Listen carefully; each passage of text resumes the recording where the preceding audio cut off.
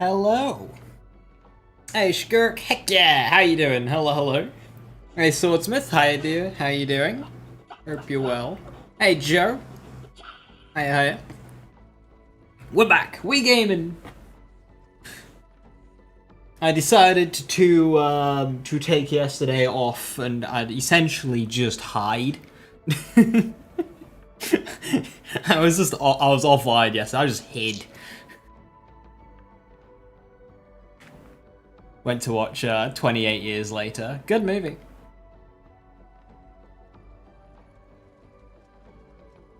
How was the movie? It was good. It was good. I enjoyed it. I missed you yesterday. Well, I mean, on one hand, I figured most people would want to be watching Borderlands 4 stuff, which of course I wouldn't have been able to do. And I do get that some people might have wanted to avoid Borderlands 4 stuff, so being one person streaming Borderlands 3, but yeah, no, I decided against it. I'll go watch 28 Years instead. Hello, traveler. Just been at Borderlands 3 and starting at Necro's Fair. Yo, good luck. Yeah, I really wish I went to that. I was able to go to that event. Of course, if I was invited, I would have had a gone. Just to meet everybody, like all the people I haven't been able to meet. So like I've met Jolts and Six before, but I haven't met Epic, I haven't met Moxie, I haven't met like Bird or Chadley or any of them.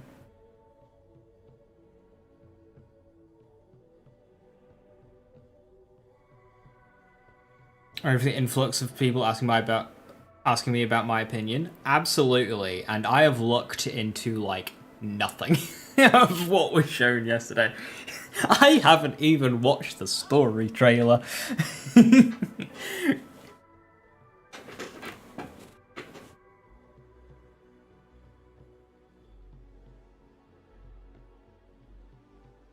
It's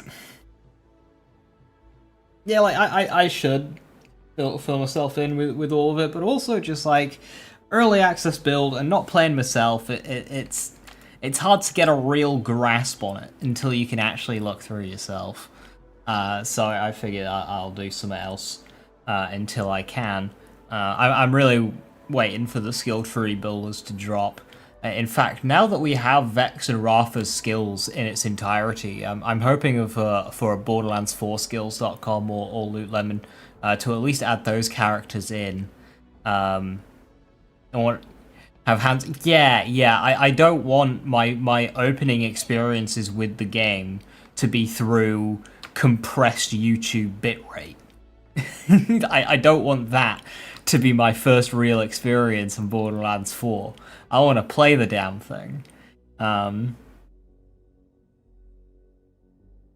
So I know some people will be really itching for my thoughts and whatnot of what we have seen, but I am just straight up just trying to avoid and seeing it for myself. To be able to provide a better opinion, really.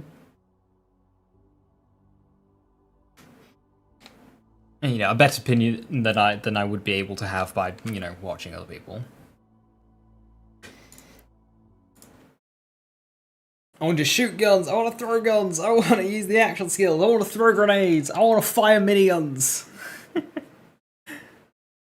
Now I've kind of been half like paying attention. I've had a look at what a lot of the found legendaries, and a lot of legendaries were being found. I wonder if those rates were higher for the event, or if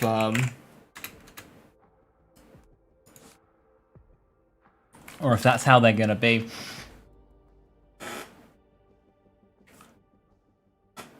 So my main thing about open world, Ryan.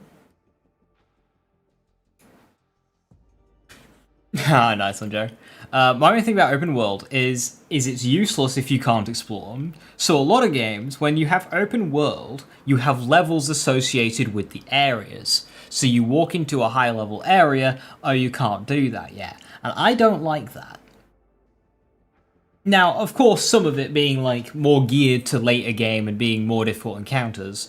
Sure, I talked about an idea I had last stream of how you could have some levels always being like higher than the player until you reach a certain point, but it still be doable.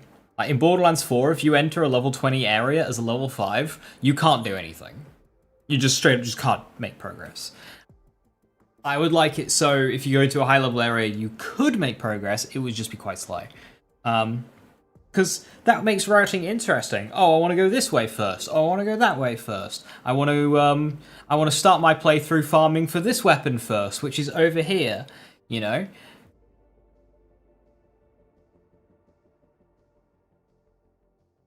Minimum level. Well, yeah, that's just how Borderlands works. Which, yeah, that's just how the Borderlands level scaling thingy works.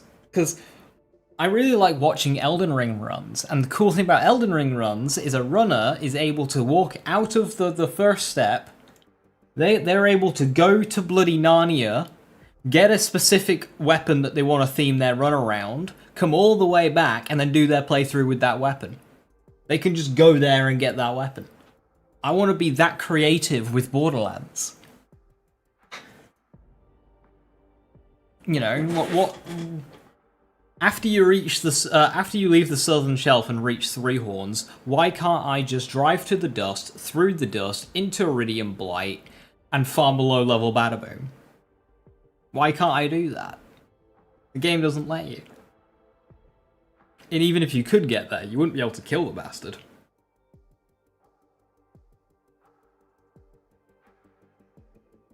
I think so. It should be like, if you're below the minimum level, it should just always be like 5 levels above you, and no more.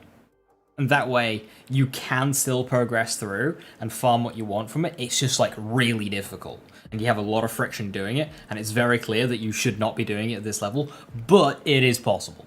But the way Borderlands does it, it's just not possible.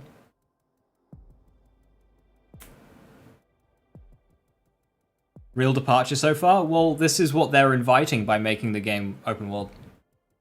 Ryan. But that's what you invite by making the game open world.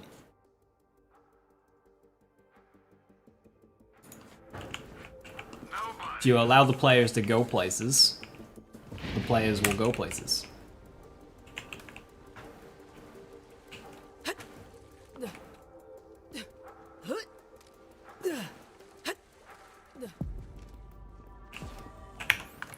Uh, 44, 42, 51, 48, 42. That's quite old now.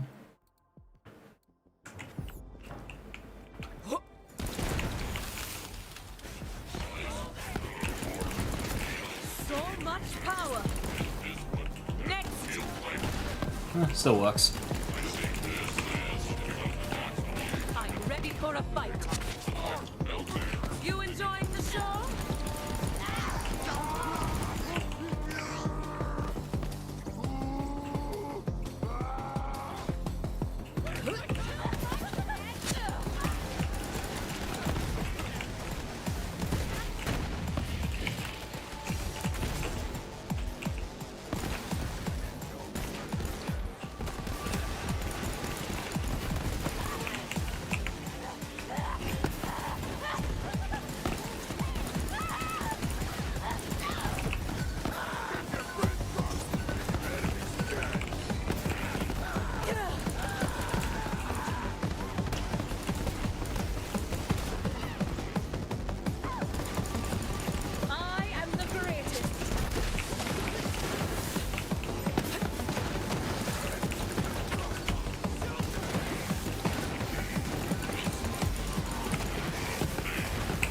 The wall is filled in. Nothing is bigger kill minion. Usually try bigger means better. Yeah. Most games that I play where they try and increase the size of like the world and go the open world route, it never works. Because all you replace the loading screen zones with is just a corridor of filler. That's all that ever happens. Is large empty fields and corridors of filler that you have to play instead of it being cut out by a short load.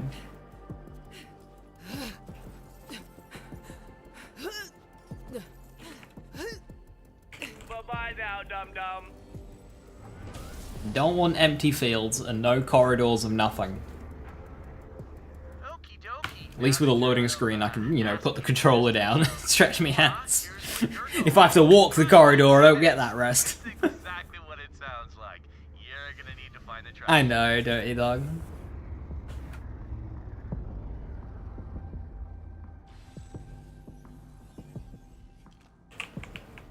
Now the trash chute opens. I was on the list for all the Borderlands 3 events, but I'm just not there for the Borderlands 4 ones, so I don't really get why. Tighter than Trent.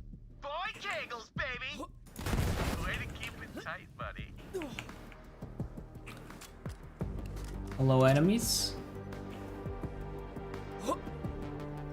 A timer isn't timering. It is not timering. It is timering now. Thank you very much for telling me. Ow, it's sealed? Looks like we missed our window. There's gotta be another way to get it open. We could set the trash on fire.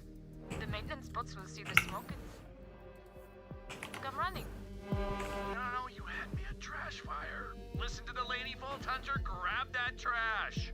Once you gather the trash, I will meet you there to spark the magnificent flames. Ember, you really like fire, huh? Fire solves many things.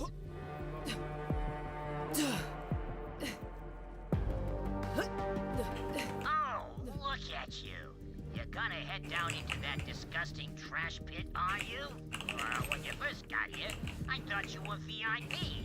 But now that I know you better, a trash pit is exactly where you belong. Oh, and if you see him, tell him here that Translantis is on my shit list. I'm gonna flush that place one of these days.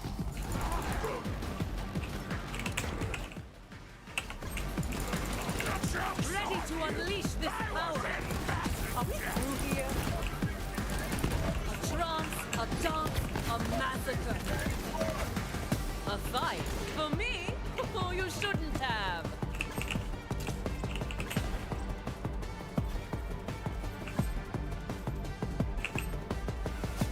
Oh, there's a variety of random world events while you're just driving around. From what I've heard, there is world events. And there's one really cool new feature. Is what there are some bosses, once you kill them, they get added to a it's called a rift event, and basically they can just turn up anywhere. So imagine you kill Captain Flint right at the start of the game, and you're driving later on. You're driving through Iridium Blight. You might just see Captain Flint just chilling in Iridium Blight, living his best life. And then boom, you just get a random opportunity to kill Captain Flint again and get his dedicated loot. Even though you didn't set out to farm him, it just throws you, hey, a chance of getting Flint's stuff. Good to see you, Vault Hunter. Please. You do yours. More fire. I think we got their attention. Emergency trash services required. Who is responsible for this mess? That'd be me. Unacceptable. You will pay for your crimes against cleanliness. Sir, you're already dead. Hunter, let our flames burn as one. Oh, man, I envy you. Trashcation, best vacation, am I right, guys? Oh, days like this. I can see it. Hey, Samurai, how you doing? Hiya.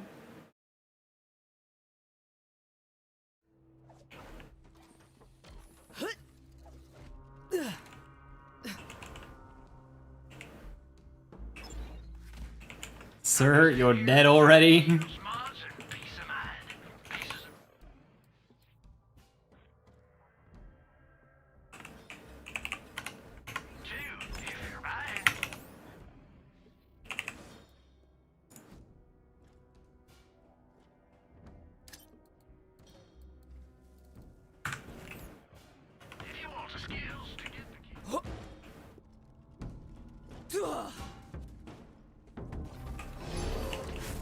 Ready to unleash this power.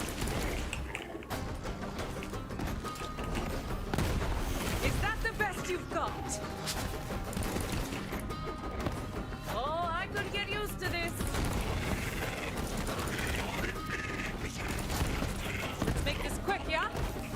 Why does Remnant get action skill damage? It's just double dipping mayhem scaling.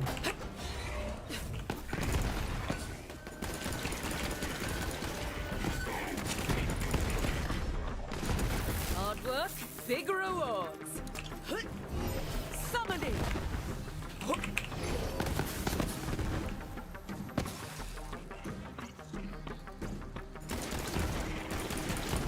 Feels so good. 100 skills per character is just awesome. Yeah. I've seen some people say, oh, that means we need more skill points, but no.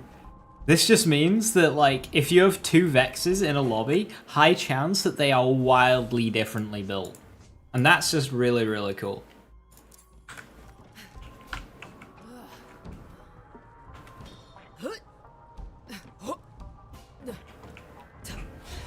So much difference in how you can build each character.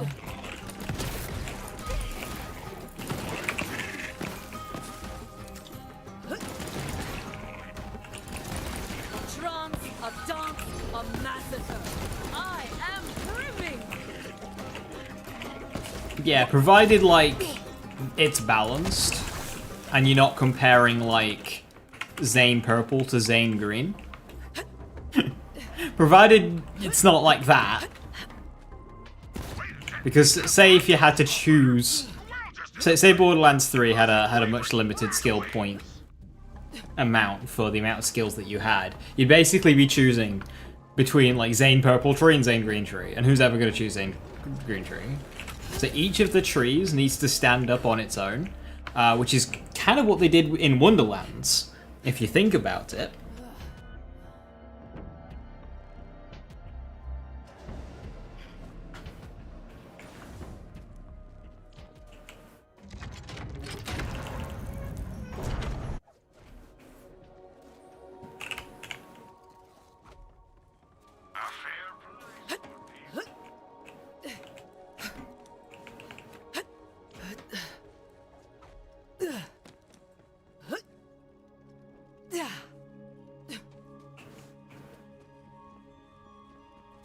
How's it going?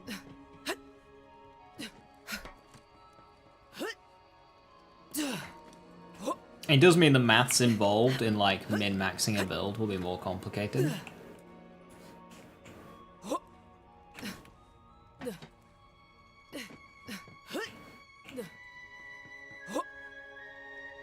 So it is likely you'll see a lot more unoptimized builds out there.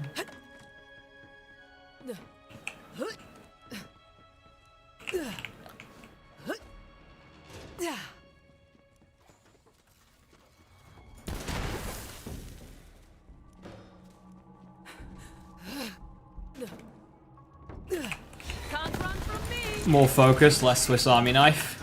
Yeah. Will you even try? I am the greatest.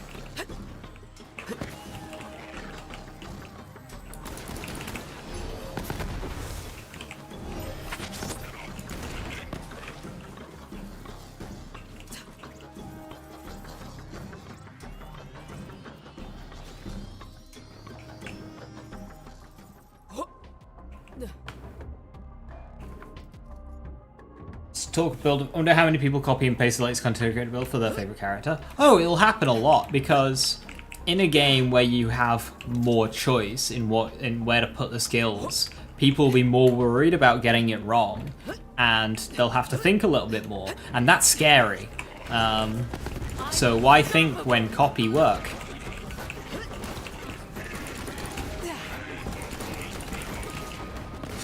You know, not everyone wants to put a build together. They just want to play the game and have fun. So when somebody else has done the thinking for them, it's easy. One concern that I have, that I might just have to also do myself, is it seems that part variety is pretty extreme in Borderlands 4.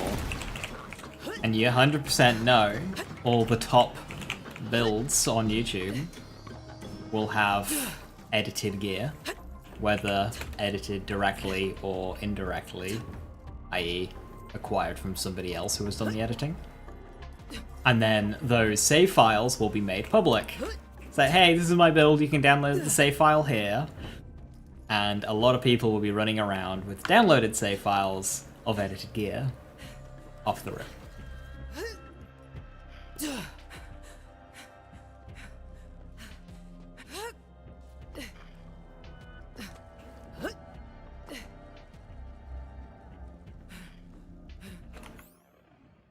If I wanted a gun focus rock, somebody else is going to be completely different. To an extent, because there will be, in a game like this, when you've got skills that are this damage go up, this modifier go up, there will be an optimal way of doing it, for the most part. Unless you specifically want varying bits of comfort, there will be a most optimal way of going about a very specific playstyle. Is the modding community going to go crazy now? It'll likely start slow. So in Borderlands 3, there was a gentleman's agreement between players and 2K to wait a year after the core content cycle had been released before we started making mods public. So in Borderlands 3, mods were being made, but they weren't public until a year afterwards. At least anyone who respected Gearbox. And also, new game, new engine, so it'll just take a while for people to figure it out to begin with. So mods won't be super crazy to begin with. Hey Xander, how you doing? Hello, hello. Just copy someone's save file? Yeah, I mean, it's just, they just download it, don't they? Gun builds typically do end up being person-to-person based on the guns you like. Again, not really, because unless it's TDO specifically, because TDO likes different stats, most guns like the same stats. Most guns have access to element in some capacity. Most guns can get a critical hit. Most guns will benefit from fire rate. So the build as a whole will stay the same regardless of what gun you like. If you like a gun build, if you like guns, there will be a gun build. The most optimal gun build will probably apply to you. Barring a few skill points where you go, like, say, damage instead of fire rate if you like Jacobs. That's kind of it.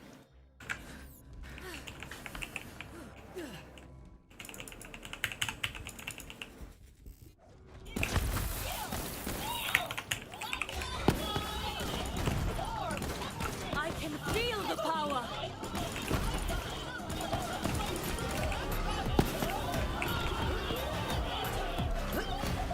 Say that a team will be working overtime to get it up and running. They can take their time for all I care. Did that go the way you wanted? They can take the day off.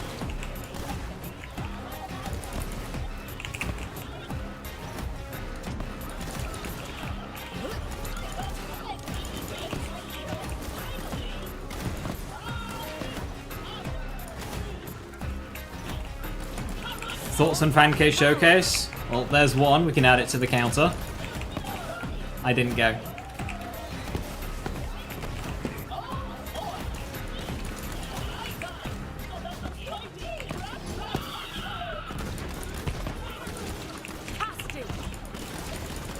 You just want to make your own build and take someone else's outline and redesign it? Yeah, so looking at what somebody else is doing and understanding why they make the choices that they make, and that way you can, you know, implement that to your own build.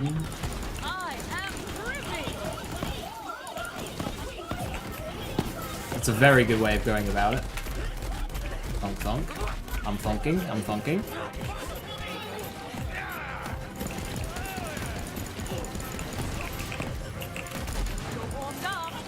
Ow.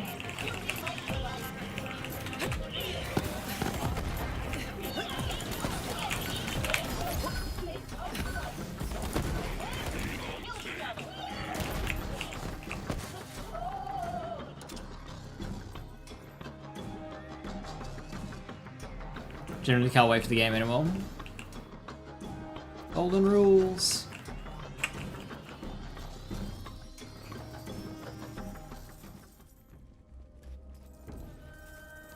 We'll drop him in farming. Yeah, good purples will be tough. Do better than that.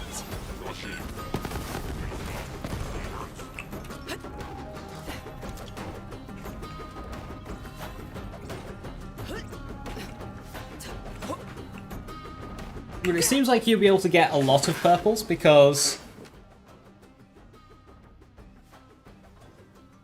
the new format of like how content works is like when you do vaults and stuff, they have higher level rewards, and considering the game's supposedly not going to throw legendaries at you, that'll mainly be purples that you'll be getting.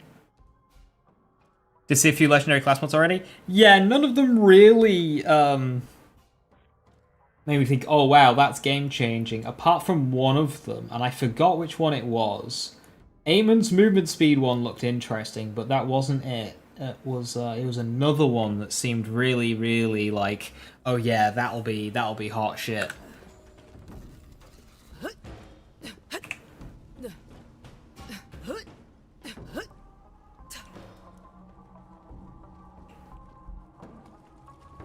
Man, if you watch any sort of thoughts, yeah, no, I didn't. I hid Baron. I'm personally particularly gutted that I didn't go.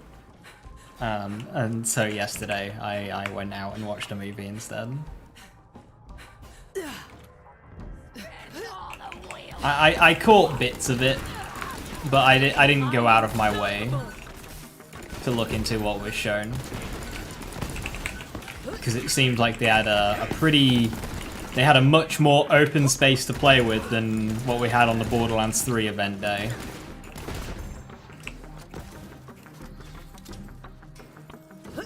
I believe some people like did vaults and shit, so like that's stuff that I don't want to see yet.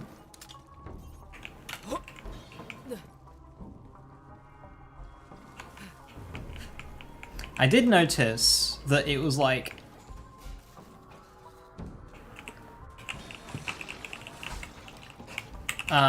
the passive amounts.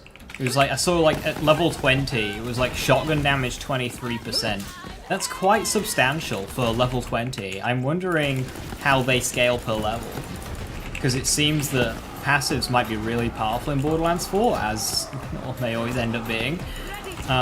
Which again will make the save editing save file problem even worse that I mentioned.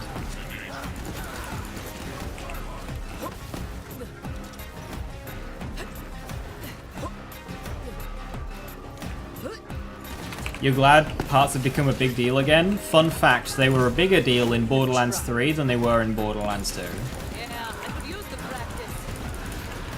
The part difference between a min-roll Borderlands 2 weapon, or the power difference between a min-roll and a max-roll Borderlands 2 weapon, was far, far, far smaller than the power difference of a min and max roll Borderlands 3 weapon.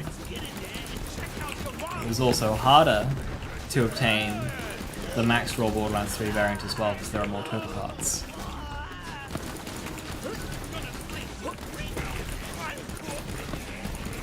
For what it's worth, Borderlands 2 was the game where parts mattered the least. They were just the easiest to remember because there were so few of them. Feel the power.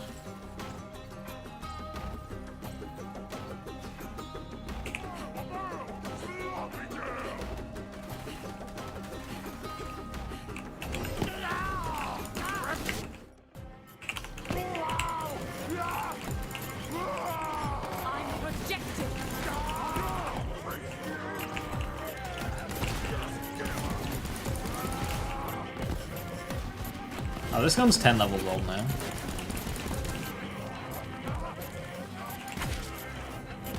Coursing through my veins.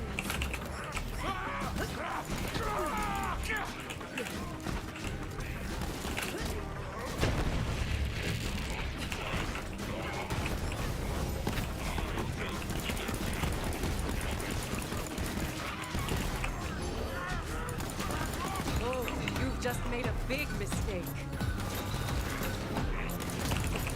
An exception to that one being, of course, the matching grip bonus on a lot of weapons. Because a lot of, like, the base reload stats on Borderlands 2 were just very, like, poor. Say goodbye.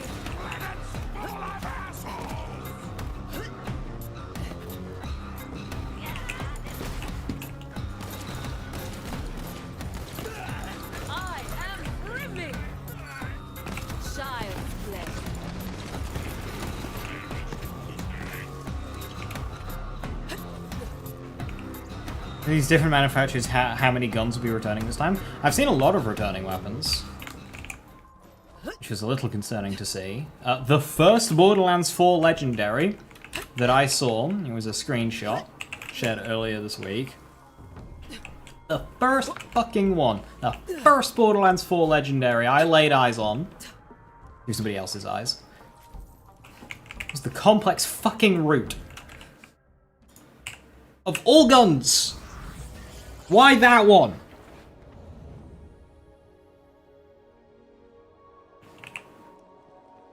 Why? Why the root? Why did that gun have to come back? And why did that have to be the first gun I see? Man, I'm lucky I ran into you. I've been trying to get in that tower for years. On a nice Hyperion prototypes just waiting to be free. The root.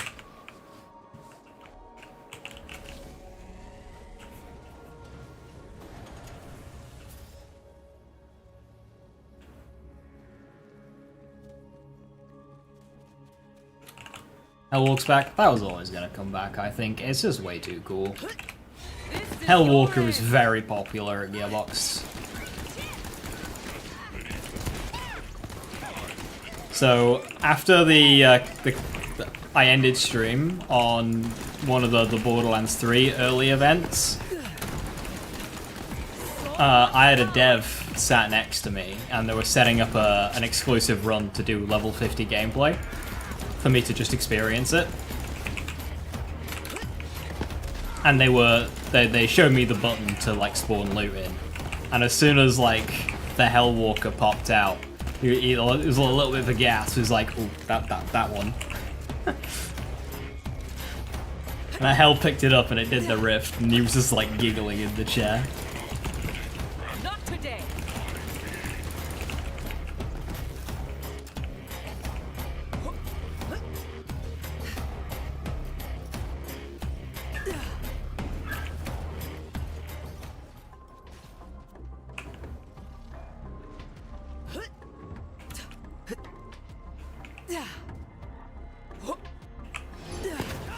If the Hellwalker comes back, that's the exact weapon we're talking about right now, and yes. I'm unstoppable.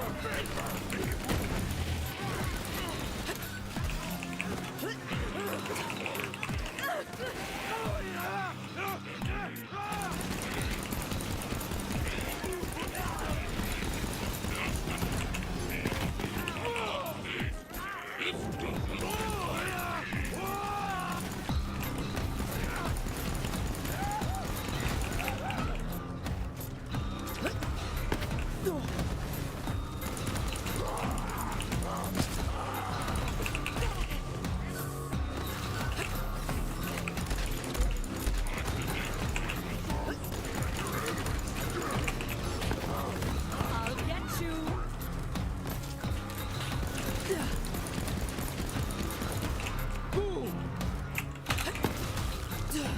Ready to Oh, that hit. power.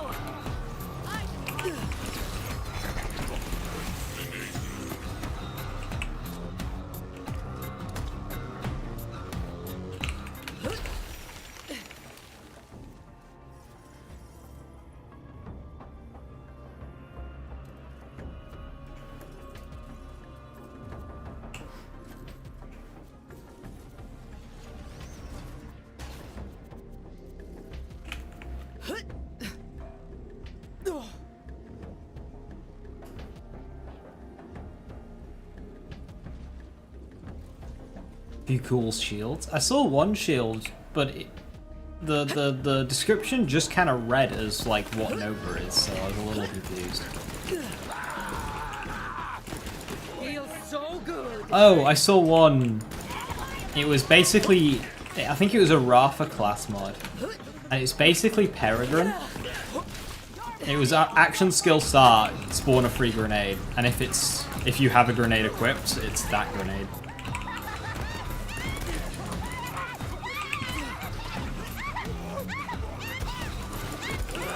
Let's go around, huh?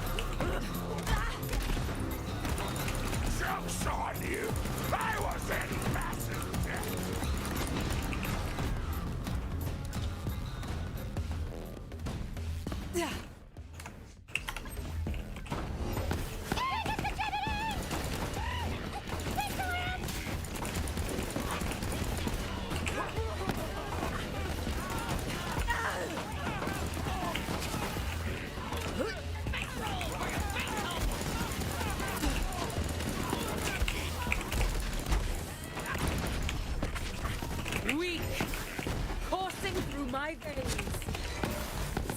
yet.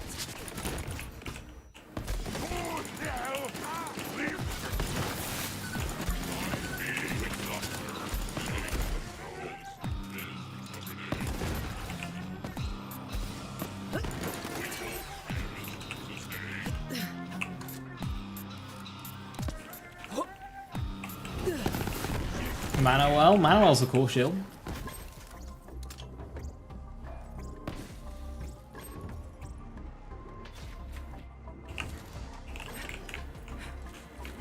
Now that it should be easier to farm mission rewards, Samurai, because you can redo missions, that would be nice.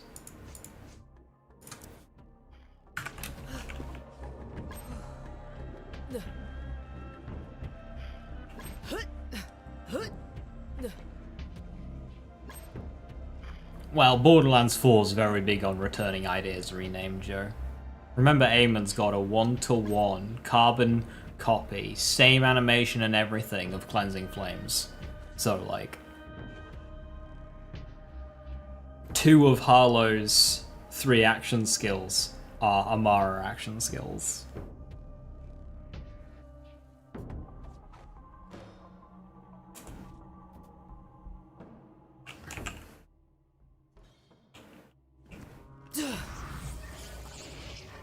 Vex just has Digiclone. There's a bit... yeah, in a way.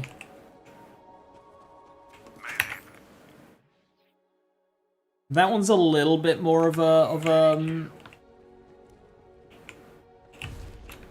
innovation. Not innovation. There's another word for that. That's basically the same.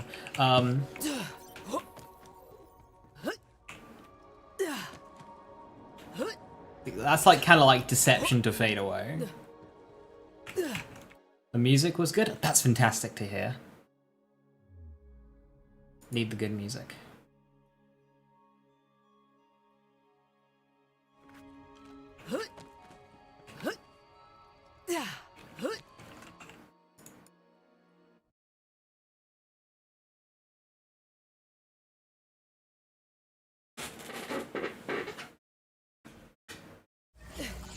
I've spoken on the other side of the sword edge regarding incentivizing hybrid playstyles.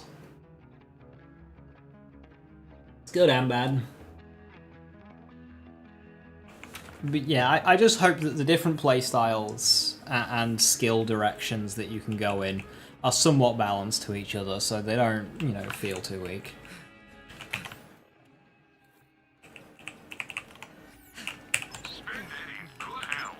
I mean, Vladimir Reuter.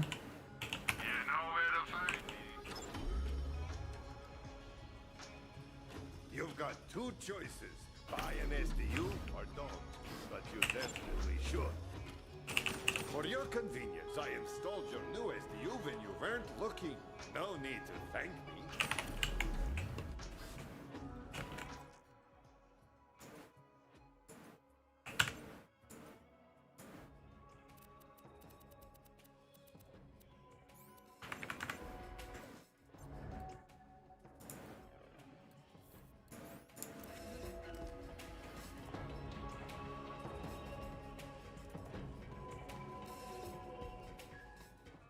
Come by and see me when you have a chance. I always appreciate a big tip.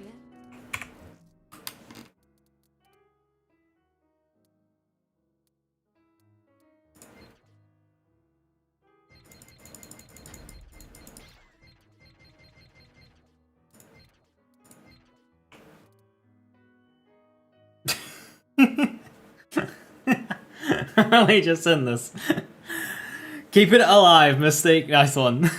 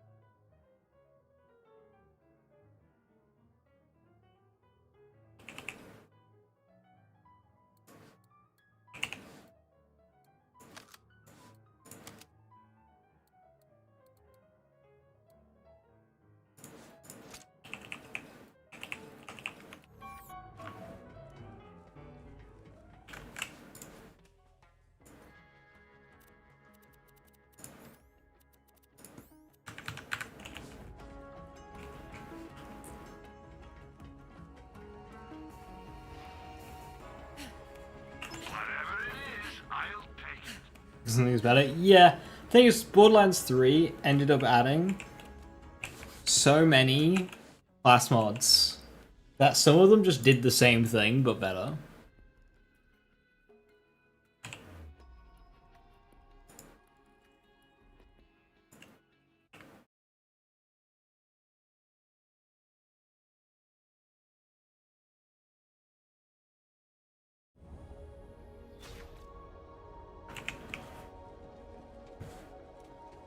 Now, with the whole skill tree, skill specs are likely going to be very different to each other and, like, actual differences and whatnot. I really hope that means that speccing lifesteal on a character that has it won't be as, like, widely done. So, like,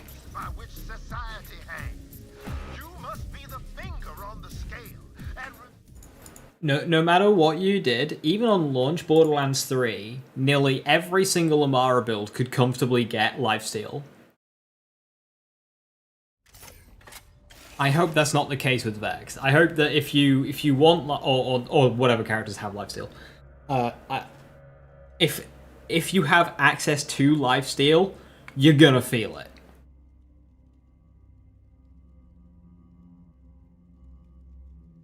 And that there is a trade-off, like surrounding skills just not being as good, etc. Yeah, so that healing item, that is more agreeable for lifesteal. I don't like it, but that means you're going to have a very defensive-based healing item there. But there are also likely going to be very offensive-based healing items, and if the offensive-based ones are sufficiently powerful enough, then it'll feel like the lifesteal one will, like, it'll feel like a proper trade-off. I think the BL2 new content OP gun final reward to only be adjusted later, trying to continue.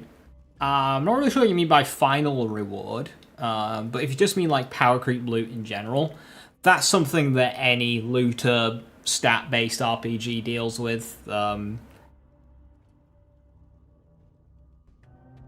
I think it's a bit off to call it a bait and switch, because I think that's attributing malice to where there is none, but balance in these games is hard, and especially when you're introducing new loot. Because if you introduce new loot that is just like okay, but nobody really cares about, you end up with the chandelier.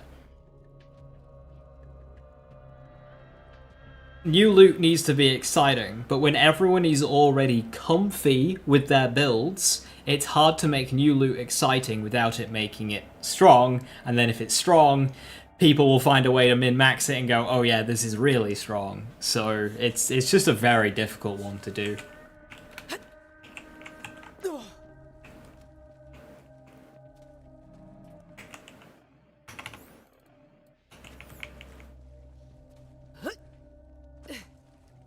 I mean, it doesn't matter if the skill itself is damaged, Joe, just like the skills around it, the route to it. If you have to spend a lot of skills getting there to the point where you're losing too much, then okay, cool, you've got comfy lifesteal, but it's flat out worse. Take Amara's Guardian Angel, for example. People like Guardian Angel, but I never defend the skill, because if you get this skill, you've wasted so many skill points getting this skill. So if lifesteal is like that, then I am comfy.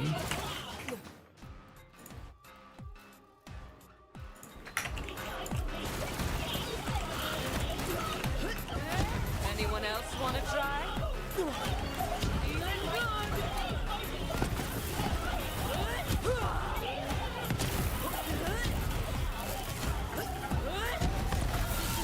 Like, so it wouldn't have a tier 1 lifesteal skill? Is it actually tier 1? I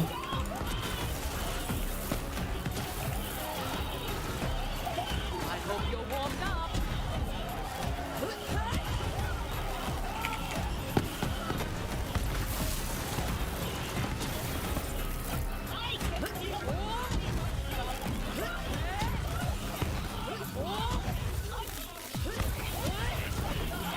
Yeah? Fuck. Gearbox!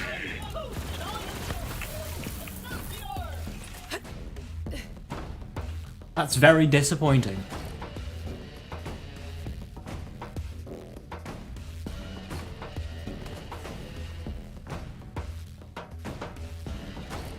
How conditional is it? Run! I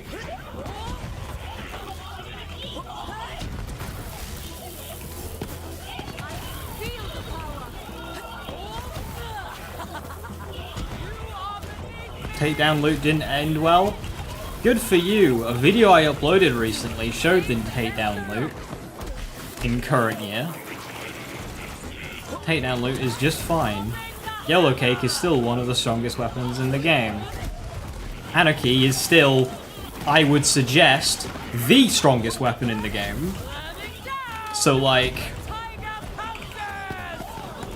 what do you want?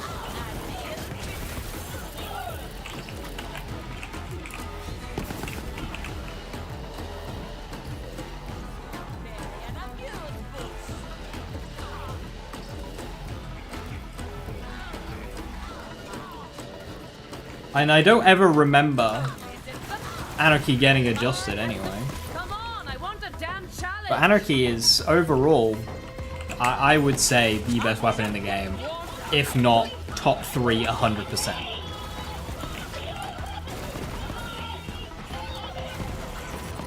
It's on now. Now, is the emote cancelling bit right? Alright, that is true.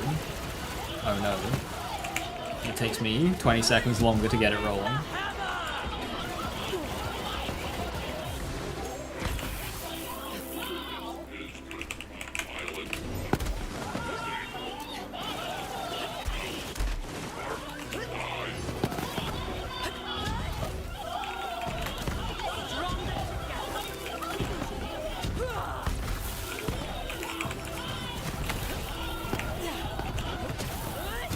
And again, you're literally asking for what Gearbox did. Takedown loot was never poor. They just kept power creeping. And what you're asking for is for the takedown loot to get power crept to go with the power creep. And then you'll want the other guns to get power creep because now they're behind. Like, when does it end?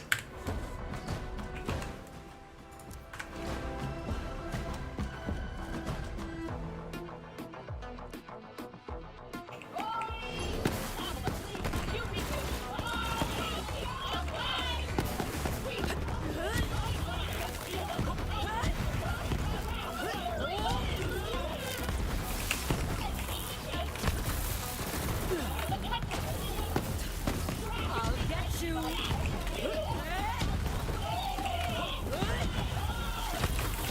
are beneath me!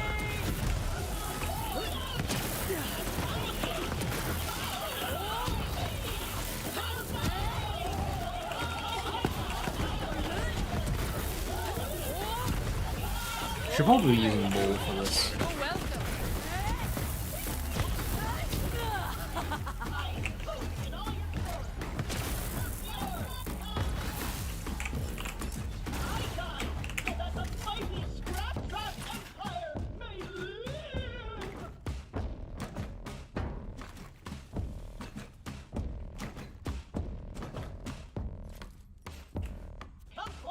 You're welcome. All before me!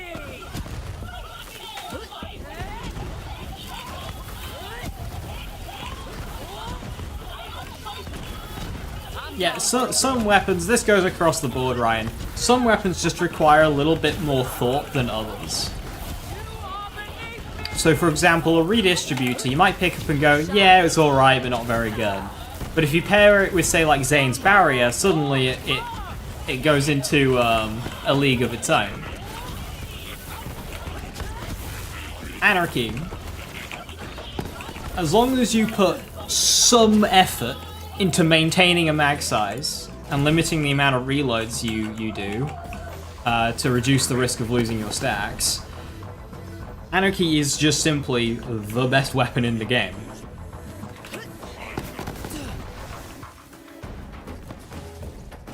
Yellow Cake on most characters is just fine.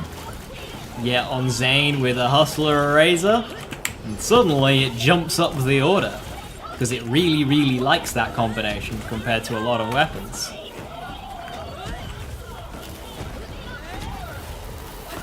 Moonfire has the power, but it's got a really high skill ceiling. And floor, I should say.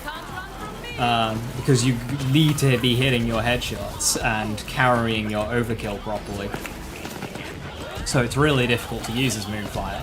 But if you are carrying your overkill properly, it's a one-tap machine.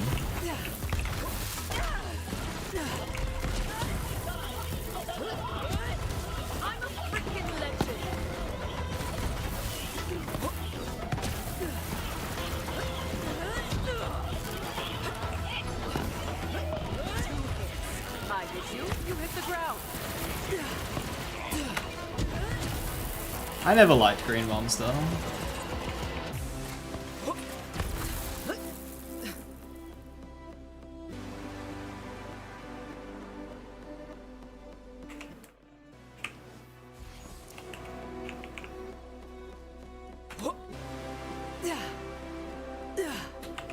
You're dealing with a siren.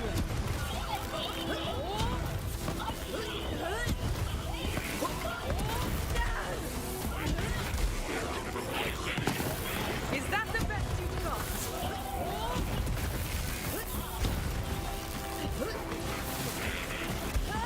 Feels so right.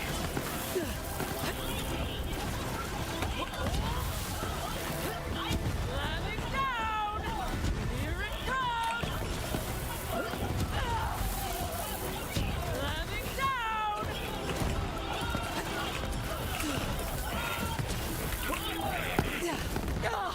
Here it comes!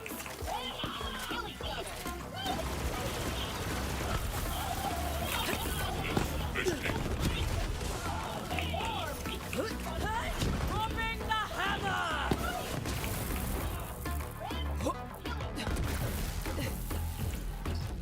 Makes you more hopeful for Borderlands 4 DLC content. I'm very hopeful as well. I'm a little concerned about the 4 mini packs that they're doing, mainly because that they are choosing to compare them to Headhunters. Now, I'm sure they're just doing that to make people happy because people like hearing the word Headhunter, and that they're not actually comparable to Headhunters.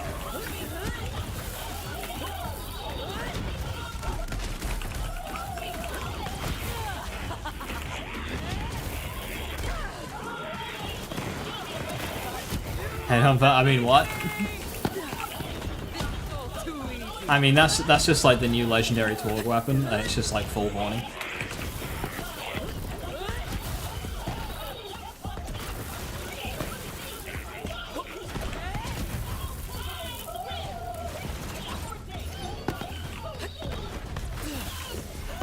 A fight for me?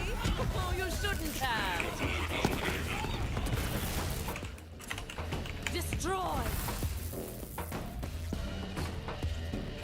No, a lot of the actual like content that Gearbox have put out recently have been really good. The tiger pouncer! Even the final mirror was good. And that was like presumably done by like, I don't know, 3 people.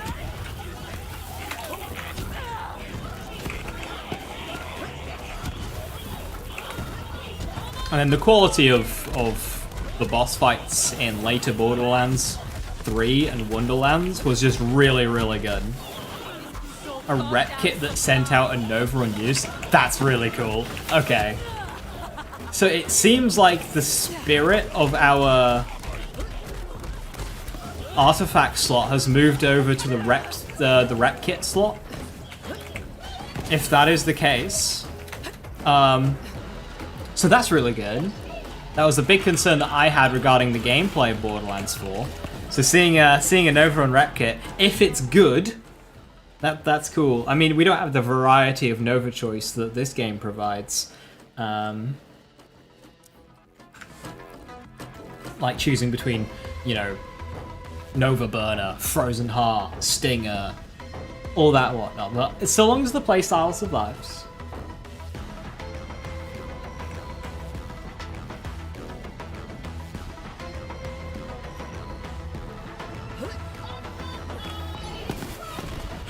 Our takedowns were just some of the best content Gearbox have ever made. Both of them in different ways. They just needed more checkpoints.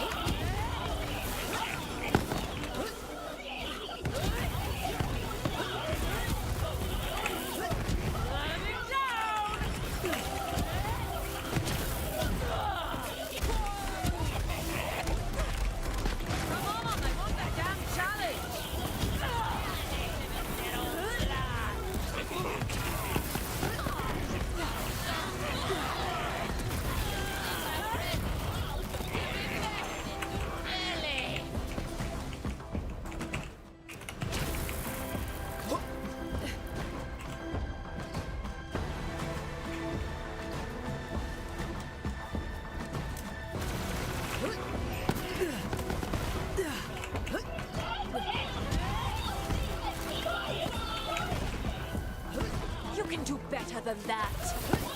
Trance, a dance, a massacre.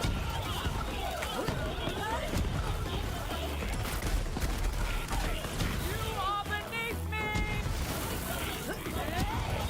Here it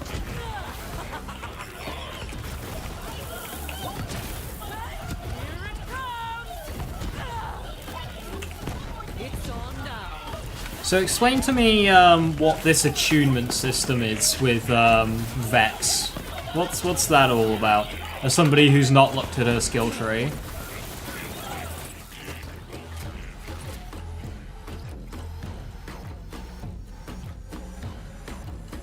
Hey New X-Men, how you doing? Hello, hello. So lifesteal when attuned to non-elemental guns. That's the tier 1 lifesteal. That... Okay. Now, when you say tier 1 lifesteal, it's probably best case scenario that it's the non-LE guns. I'm a freaking legend. Here it comes! Since they're almost always a worse choice. Now, who knows what other toys Vex has for non-LE, but... it makes me a little bit more hopeful for it.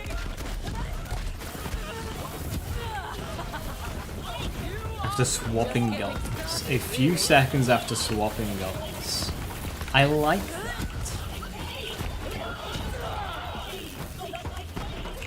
What's interesting here is Vex is currently the most popular character on the polls. And you have a playstyle around swapping guns rapidly. A playstyle that is usually a completely abhorrent thing to suggest to a player. Swapping guns? No, I have my one gun and I like it, and I'm not using any other gun. Fight for me? Oh, you're such So that's going to be interesting to see play out. Oh, I could get used to this.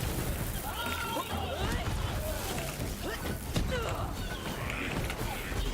it comes!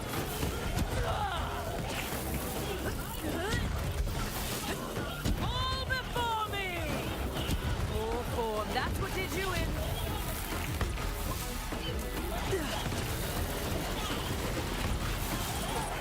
You're all about tier 4, so hang on. So you've got a tree at tier 4 skill, and it's like, say, when attuned to fire, gain X bonus. And attuning to fire is just simply swapping to a fire gun. Do I have that correct? Okay. But the lifesteal one, when attuned to non-elemental guns, that's tier 1. Correct? That's a different skill entirely. But is it functionally similar? When attuned, gain thing? Coming down! All before me!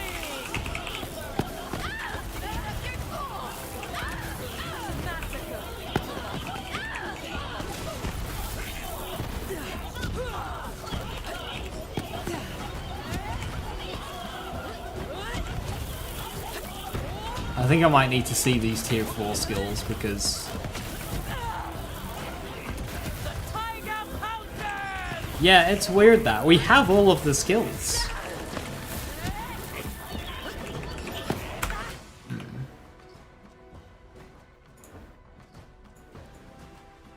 What happens if I do this? Doesn't exist.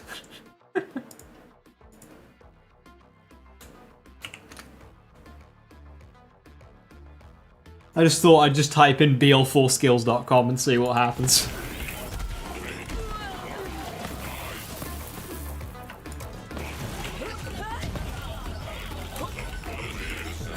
Very spicy Jacob's Vex build. Oh, 100%. And I know exactly somebody who will do that. Somebody who likes making Jacob's themed builds and naming them Deputy. Something tells me that very early on we'll have a build video titled Deputy Vex.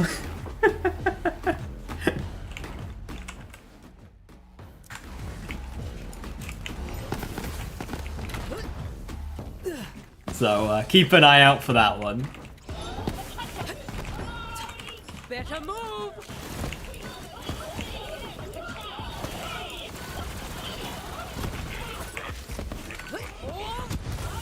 This is all too easy. Even 10 years later, Ganza's legacy lives on. Pioneer.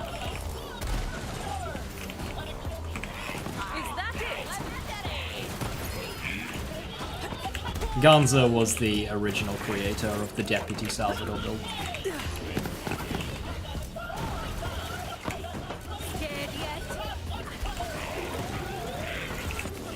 Twitch death now, I believe. Or maybe not anymore, I don't know.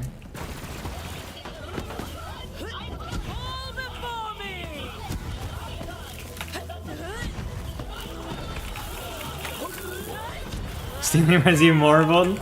Well, it just became so just like everybody used the word deputy for those builds. But if you trace it back, it goes to Ganza.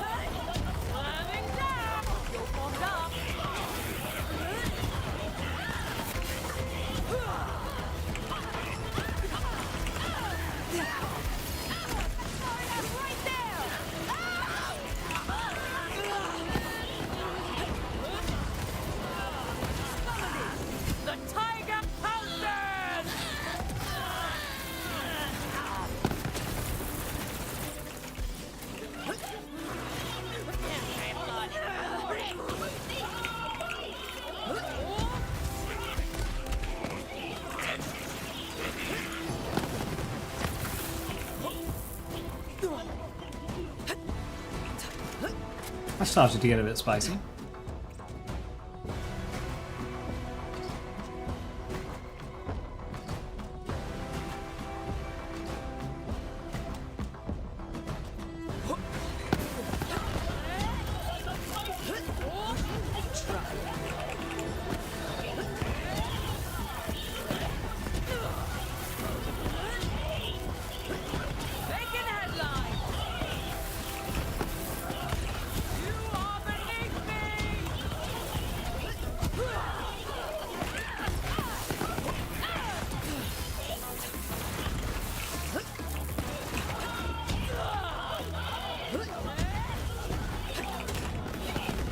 Especially since the name Deputy comes from an artifact in the game, so like...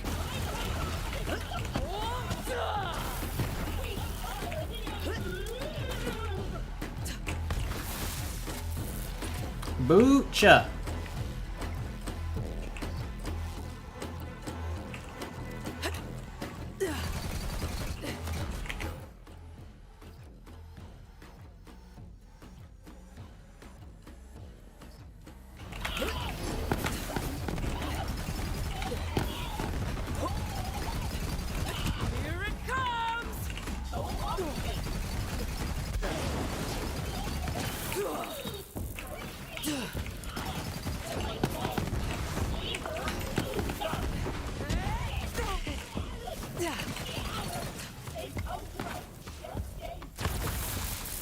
Rebel yell.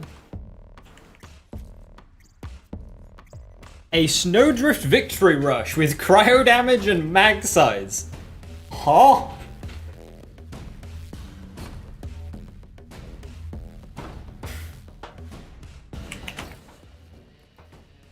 Easy game.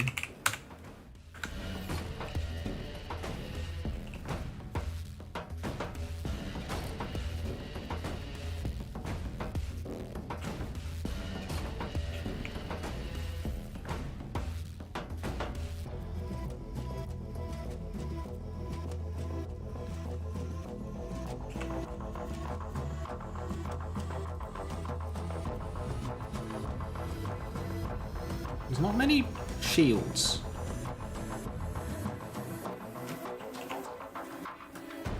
I was kind of hoping for shields, to be honest.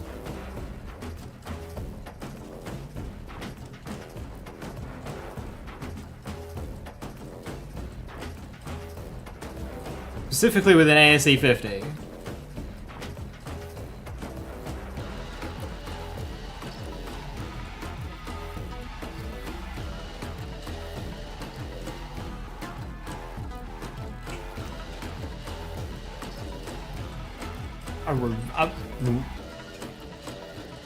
Revengeinator?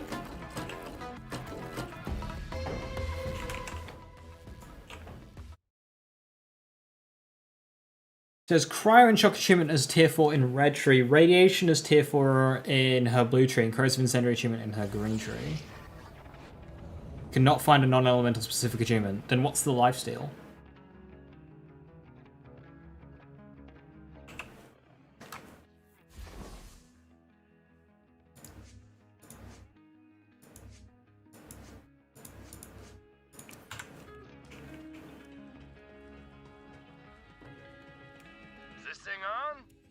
For her non-elemental achievement is a tier 1 skill list on reload speed and green tree. That's so fucking good. Holy shit. Wait, that's...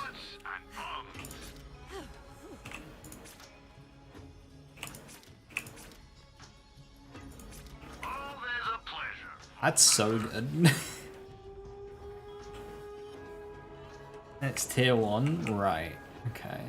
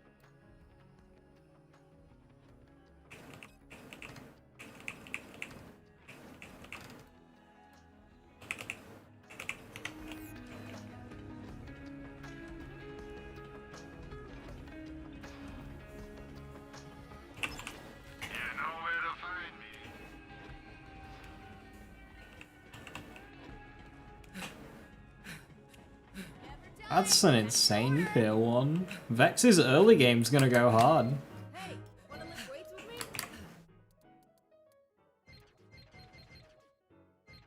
with me?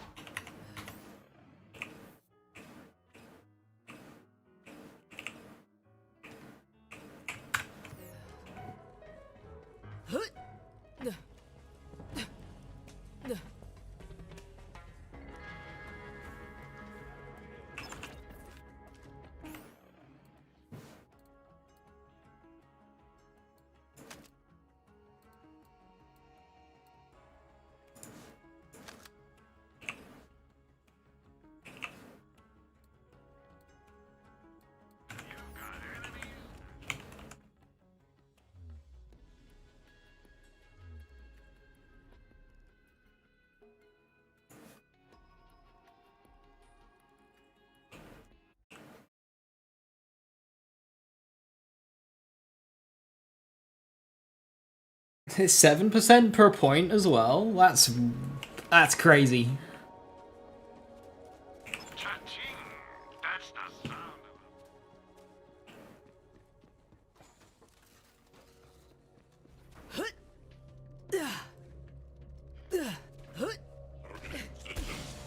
Oh, doubled while action skill active? Right, I see. That's crazy. That's really good.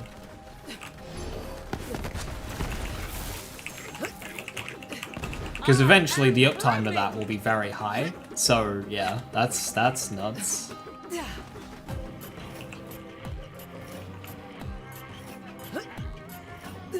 Skill trees hold up big number skills. I've seen big numbers on passives as well.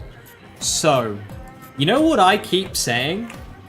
I keep saying how the difference between an optimized build and a non-optimized build in Borderlands is very high. And therefore, a casual player and a more hardcore player are going to have very, very different experiences. And it's very difficult to cram all those players into one difficulty setting. Yeah, it's going to get worse with Borderlands 4. You're going to have the top players going, ah, game too easy. And you're going to have the casual players who go, ah, game too hard. Everything's too spongy.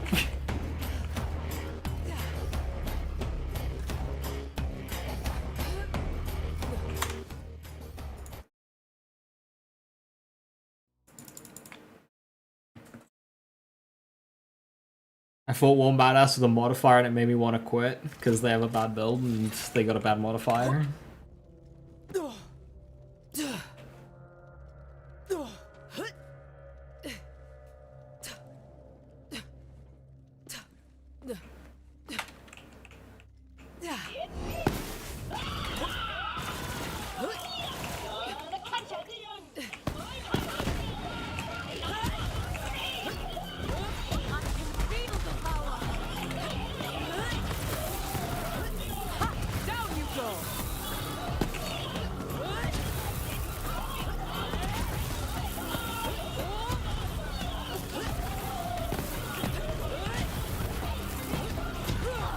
Make this quick, yeah?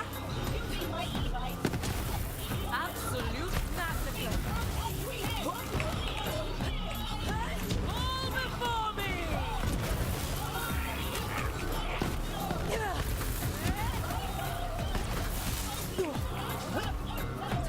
One thing I saw recently, which is quite interesting, is Randy commented on the respawn time duration because people are complaining about it. And he said that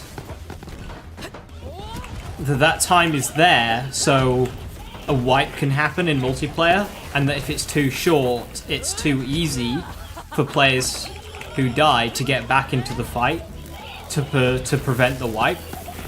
And people thought he was joking. Like, no. That's a very legitimate balancing thing.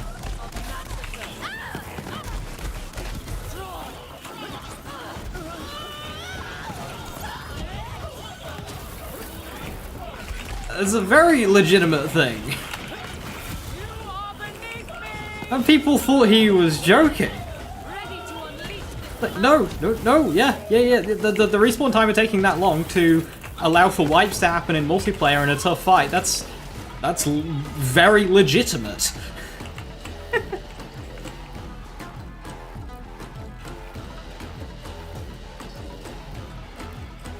What about the solo player? Simply don't die. Skill issue. Lamau, get good.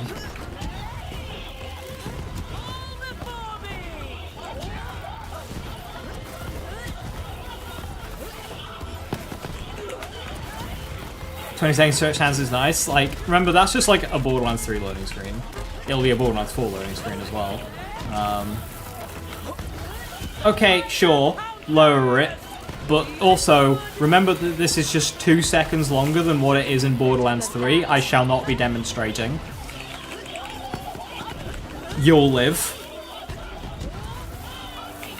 Like, for the sake of 2 seconds, is it worth spending dev time on that when they could be doing something else? To make an adjustable respawn time alternate animation for 2 seconds of respawn on solo play. Is that worth it? Do we really care that much for the sake of 2 or 3 seconds?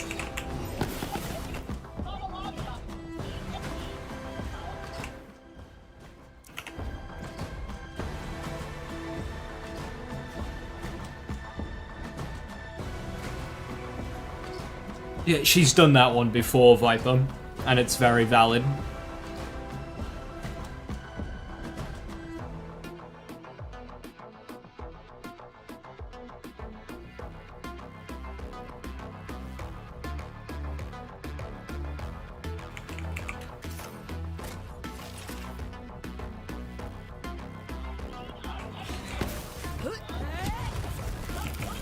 You love Noelle, she hits the mark every time. Yes, for example, her favorite weapon is the no pew pew. Nothing but straight W's. Coursing through my veins. You just made a big mistake.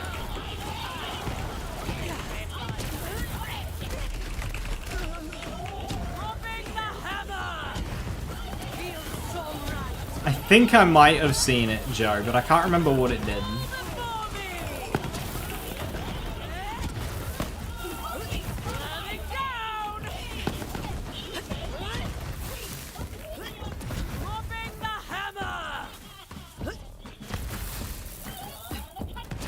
You're free to remind me.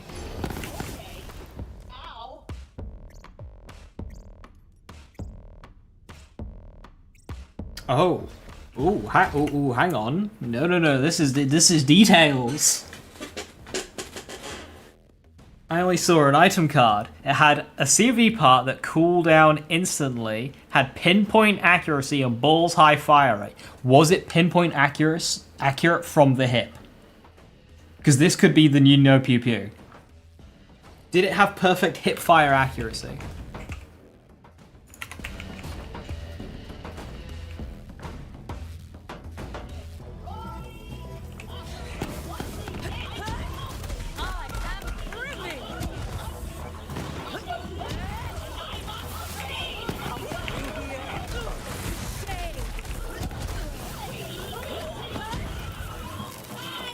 Not like pinpoint, yeah, but like... Remember, these are level 20 characters. No pew pew has a bit of spread at first. You spec some accuracy in there, get a good part roll, whatever, and away you go. So it doesn't need to be perfect.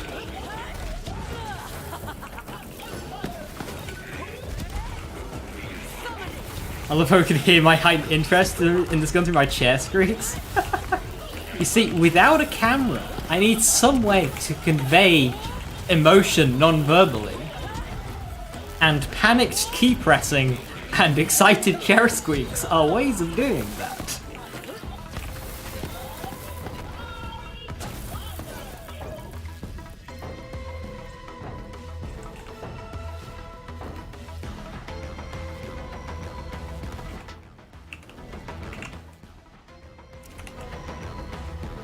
The panic key presses are always hilarious.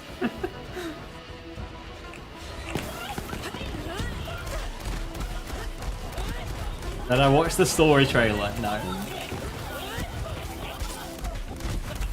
I kind of clicked to a random point to see if it was like their music-y trailer and like the big guy was talking. And that's like, I only watched like 2 seconds.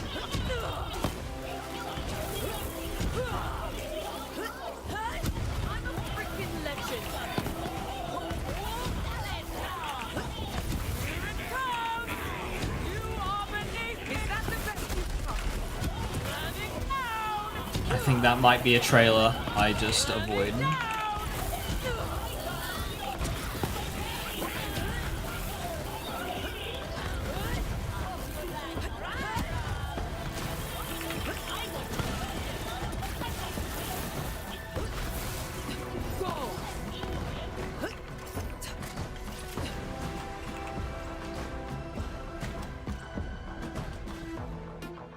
Send a link on Discord if you want. Is that for the COV-ish gun? Yeah, go for it.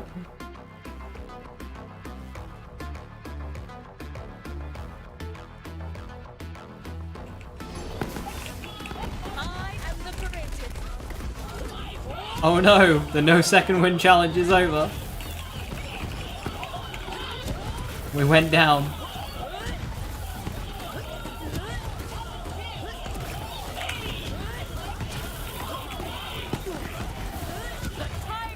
Is this my first down? I don't know, maybe. I don't think so, but like, the amount of nice 69. The amount of downs I've had would have been very low if it wasn't. Waves against the front. I don't remember going down. Scared yet? You're kind of bullshit sometimes. I hope you know that. Compliment.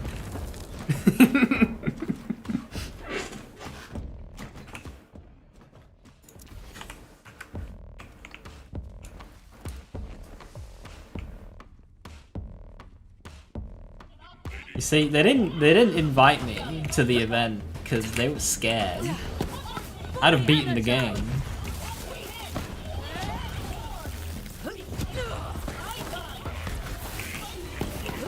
The ending wouldn't have even been on that build, but I'd have found a way.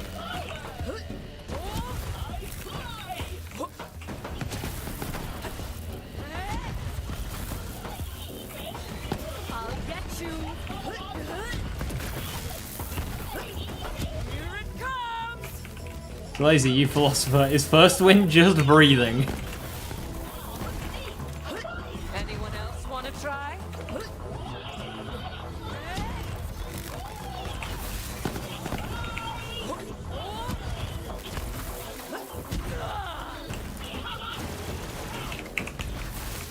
First wind is when your body is all nice and hopeful and it's doing its regular cycles. Feel the power. Second wind is when it's given up trying to be normal and go, right, I guess we're doing this now. Tiger pounders. A trance, a dance, a massacre. Better move. Third wind's just asthma then. Fall before me.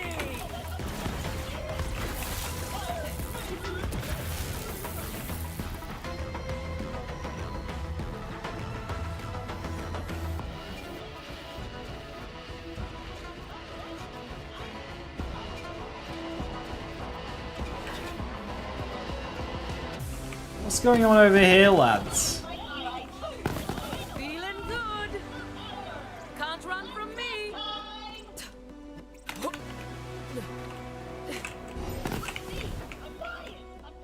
On the road to max level? Yeah, nearly there.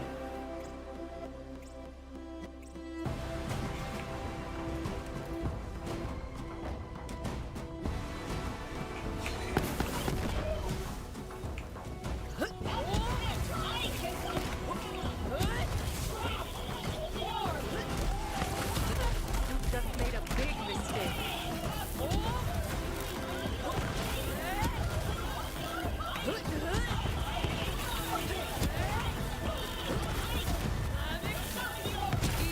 Come on, more. Boy, you do love Splug? I also love Splug. I am brimming. Splugging is my favorite activity. You are beneath me. Look at this here just splugging around, just splugging around.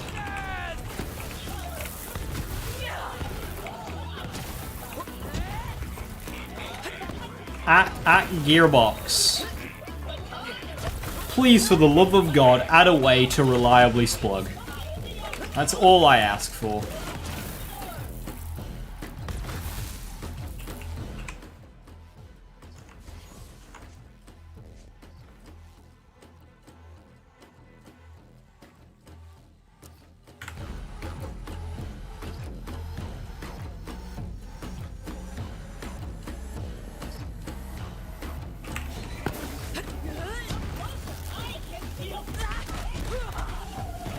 Gearbox Slug. They won't know what it means. I'm unstoppable.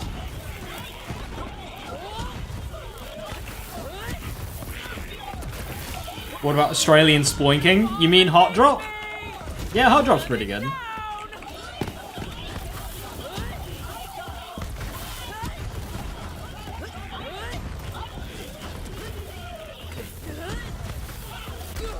Hot Drop, my mistake. This is all too easy.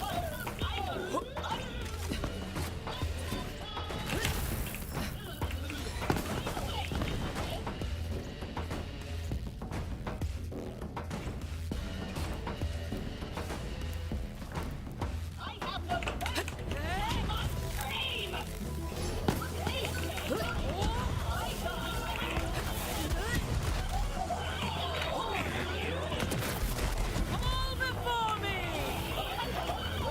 Spark Plug definitely does have to be one of the coolest items they've ever made.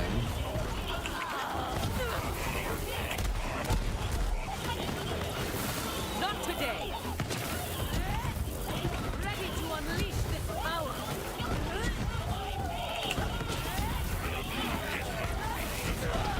Is it a relic? Yeah. It's a prefix, so it can kind of roll on anything. So this is a spark plug. It's a green. It's level 37.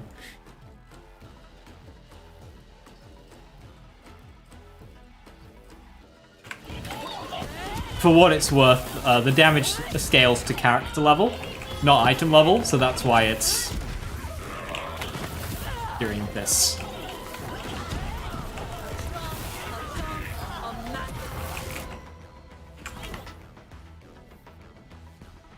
Now, you will get more damage out of a higher level one with that bonus slam damage, but yeah, the base damage is character leveled. Why is it strong? It's just powerful. It's just lots of base damage. It gets a lot of bonuses as well, elemental and crit as well. It can crit, so it can hollow point. A spark plug triggered hollow point is so satisfying. Never found one yourself? Yes, you will have. You will have found many. They are common as all hell. You'll have just overlooked them. The stack melee? No. But the act of slamming is melee damage, which therefore triggers trying to remember where it is. Groundbreaker. So, melee attacks or slam will trigger an aftershock, dealing 25% of all non-melee damage you have dealt over the last 5 seconds. Now, typically, when you Nova, like say with a Fish Slap or a Stinger, only one enemy will get the Groundbreaker damage. So if you hit 5 enemies with a Nova, only one of them will receive Groundbreaker damage. With a Ground Slam, however, all enemies will receive the Groundbreaker damage. So you could end up essentially doing 25% of all previous damage 4 times.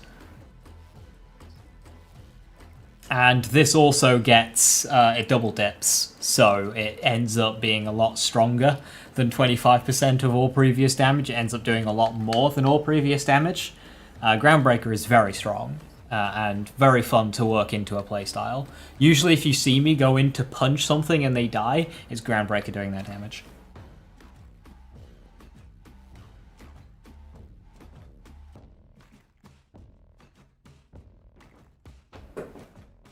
From what I've seen, I think the BL4 Legendaries might have been pushed into the top gimmick boundary. I've always worried they would cross the might. They mostly fell M. Were you playing? Yeah, it's quite interesting to see, because obviously it's an early build. And they just wanted people to play around. Maybe they were undertuned for that build.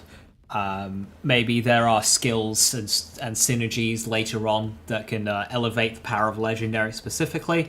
We'll have to see. But I'm right there with you. I think purples will be very strong in Borderlands 4, and I think they'll be very difficult to farm as well. We'll just have to see. And remember, something releasing weaker and getting buffed later will always be received better than something releasing strong and nerfed later. So there'll be meetings at Gearbox and 2K about how to approach this game, because a big thing that people still hold against Borderlands 3 is the nerfs, and they really don't want to repeat. So they might have just intentionally made legendaries on the weaker side to avoid that issue, to avoid the necessity of nerfs, and then go with buffs, because they know buffs will be celebrated and nerfs not.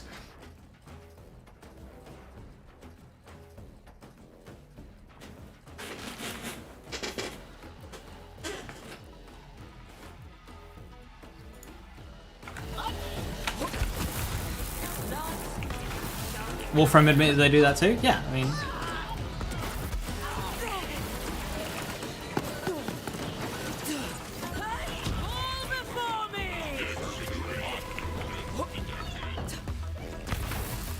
It makes sense.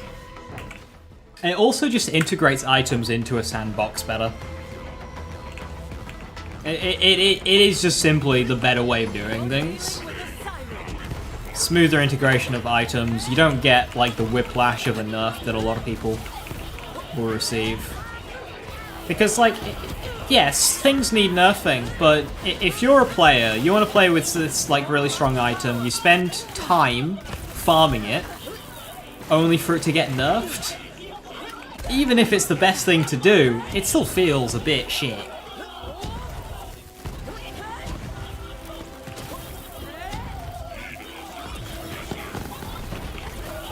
So intentionally releasing weaker and then buffing, I think is always going to be the stronger way. And I do hope that they've learned from Warframe and what Warframe have done and tried and whatnot. On that department. Because every game always struggles.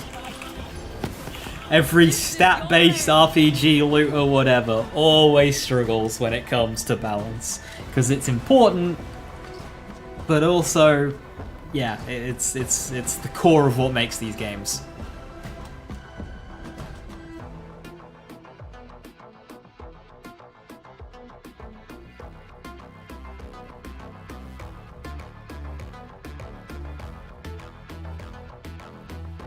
The Chaosan ones were completely indefensible, Kasu. Yeah, I mean, most nerfs I will defend. Not the Chaosan ones, though. They made absolutely no fucking sense.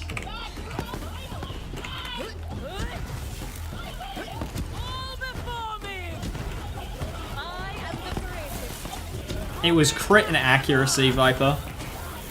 Which, thankfully, aren't working. They broke them. Nobody tell them. They broke those nerfs, and they aren't working.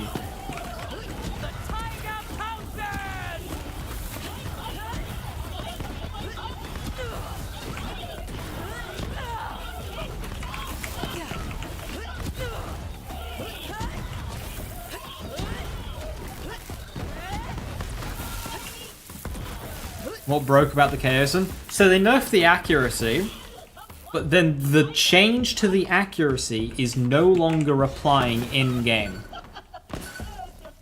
It's there, but it's not applying. This is so goddamn sublime. Another one is all Jacob's pistols are supposed to be 30% more powerful. It is not applying. It's there, but it's not applying. Which I think every Jacob's pistol could do with 30% more damage, just not the Lucky 7. Just like not the Lucky 7. Stop being subscribed to me, but thank you, but please, I haven't streamed in years. But just think about it. Every 20 or so months, you will amass enough in your Twitch wallet, whatever, to get a payout. Just like every 20 months, you'll get like $50 from Twitch. Like, oh.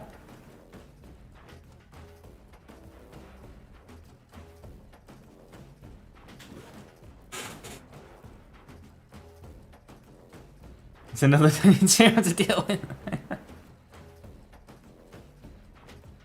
That devil is supposed to be stronger? Yes, Leo. The Lucky 7 is supposed to be 30% stronger than what it already is.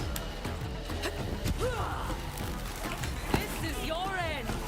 Absolutely, Benny. I 100% foresee a way a lot of people playing is just downloading save files that creators make public.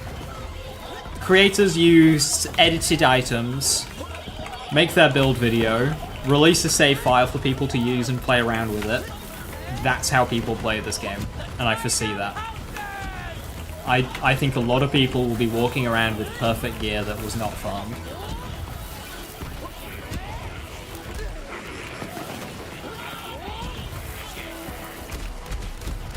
Waves against the rock. Yeah, I did that for a while ago.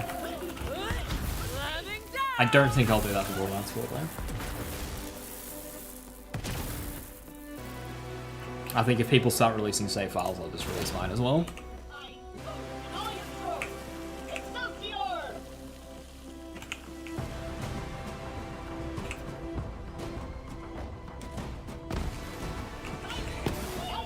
Join the Discord, yeah. It's a convenient way of sharing saves rather than dicking around with a cloud service.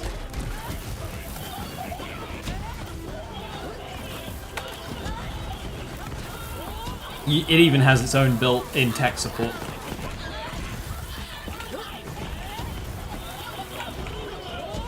Oh, you say that in a few months? Yeah, especially when it comes to purples. Getting hold of purples will be tough.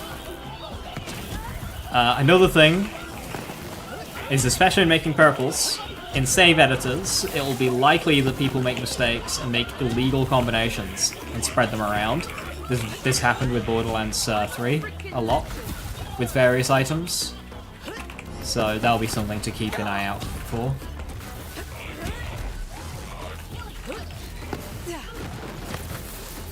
Like, I had a lump. The weapon. I had a lump that was missing a part. Which was a mistake I made early on.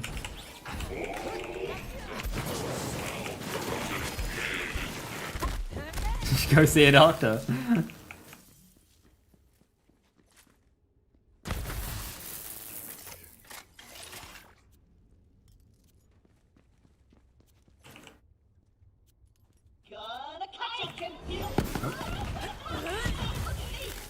I shouldn't have left really, but whatever, we'll do one more run.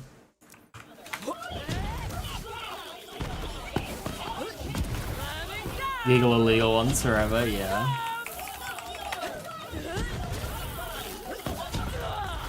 How you doing, Nexa? Sorry, I saw you come in.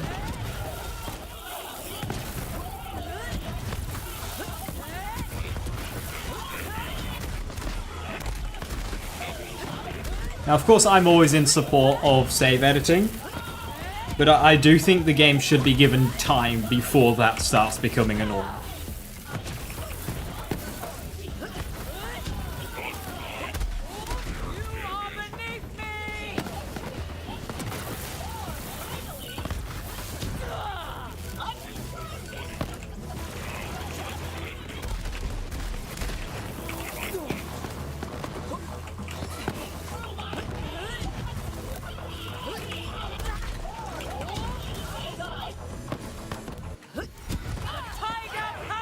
Frames! Frames! My gun!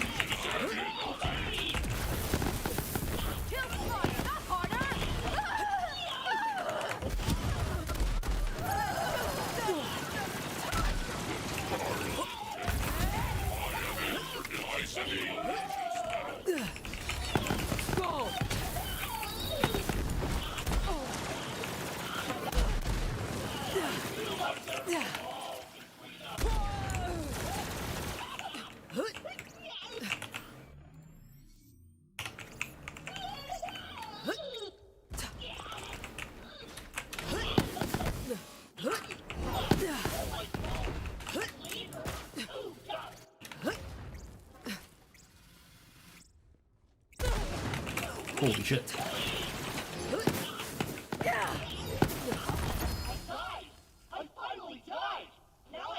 Why am I in favor? Because these games are so awfully balanced when it comes to farming and playing around with playstyles and experimentation. Backpack and Bank Vault is vastly limited versus what can be done in this game. Experimentation is fun. It's how we manage to make all the best and great playstyles. Without save editing, we wouldn't have the most interesting playstyles because nobody will have spent the time. Like, if you have an idea and want to test it, why should you go out and spend 20 hours farming just to see if it works or not? When you can spend 20 seconds in a save editor, test it, and be like, okay, that idea didn't work. We get our coolest creations when the limitations of testing are removed. Save editing always gives me an extra few thousand hours in these games, because it allows me to play around with the sandbox.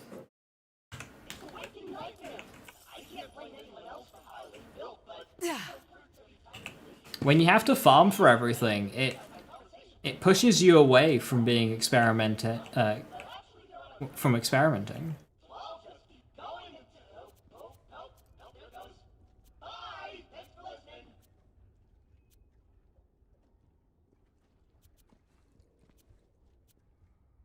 Especially if I have to start sacrificing items out of my inventory in order to do these experiments that don't work.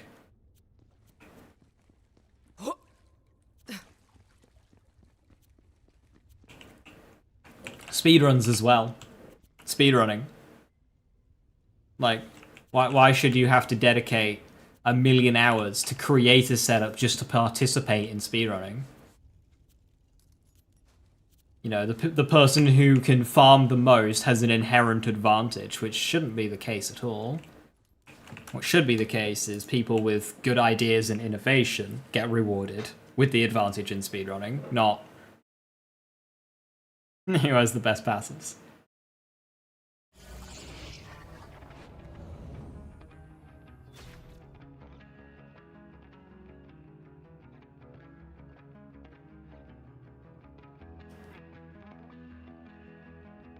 Is made in the mind of, like, you get a build idea after getting the drop. Well, that's how a lot of ideas come about, but you're actually able to realize it if you're able to edit.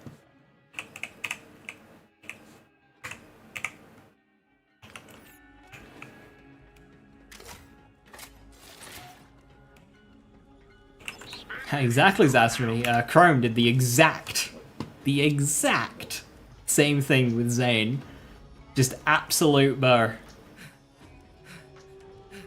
And you know people complaining about save editors will sell it build for gear for builds. Not only that, is they'll go a step further and they'll accept items from their community so they don't have to save edit themselves, knowing full well it's save edited.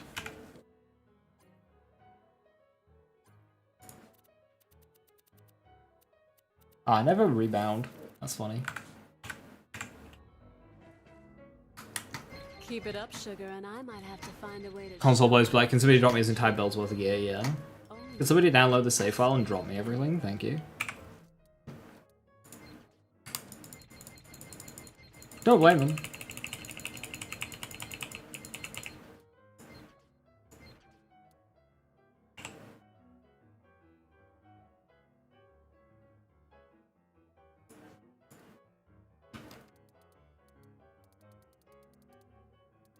Is this really not in? Wait. The fuck is she? I should be down here, where is she?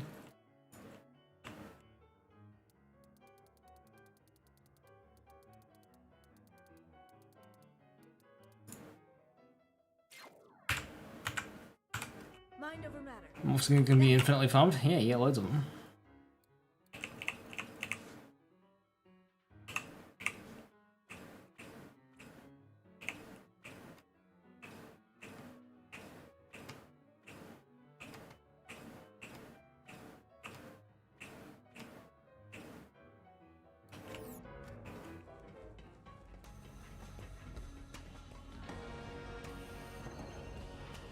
That's cool. Yeah, it's like, ooh. Why am I keeping the Torg White AR? You're in.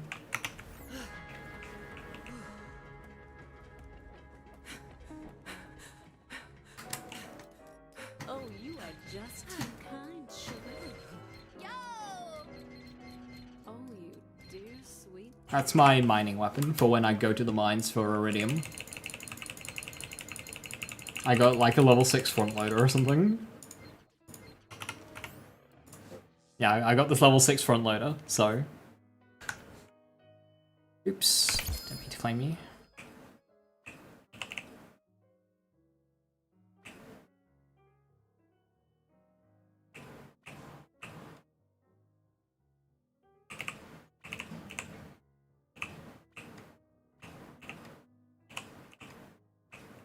I don't really want, like, slam.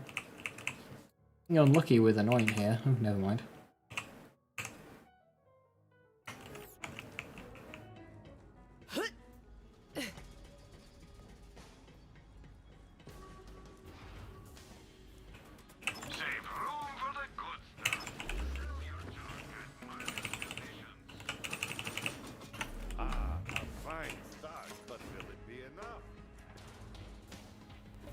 You want to do that with Atlas Zane? What gear would I recommend? Hello there.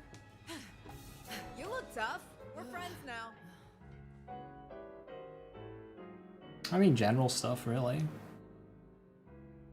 Can't remember what class mod's the max fire rate. You will want Atlas fire rate on... is it? Which one is it?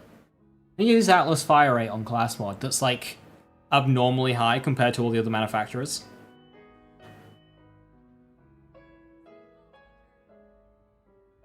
No! Don't eat me! It's okay. It's just a dream. Business before pleasure.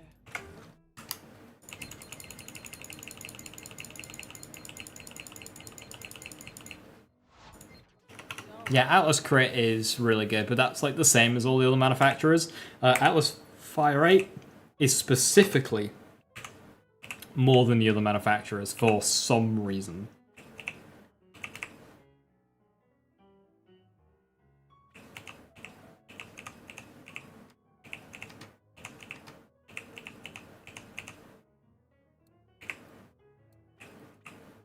Pleasure eventually.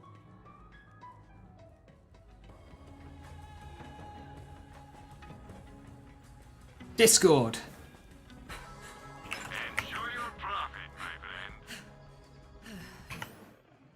friend. The problem with that one, Zasrani, is the time taken to use trackers is like, why would I do that when I can just simply use a different weapon and shoot the boss and they die?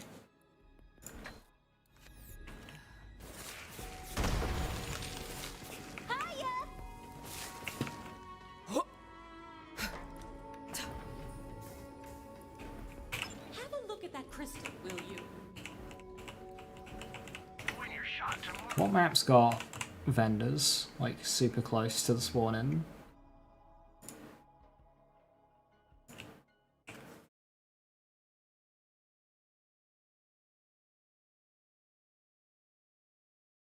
Ruby's Wrath and Plumage are funny when you use the tracker, but the tracker takes ages. I'm bored halfway through the anvil. I think the way to enjoy that is use a pre-build. And use something like Dowling Rod or something interesting. When you need a dose of the red stuff, come find me. Hey, Quag, how you doing? Hello, hello. Thank you very much for the 69. Thank you for the 69. Good times. Hope you're doing well.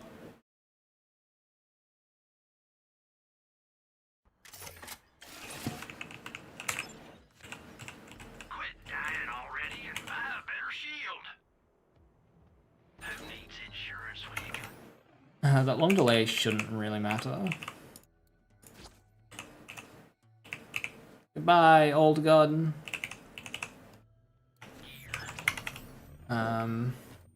I suppose radiation's fine.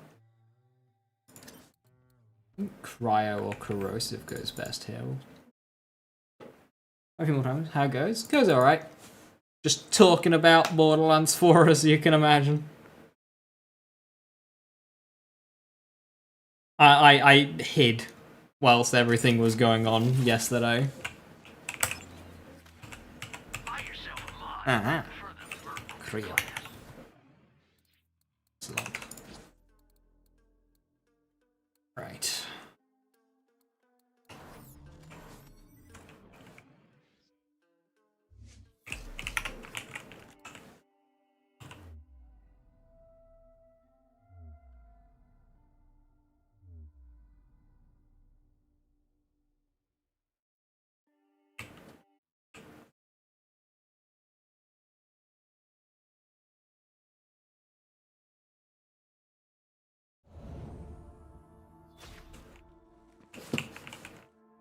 Alright, level 72. Only taken 11 hours to get here, that's pretty good. Let's farm up our build.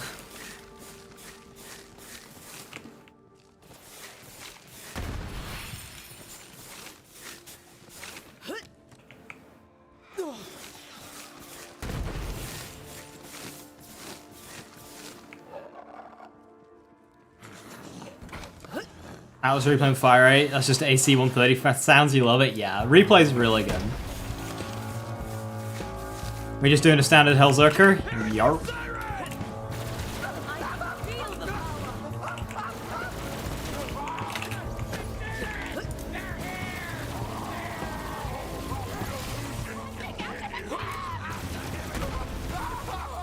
You tried your best, Glove.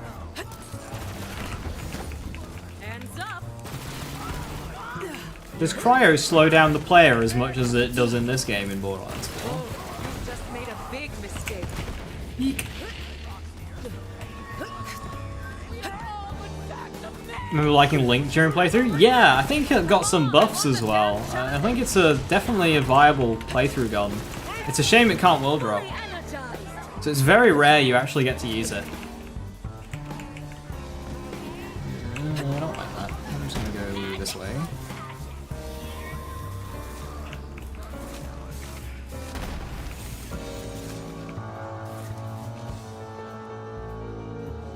Yeah, it's the Anointed Alpha.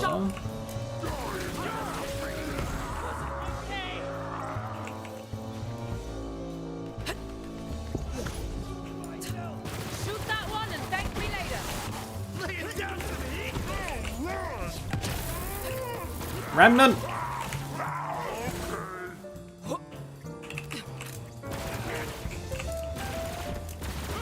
Feeling good.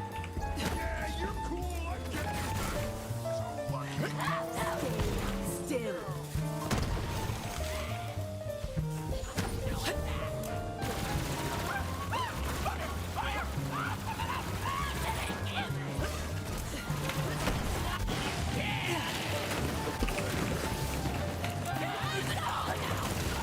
More of you in second floor.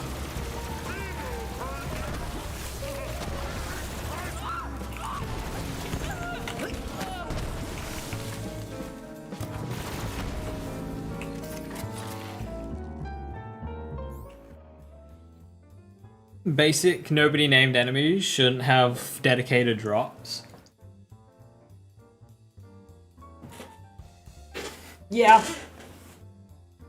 I think they will, but the way that they're, like, especially with the way that they're introducing Rift events, they could potentially make the encounters more interesting. So say if a Rift event happens, and like your Captain Flint spawns, it spawns with like a bunch of ads and whatnot, and it makes it a proper like encounter, rather than just, you know, Jimmy who can't fight back.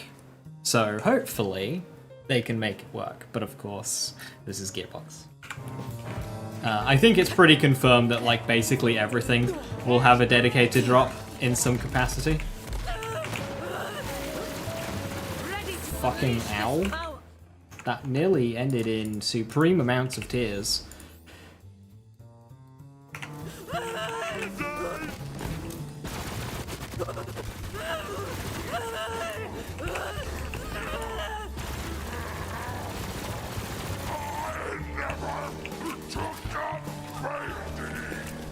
Let's go around, huh? Is that the best you've got?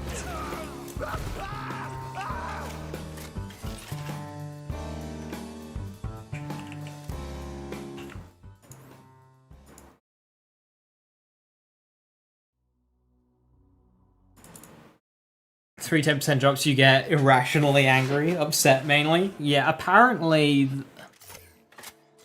the crowded pools of 4 will work like Aurelia.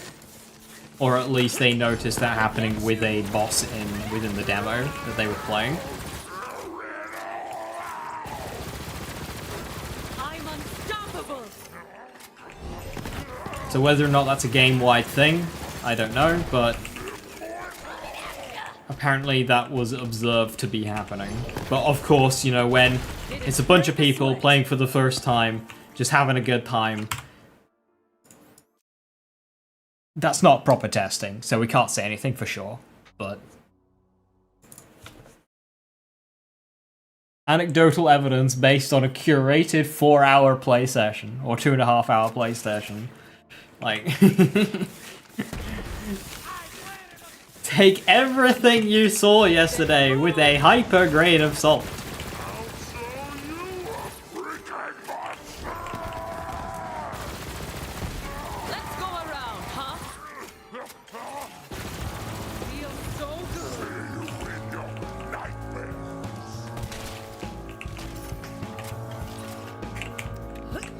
I'm sorry. What?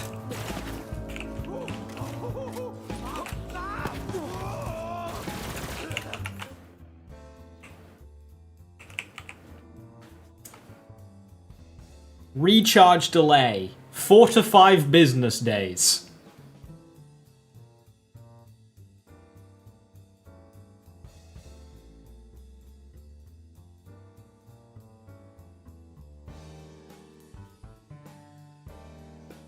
Okay. I saw on the whole the amount of drops was probably quite high. So I wonder if that's a build specific thing, or that's just how it's going to be. 9.3, that's almost a Mallow in boxes. Like, Jesus. I know it ultimately doesn't matter too much for me, but there are instances where I do need to use the recharge delay.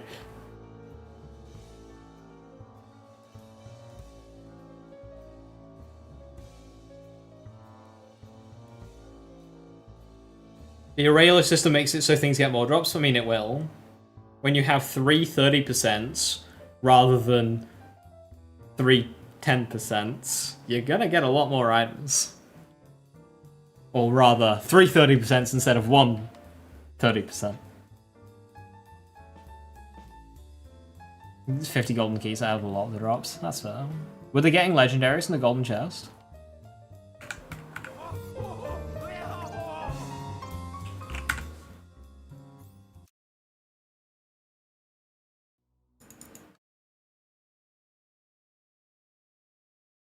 Legendaries were common. Okay.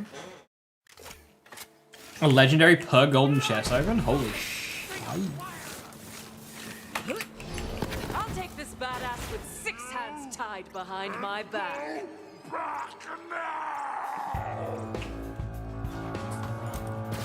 Ready to unleash this power. This is your end. See you in your nightmare.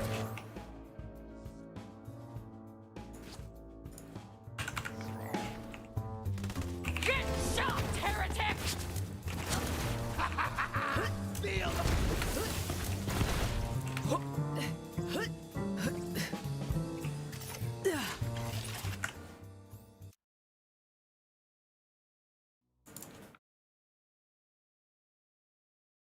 Golden chest giving hella purples? Yes. Yeah, with purples potentially being like the best weapons to go for in Borderlands 4.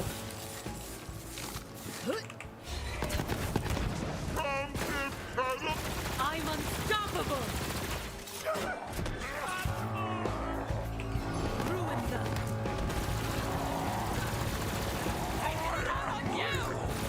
Now I'm coming for you, Jeremy.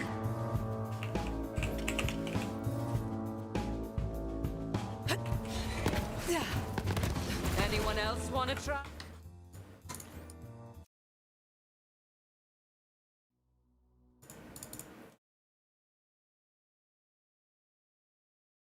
Like one legendary every 2 or 3 opens one.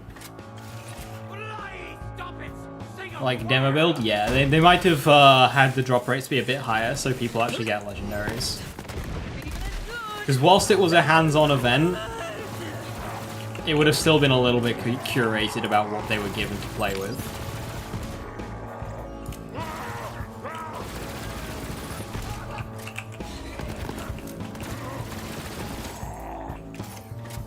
$2K value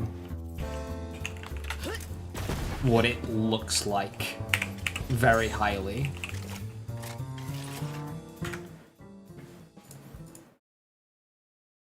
I hope Jeremy's in Borderlands 4. We meet an NPC and they're just incredibly paranoid. They're always on edge, like somebody's like watching them.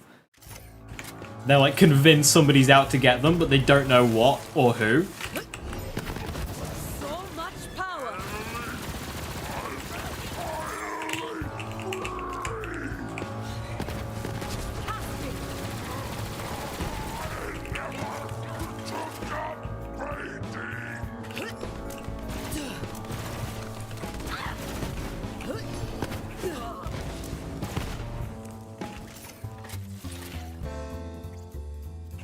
Are Goliaths in Borderlands 4?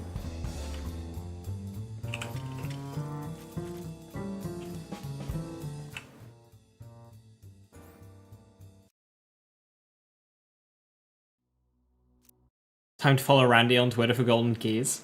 I might actually like open them for Borderlands 4. I never really opened them in 2 and 3.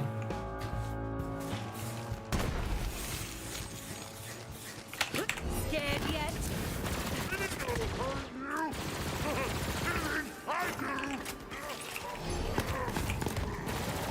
Feels so good. This is why I joined up. Protect me! What's that one? Don't even try.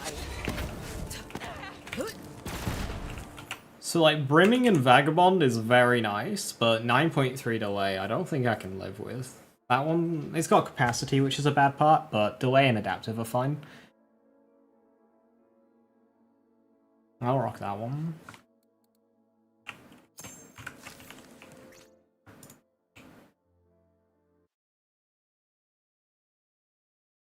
I don't need to follow Randy, just follow the subreddit. I think I'd rather follow Randy. Is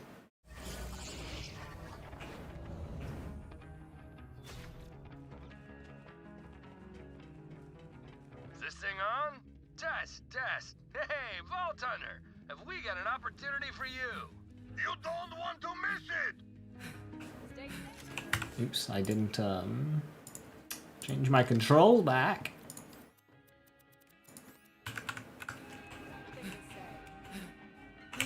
You're fully upgraded. Why not purchase any of these other fine products? Very nice. Now, load up. Perhaps at one of my vending machines.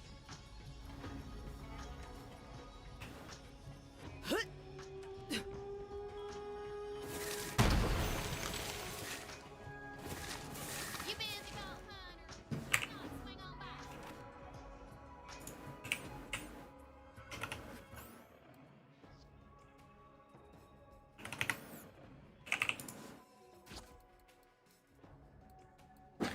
Excellent.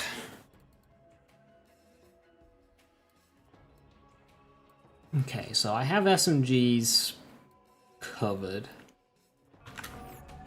Now I need pistol.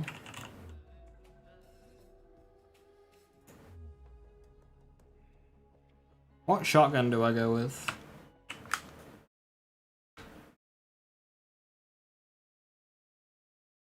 I was thinking of, like, of course Hellwalker's a good option, but in the instances where I'm going to need to use it, it's probably going to be like Hemo. Or Guardian Takedown.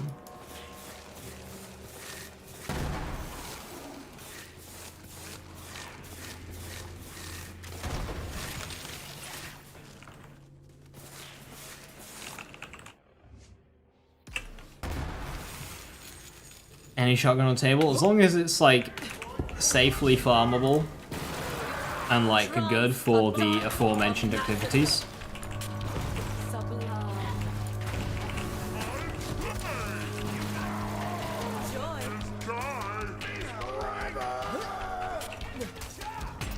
Butcher would be the safest farm. I don't know.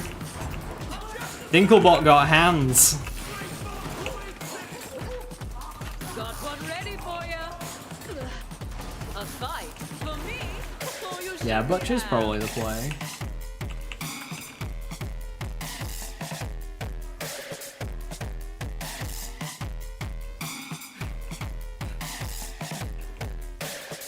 Insider and Boomsicle. Absolutely fucking not.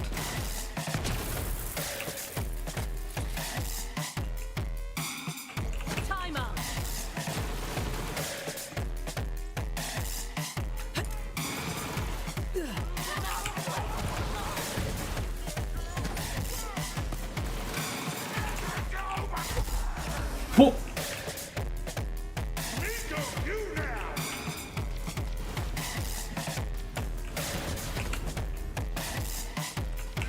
The fuck killed me?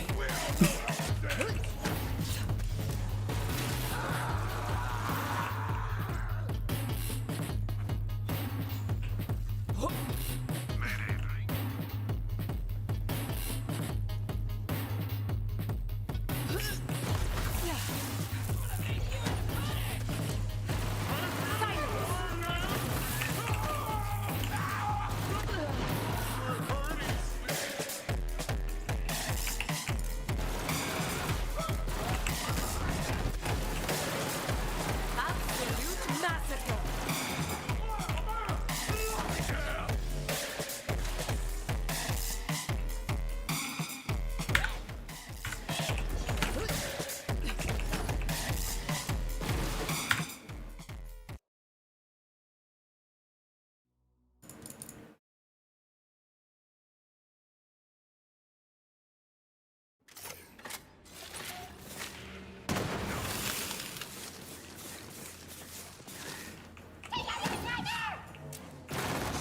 Feeling good. Time for a fight. Mediocre.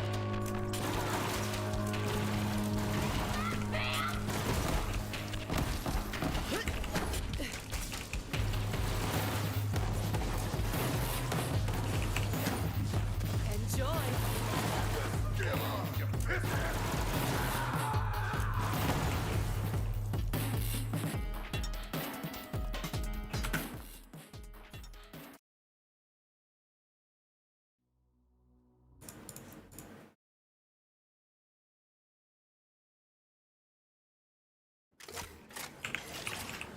I can't think of a fourth weapon type that I'd go with here. Like, I don't think I'd ever need it. Between Radical and Crit, I should just be good. If I'm running out of pistol ammo and SMG ammo, Is that it? there's a problem. Not gonna hold them forever. Stronger together. Hands up. I hope you're warmed up.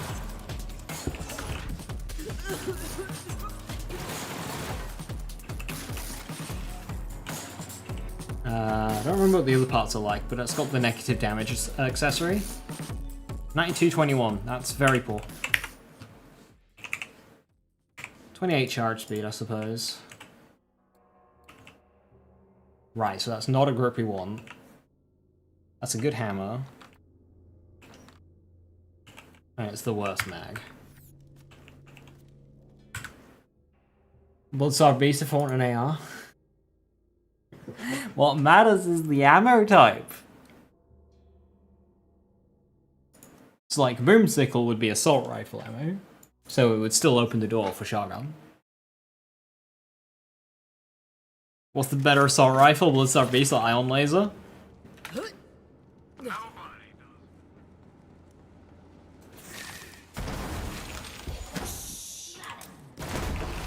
Normal sickle. Feels so good. Somebody shoot this one. Badass. Because despite Boomsicle being a shotgun, the non-Boomsicle is still an assault rifle. You can do better than that.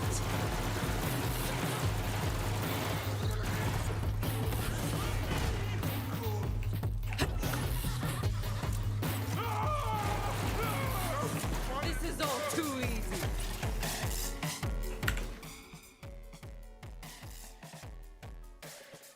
This amount of hesitation is illegal. Sorry, I was just slow.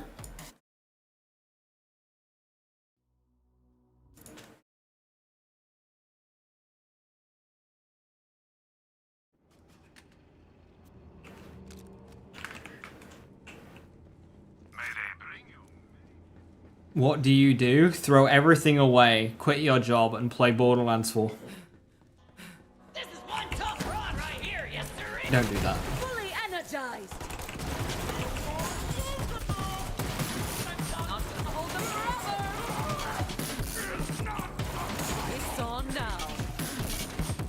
It's all right. Time out.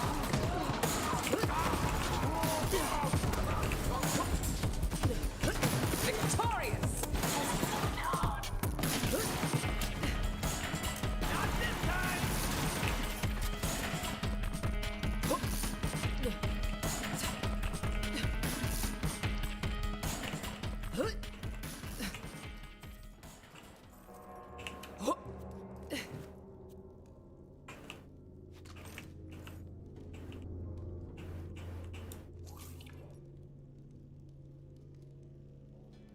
I don't think I have to worry about that one because it's that same grip and it's got the paw part.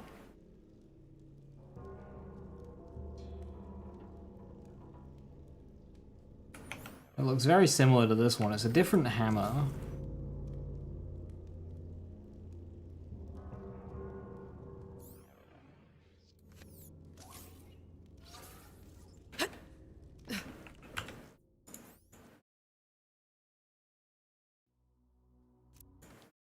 Oh, shock. Oh no, that's a radical.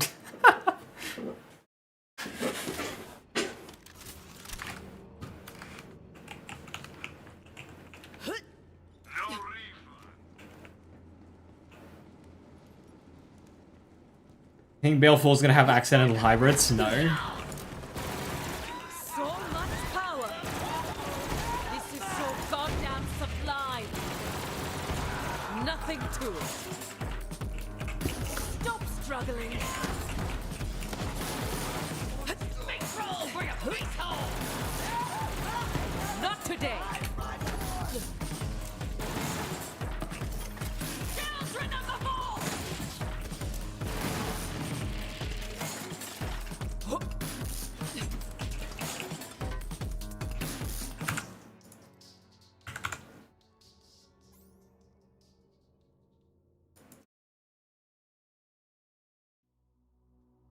I also don't believe hybrids were truly accidental. Because it was Gearbox who made the limitations of what weapons and what uniques could roll with what parts.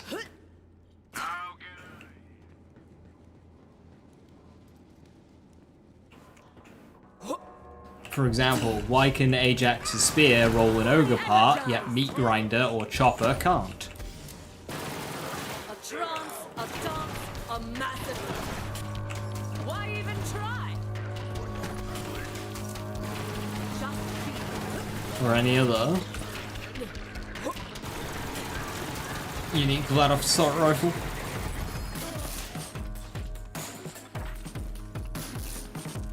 There might be a better example than that, but ooh, that one comes free with the SAM. Excellent. It's not good.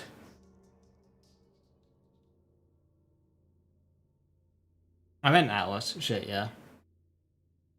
What unique Atlas assault rifles are there?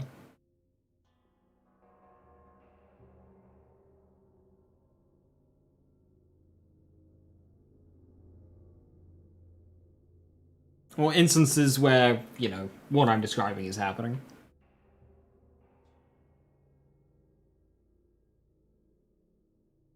More like an oversight initially. I mean, they chose to put varying legendary effects on varying parts of a gun. Surely, at some point, a dev said, what happens if two spawn together?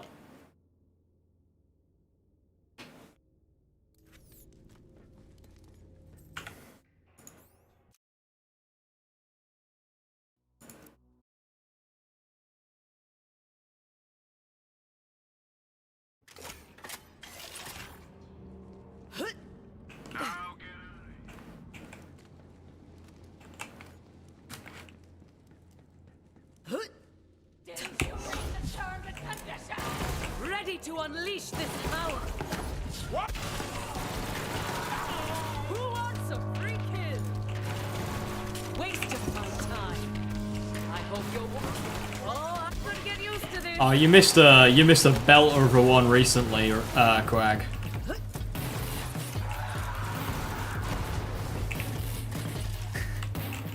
You missed an absolute belter. It was Melee Amara was more intended than other builds.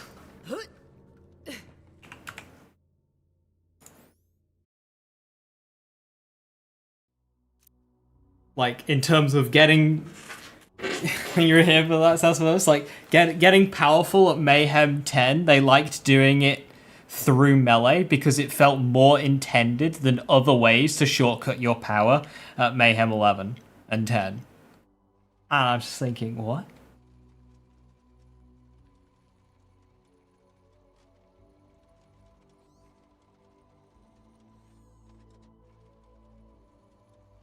The fuck you mean melee was more intended than the other shortcuts players are taking?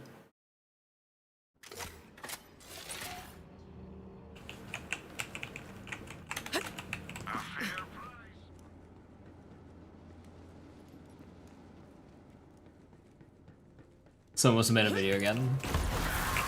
Hands up. Like, Gearbox did make the crit. Make it so you could buy it in Sanctuary for like 30 grand. They did also buff the crit. We're not done here. They very much knew what they were doing.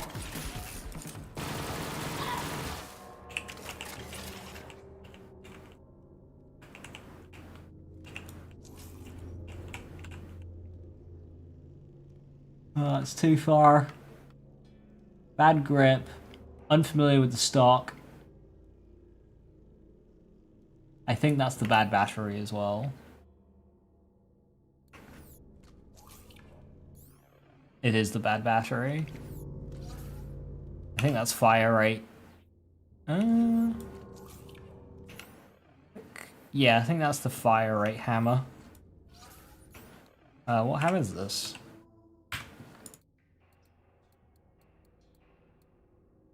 Ugh.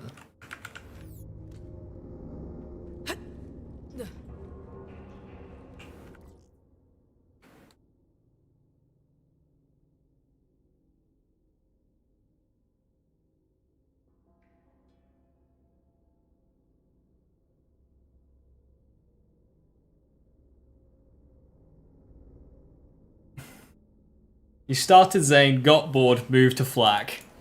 Based.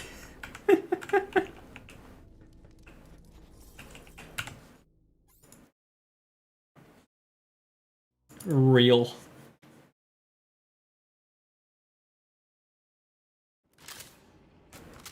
And a random Mose who asked you to do this DLC with her? Did you do the DLC with her? Bugged out, but it worked out. I was happy? Hell yeah. Positive community interactions in random matchmaking. You love to see it. That one needed more training.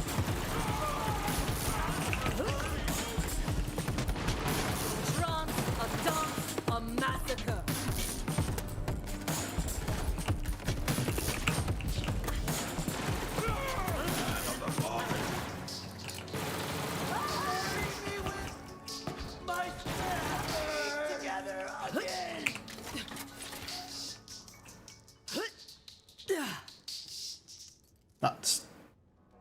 That's a transformer. Goddamn world drops, they're too high, they're stealing my dedicated drops. If the world drops was lower, I would have gotten what I wanted there.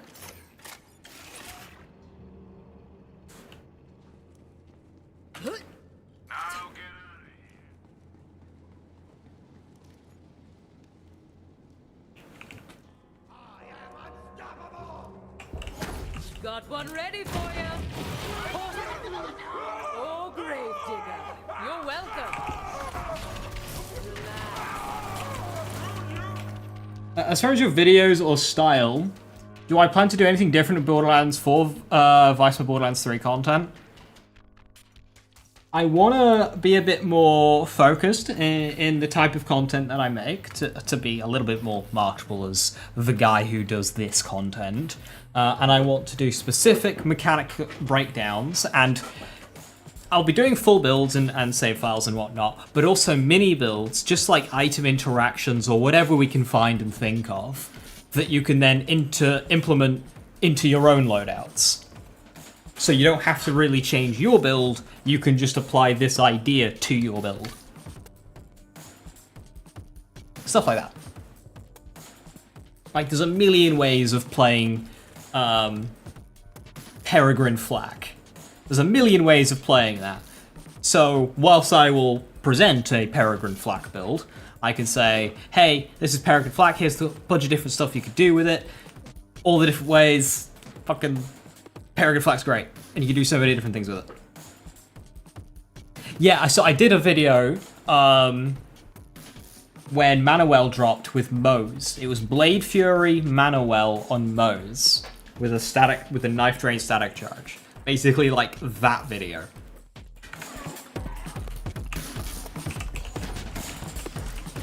It's on now.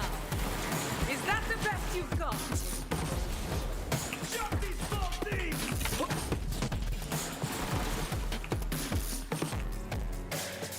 And then as the game gets older, it'll be transitioning back into Challenger and stuff.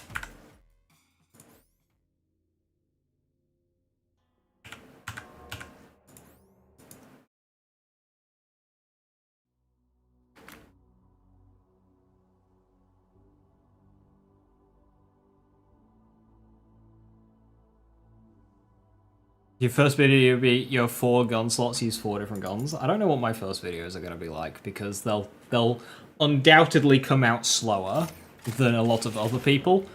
And one problem that I have had is I have an idea, right, and I want to do this idea, but I take too long in doing it, and I see somebody else do it, and I'm like, I can't do it now because fucking Borderlands communities ravage. And, like, you try and do something similar to somebody else, and, like, you just get fucking slated for it. By the community or the creators themselves, and it's just awful.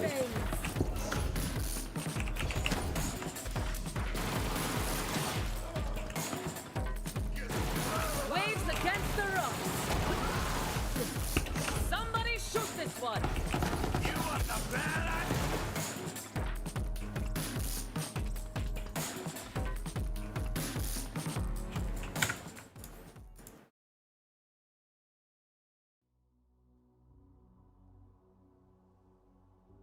A lot of early BL4 content will end up being like stream highlights, short videos about legendary drop OP. I imagine there'll be a lot of early build videos that are absolute dog shit. Ready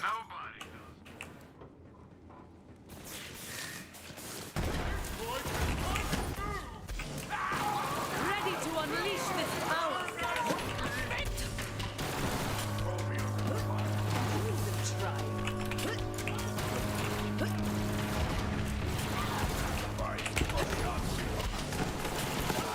That badass is mine.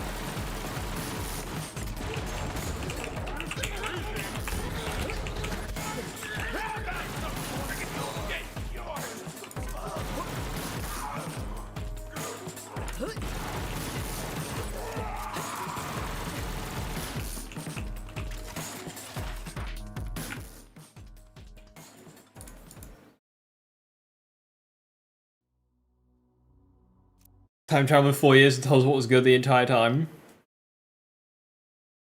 Executor did get some buffs.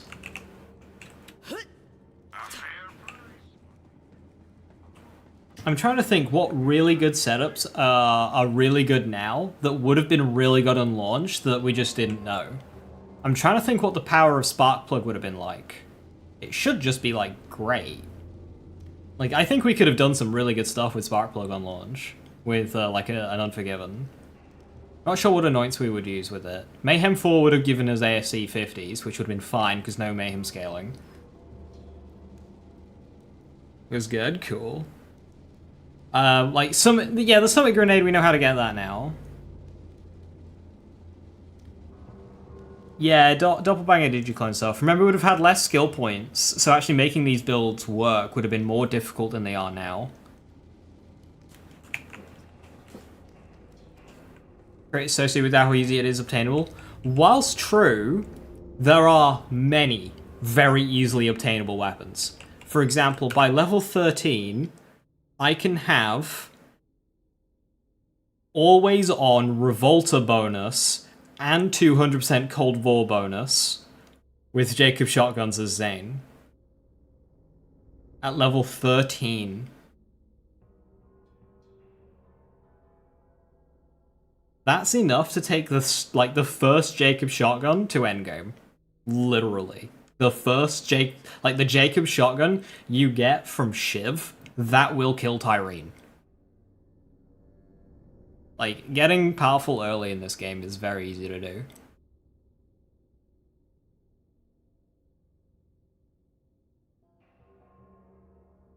Yeah, I'm just more responding to Raiden here rather than, like, launch power. I'm not saying, like, I remember I mentioned Revolter.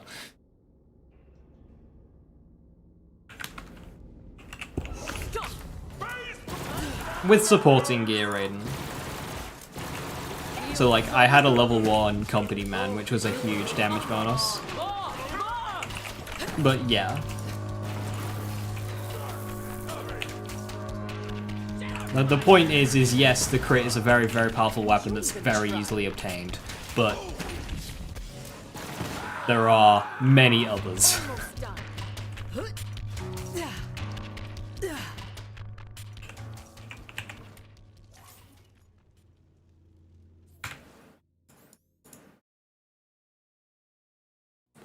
What are my expectations for BL4? The gameplay will be fun. I'm a bit concerned about how well the open world will play out. I'm hopeful in the different activities, activity coherence, especially regarding rifts and like world events. I think the characters will be a lot of fun to play. I am concerned about game balance and it potentially being too easy. I'm concerned about farming and how prevalent save-edited save files and stuff will be just, like, passed around.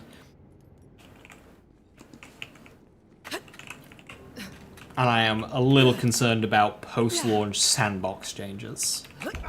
Happy now?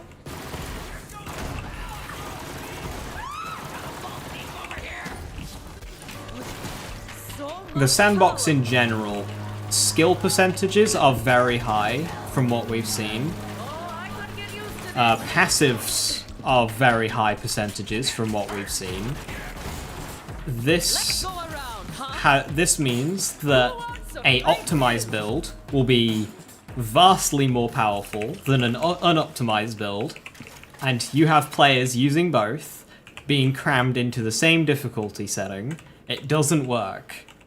Somebody's having a bad time because it's too difficult, and somebody's having a boring time because it's too easy. And you can't balance that when you've got one proper difficulty setting that everyone's trying to play on. So that is a major concern of mine. Yeah, every skill's like 6% a point, and when you have so many skills added together, put together in the correct way with passives as well. I mean, I'm of the opinion, Rapid Fire, that multiple selective difficulties will be good, and I'm also of the opinion that they need to have a silly difficulty. Because Borderlands is a very silly game with a lot of silly weapons and a lot of silly bonuses that make you do a big amount of silly damage, we need a silly difficulty setting that is purposefully, very intentionally poorly designed, that tells you, hey, please don't play this difficulty setting, it's not meant to be enjoyed, you will have a bad time. Because that's 100% Borderlands. It's such a Borderlands thing to do something like that. And it'd be fun. It's also a Borderlands thing to do, where if you select it, you need to go through 3 confirmation windows to actually start playing. Like, are you sure, are you sure, are you sure? They could do that and it would be funny, because it's in Borderlands. And that'd be such a Borderlands thing to do, to have 3 confirmation windows and Claptrap telling you, please don't do this. For mid to end game content, right? Yes. In terms of playthrough difficulty, you can never tell on a playthrough, especially like what we saw, Dixon, because every playthrough is going to be different amount of difficulty, just depending on what you get to drop. Sometimes you get some good loot, sometimes you don't get good loot. A playthrough of a Borderlands game, difficulty-wise, is always going to be different for you, especially early game when you don't know anything about the game and what skills to be taking and whatnot. So playthrough difficulty, unjudgeable.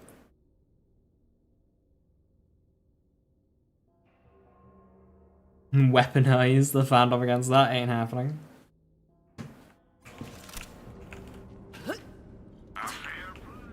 Have we seen Lifesteal in action? It's Lifesteal.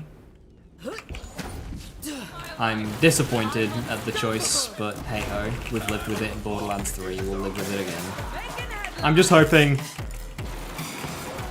on the majority of characters and playstyles it's more of a choice with a cost, an opportunity cost. Doesn't seem so on Vex, but like on the other characters, as long as there's a high opportunity cost for it, I'm okay.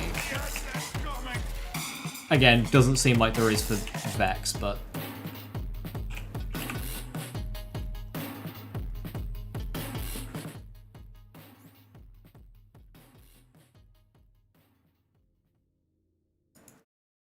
well, thankfully, you could just avoid it and see what happens, Viper, but yeah, tier 1 reload speed alone is good enough to just go for. Having tier 1 reload speed and lifesteal is like, oh.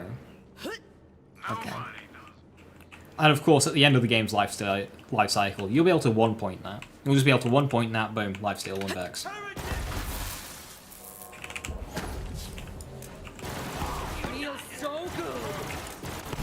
People won't believe you, but when you say that that's more broken than Skagden, you'll be right. People won't believe you, but you'll be right.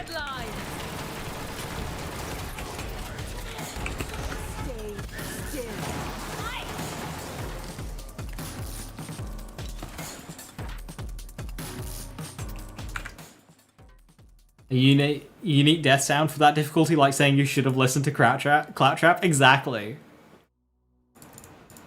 It's such a Borderlands thing to do. I want them to do it so much. Like, they need to... I know that the tone of Borderlands 4 is to be a bit more grounded and less silly, but it is still a silly franchise. Borderlands 2 was very silly. Borderlands 1 had silly moments. Borderlands is the franchise to do silly stuff. Yes, make the writing and the humor of the game and the characters, make the more serious tones and whatnot, but there's always going to be silly. It's kind of like the early Saints Row games.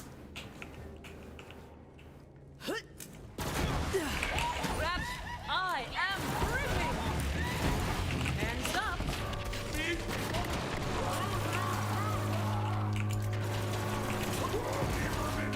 Victorious.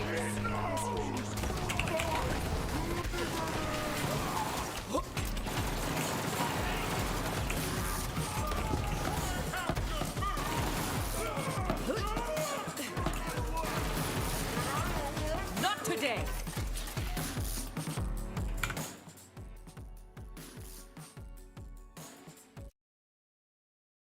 Is everyone okay with not playing OP10, but everyone has to be played at AM11? Multiple reasons. A, people were, like, OP8, during the majority of Borderlands 3's life cycle, OP8 was the difficulty. People didn't really care if you did anything below OP8. OP0 was really not cared about. And Mayhem 11, anything between 1 and 11, for the majority of people, just sucked. Like, nobody enjoyed it. This, sure, you could roll a set of modifiers that didn't affect your game, or, you know, even benefited you. Most people didn't have time for that, or care for that. They just didn't like it. Which is perfectly valid.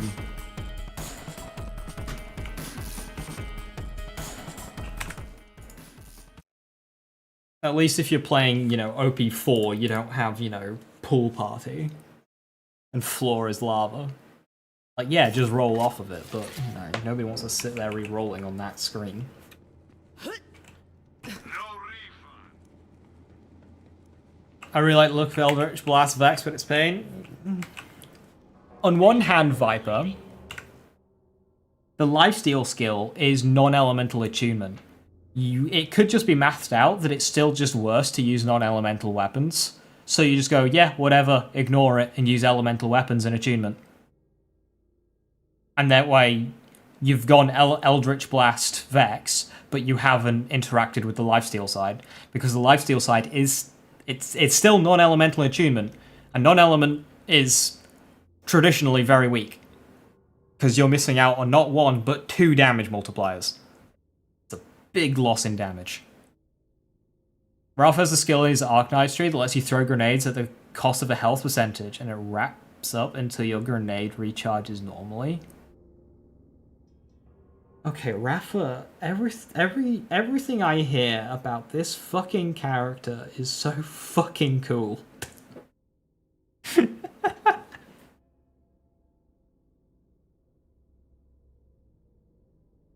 He's the guy with the use an action skill and it summons a grenade. Got a target for you. I've always said I think Rafa's gonna be the strongest character on launch, and like, fuck. Everything I hear about him is just like, yeah, I see the vision.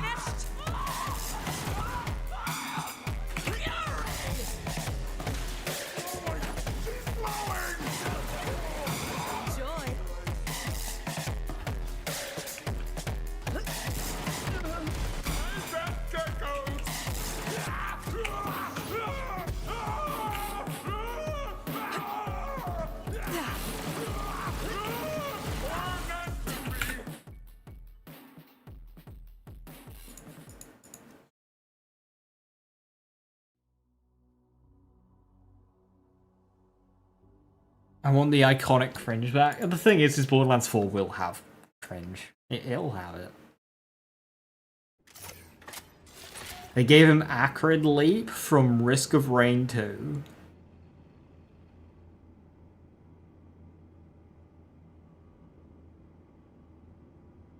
Alright, I'm sold.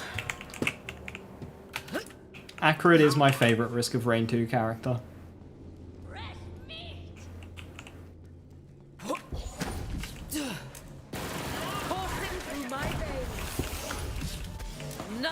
Waves against the rock. I hope you're warmed up. Just stop.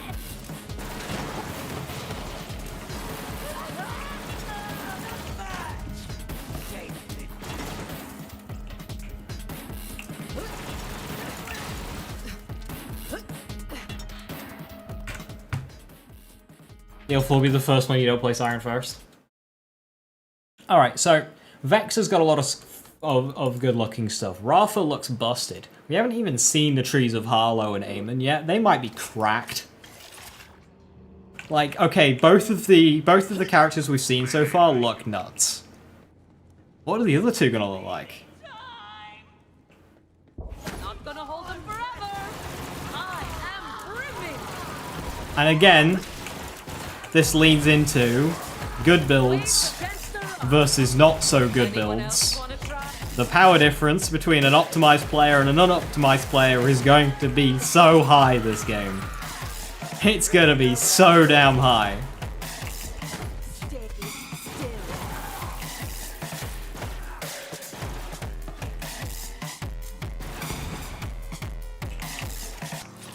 Which means you're gonna see people complaining that it's too easy, and you're gonna see people complaining that everything is a bullet sponge. And they're going to be arguing.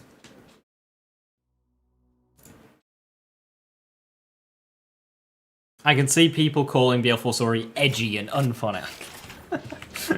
Never happy.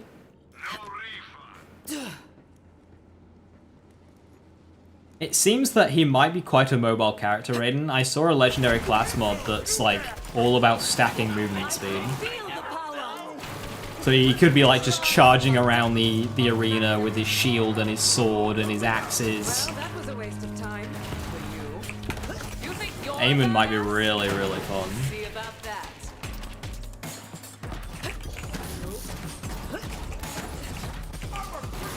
My hope for Eamon is that he has, like, berserker levels of tankiness. If I can tank doing all my cool melee shit as Eamon, as if I was tanking with my Dreadwind stuff on berserker, I am very happy.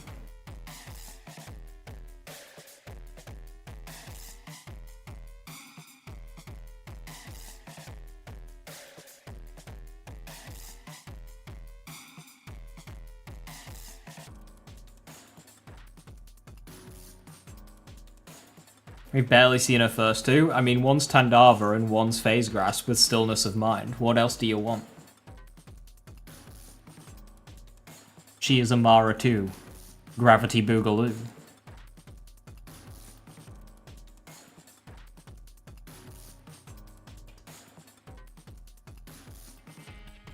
I'm looking for the 2 new DLC Vault Hunters. Yeah, that'll be interesting. We're gonna have 6 Vault Hunters this game. Your face is Tandava? Yeah. Eamon's got a shield, a whip, an axe, some hammers, a spear.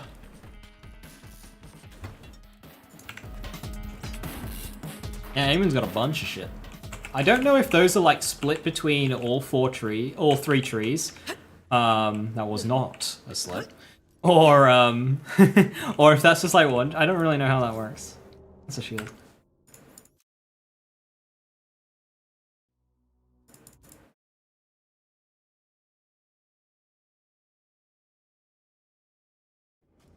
Is there going to be a DLC in Borderlands 4 where we are just torturing Ava?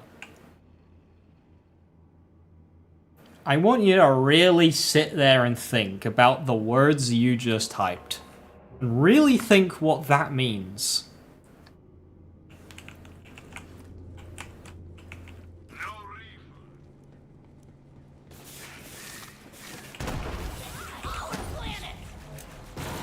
I can feel the power. Barely was you enjoying the show?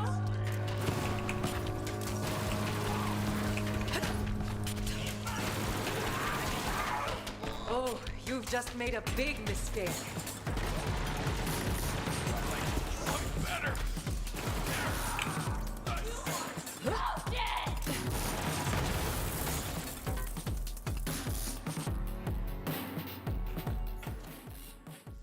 Everyone's the splash damage character. Oh, I can't wait for, like, yeah, the splash build.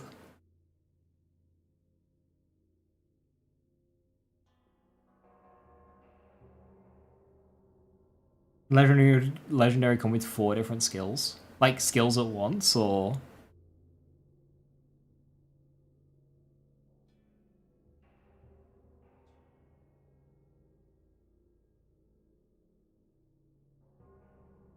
Oh my god. See, it's stuff like this that makes it seem like the farming of Borderlands 4 is going to be atrocious.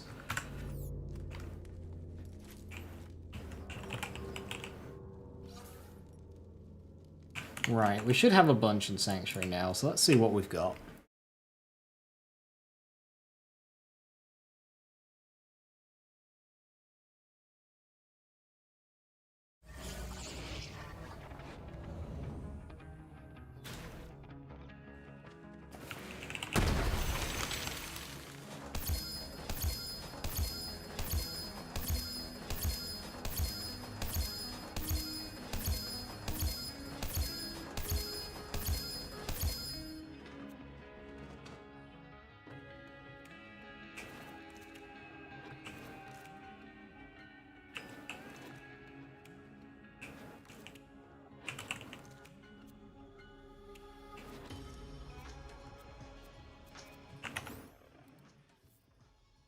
So 83 with kill stack. That's an immediate yes.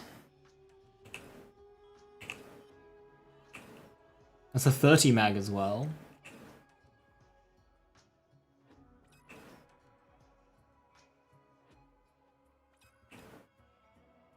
That's 98, but it's only 21 mag. What does stock do? Reload.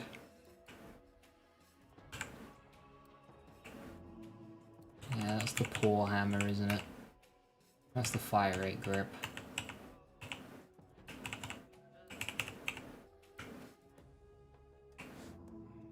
Is the best hammer fire rate? I think so. I think it's this one, isn't it? No, that's ×2.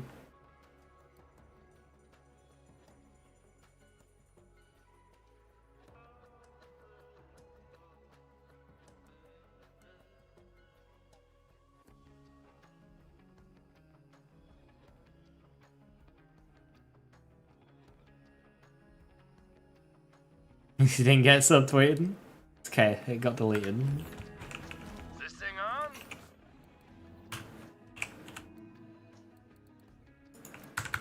You won. Test. Hey, Vault Hunter, have we got an opportunity for you? This is really good, but I'm not actually that happy with it. 83, 30 mag just seems like bare minimum.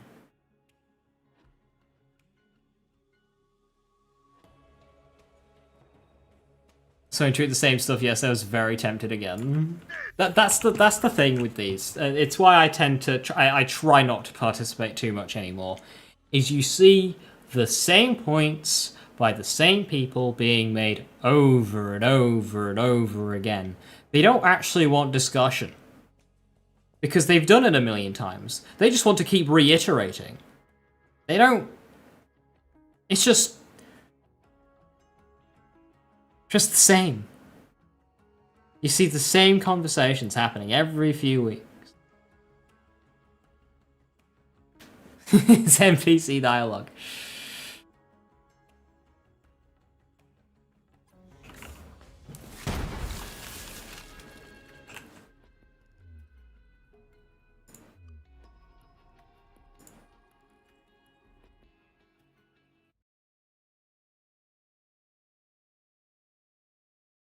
$112, yeah, for the 30 mag. Which, you know, if you think about it, 83 to 112, that's nearly, what, 40%? That's quite a lot. Remember, part variance doesn't matter in this game. It's on now. I'm unstoppable. Ha! Down you go. Grabbed an idiot. Who wants the kill? Don't move.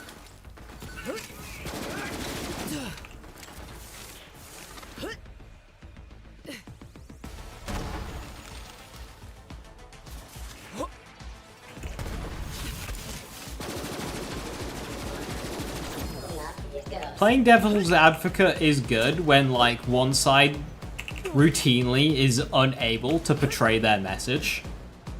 Stuff like that is where Devil's Advocate works. Just doing it for the sake of it, though, is like... Yes, that's right. Once.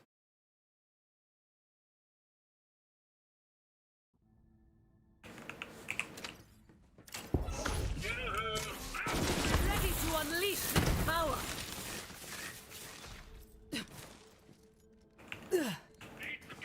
It might have had, like, some of the more irrelevant parts be a little bit different, but in terms of, like, damage mag fire rate, yeah. Enjoy.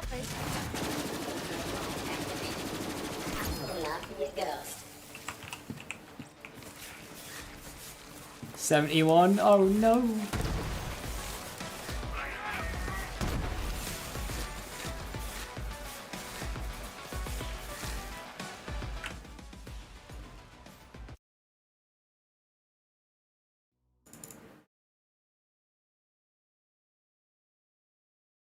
Yeah, so, like, thankfully, Zero's Deception and Fade Away have got enough, like, actual differences.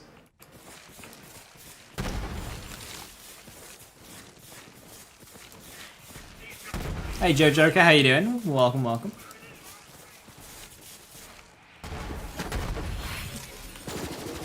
I am the greatest.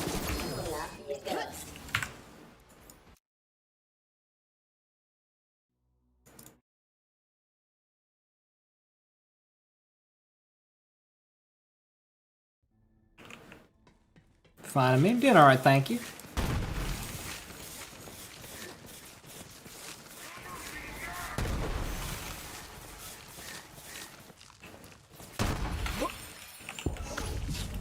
Just got through the difficult work days of the week, so we chilling now.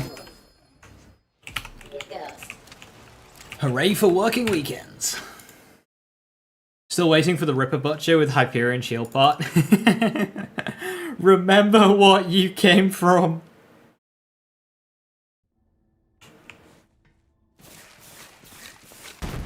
Remember where you started.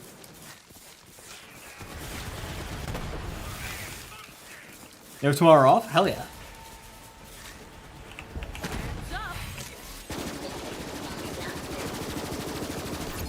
Anyone else want to try? Viper, I started my work week on Friday, right? So I turn up at Friday at like 2 o'clock. And they asked me how I was. And I'm there. I walk into the shit.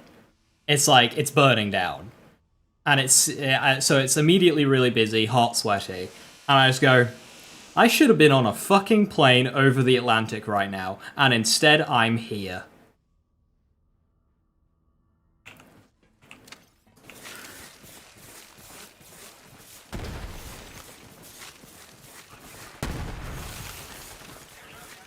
Why did I not go on holiday? I was referring to the LA event. Enjoy. The one that I didn't. Like didn't get sorted out. I should have been going to LA, but instead I'm here, in this kitchen.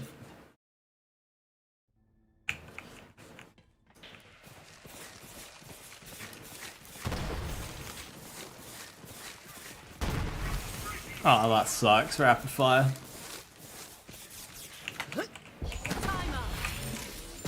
So one thing I've started doing is when somebody complains about something that can be quantified, like temperature, is to not ask what the number is. If somebody's like, oh, it's way too fucking hot, I won't ask how hot it is. Because, you know, so many times you see people say a number and they go, oh, that's not even high. Like, shut up.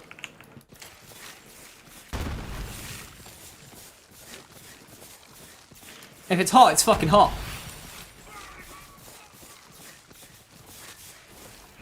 In the palm of my hand.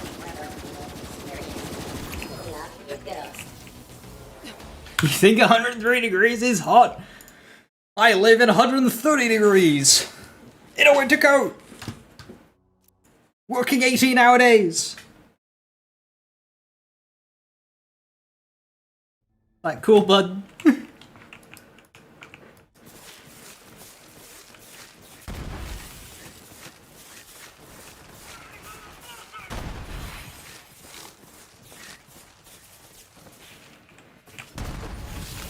Eyes up. I can feel the power. On Thursday on a walk to Boston, lovely walk up a hill in a forest, 9% humidity and blistering sun. Lovely. Never sweated so much in all life. So on Saturday, it was really, really hot and sweaty. And then one of the kids, the waiters, he comes in and goes, it's finally raining, it's chucking it down. So I go outside, I'm like, mate, I am sweating more liquid than what it is raining right now. This is not rain.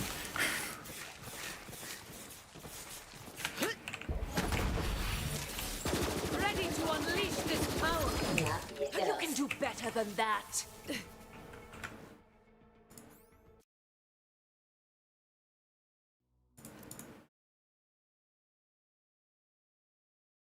Somebody from the south will be like, that's a cool day. It's like, yeah, bugger off. Yeah, that as well, Dixon. It's so uncomparable. Oops.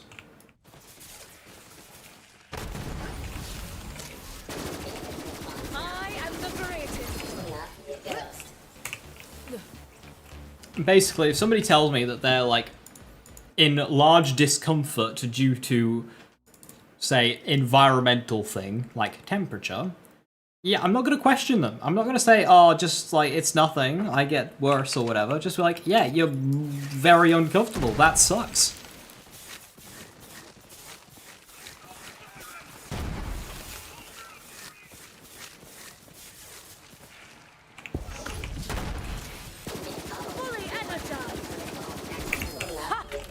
go. We're in a relationship with your AC in a few days. Shall I just farm until my backpack's full? Hell yeah.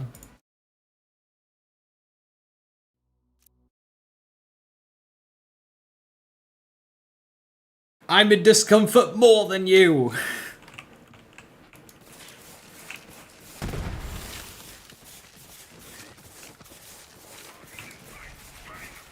35 degrees, still a chance it starts raining? Yeah, same here.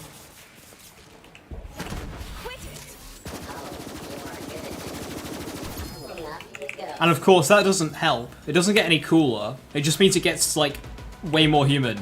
And it just becomes even worse.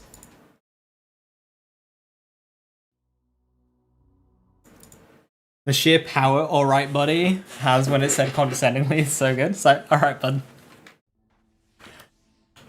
If you want to go for like a critical hit, throw in a thumbs up as well.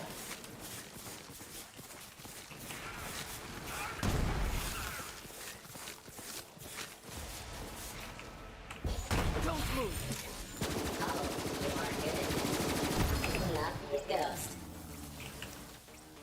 I'm proud of you.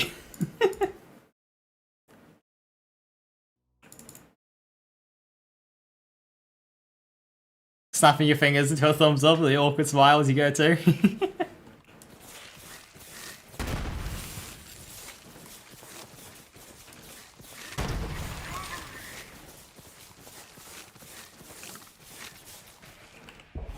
up.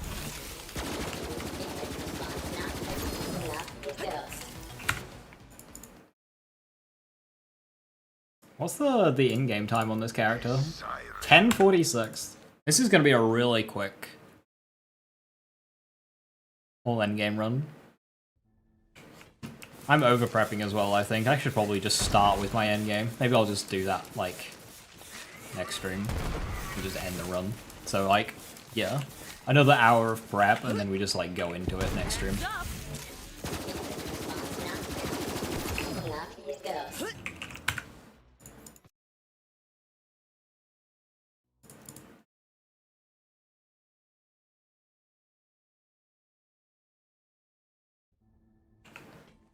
You could probably do playthrough 72 all endgame in like 12 hours comfortably.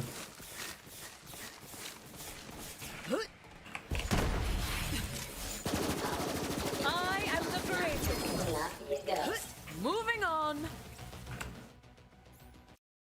Obviously, if you're speedrunning, like 8. I don't know if there is a speedrun for that.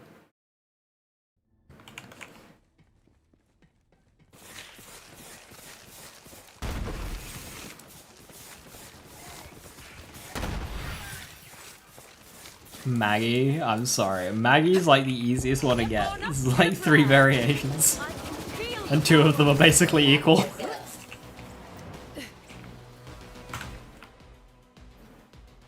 That's the joke. Yeah, I stopped reading there. Plague Bearer. Does Plague Bearer not have much part variance?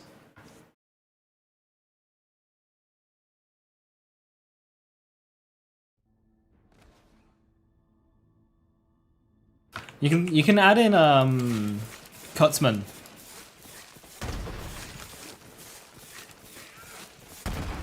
Cutsman's very easy. just be.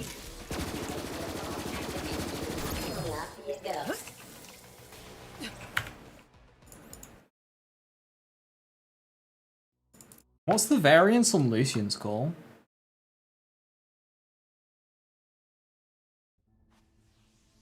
Start grip and scope. Does scope affect stats? How many loot grams is optimal? There isn't really a limit, no. If you're progressing, drop them all, and then turn them in one at a time, and then you can keep the rest for later. Obviously, if you're max level, just like turn them all in.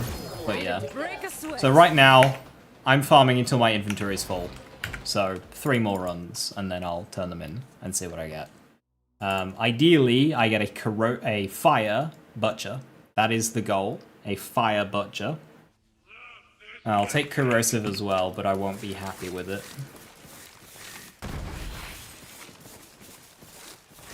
because I think where I'm most likely going to run out of bullets is going to be Hemovorous, and I'll be on the flesh phase by the time I run out, so I want a Fire Butcher for that scenario.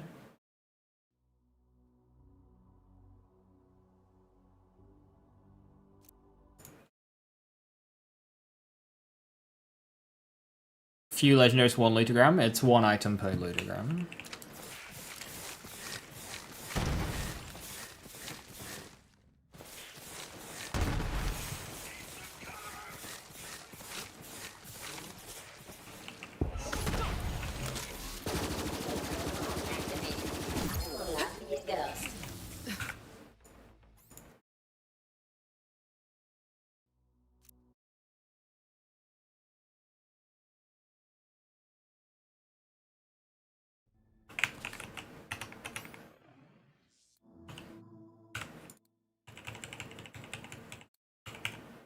Oh yeah.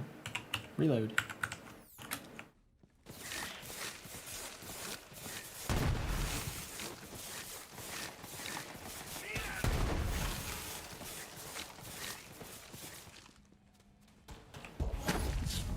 A Bloody Harvest playthrough. So the cool thing about a Bloody Harvest playthrough is you get Gas Call. So Joe, as somebody who is going to be encouraging this behavior, Zane, Orange Tree, pocket full of grenades with a pocket full of grenades class mod, Gas Call, go and have some fun.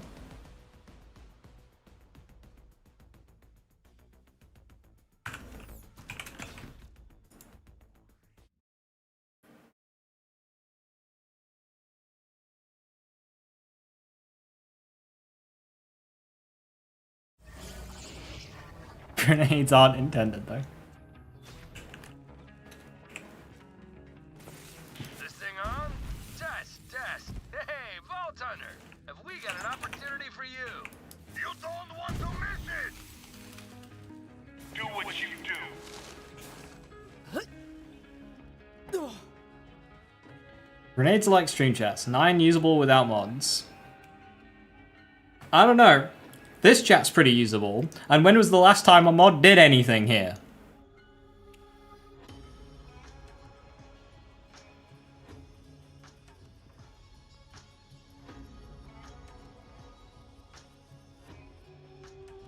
Disruptor, replay, root, flipper. He ain't wrong. Anarchy's a rough farm, but a rewarding one.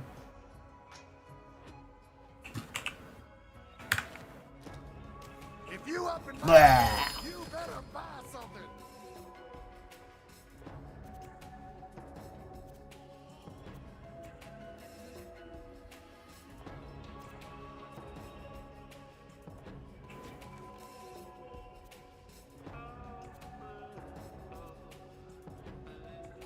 Pick something. I got all day, but not for you. It's a shock butcher.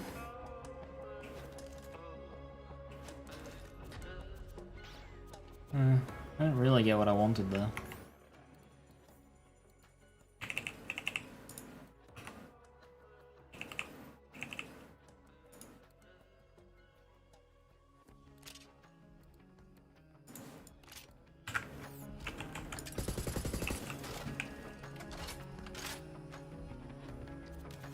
Buy something.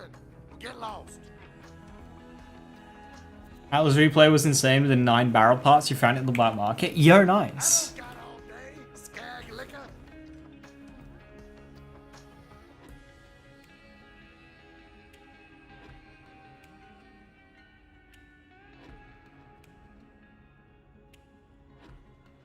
Whoever says nigh, I do.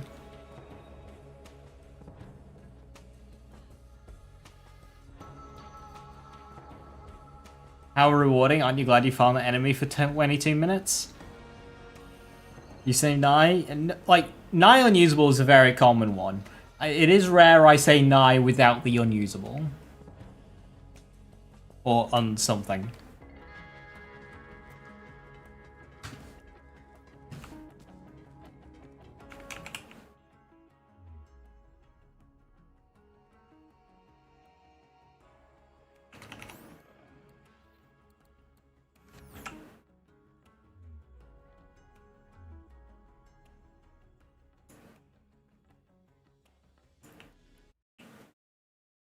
The end is nigh. We're on the blood path now. Hey, Scorch. Now get out of here.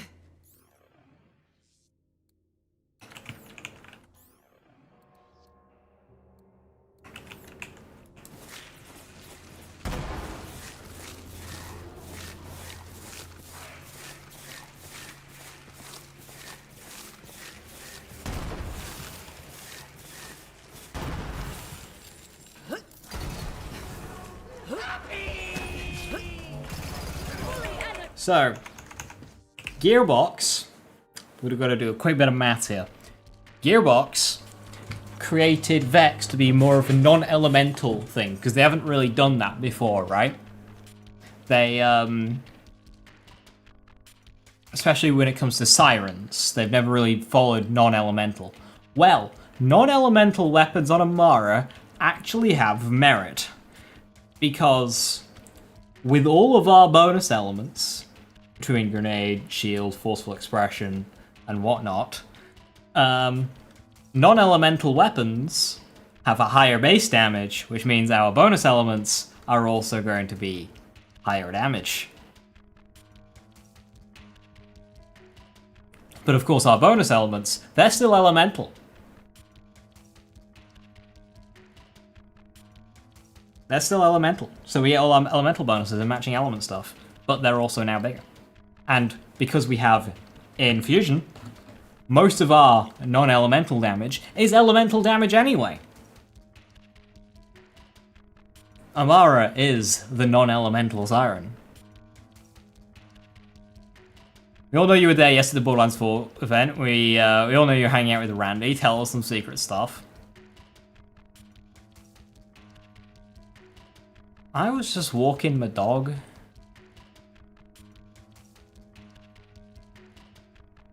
That's what I did yesterday. Yeah, not LA is Highland Courier. Is that the best you've got? Somebody shoot this one! They can headline!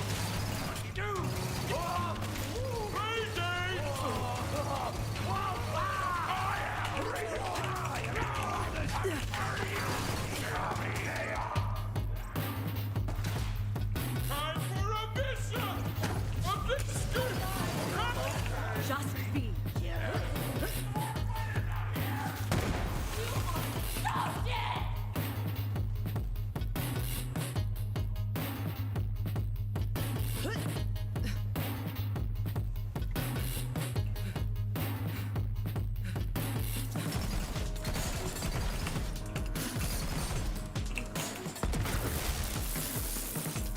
I know people walk their cats. Cats walk themselves. Let's make this quick, yeah? Feels so right. For those of you who remember the stream when Coco used to come in and say hi, she is doing fine. Saw her yesterday. She would not leave me.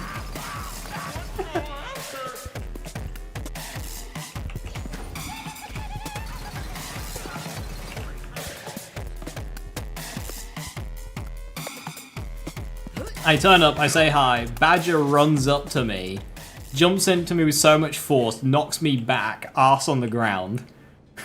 I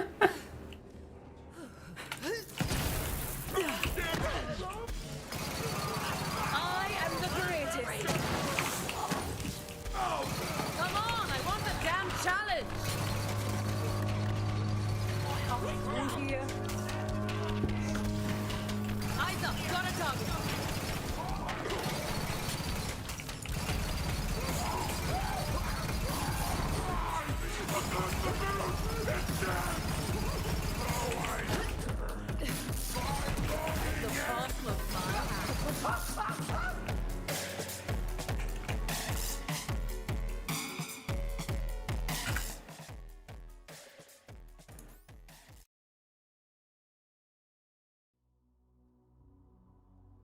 There's a guy with a see-through backpack that walks his cat through nature. This bike is adorable.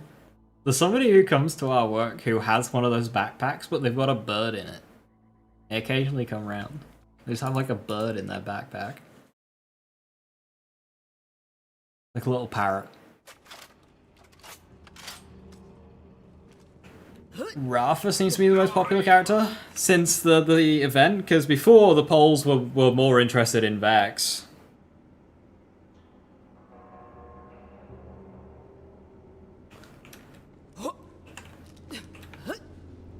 But yeah, Rafa seems very powerful. Better than that. People saw Rafa's source and got excited. Yeah, this will happen. When people see like Eamon and Harlow, they'll get some love and attention. Oh, I could get used to this. Almost done.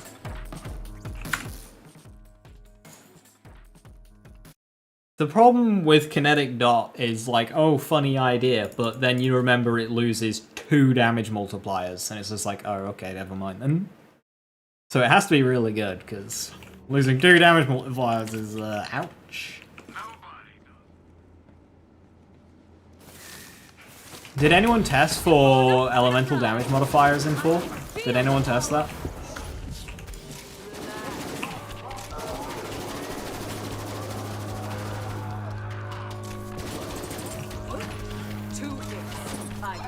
You hit the ground. 4-4. That's what did you in. We try to get people.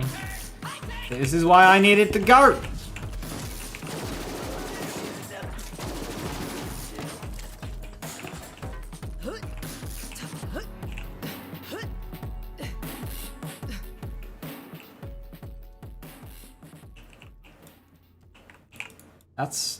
That's a companion.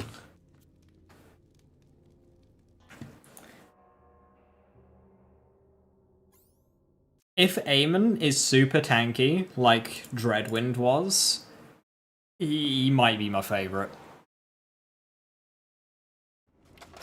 If Eamon just has like Dreadwind level of tank, and you just run around with your like fancy weapons, like fancy melee weapons.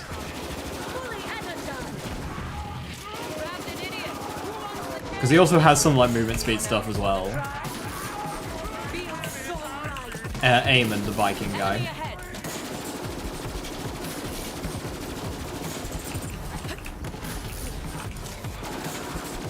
And Dreadwind, which was an action skill in Wonderlands Berserker build. You could be really tanky just through buffer and passive regen, that you could just face tank bosses. It was very powerful. It was very fun. So if Eamon's got that level of survivability, with his movement speed stuff, with his cool melee weapons, that'll be seriously good fun to play.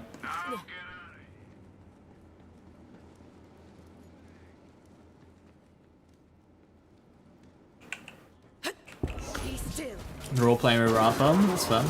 I feel like Rafa might have been the most popular there. Also because we've seen the most of Vex, so it was like... Already forgot about it. See Rafa, see what he's about. Let's go around, huh? So in the Borderlands 3 event, it was separated into 2 days. There was a recording day, and then a streaming day. So we got to essentially play both of the characters. So on my recording day, I played Zane. Or, no, recording day I played Amara, and then on streaming day I played Zane.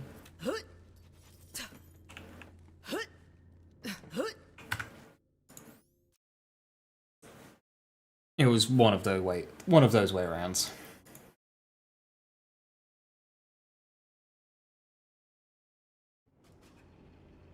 How long are they keeping Harlow and Eamon in the dark? I don't think we got proper gameplay of them until Gamescom for 3. But we did also start getting like the character cutscenes, like the character movies before then. They were great if you remember them. They were like little 2-3 minute shorts introducing each of the character, their backstory, whatnot. They were really, really cool. I hope they do those again.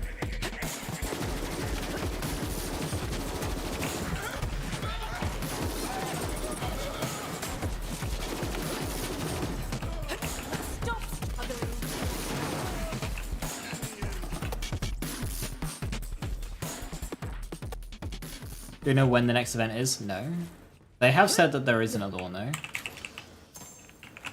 Gearbox. I fit in a suitcase.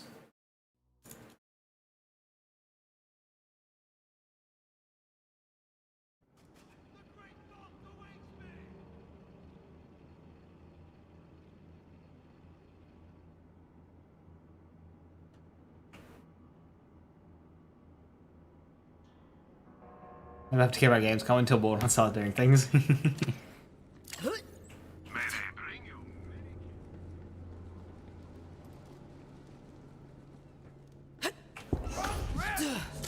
Borderlands 3 Gamescom was such a fun time because we also had Monster Hunter Iceborne there. That's what did you in. I'll take you on. I was unfortunately unable to meet Camper. Who was there.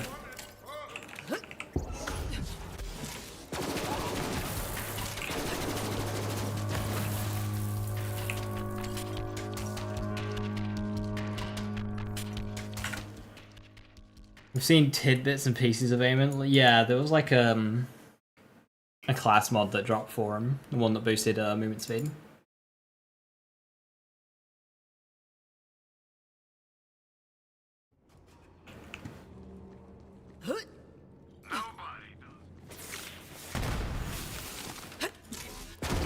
Time out.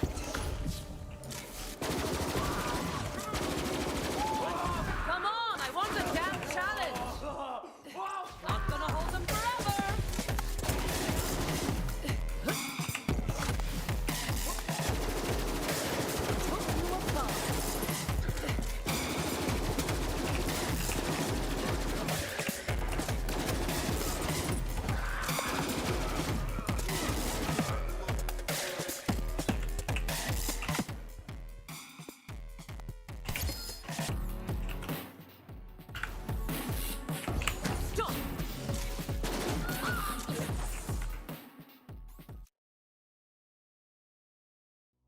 If I do Eamon for my launch playthrough, he'll be my second.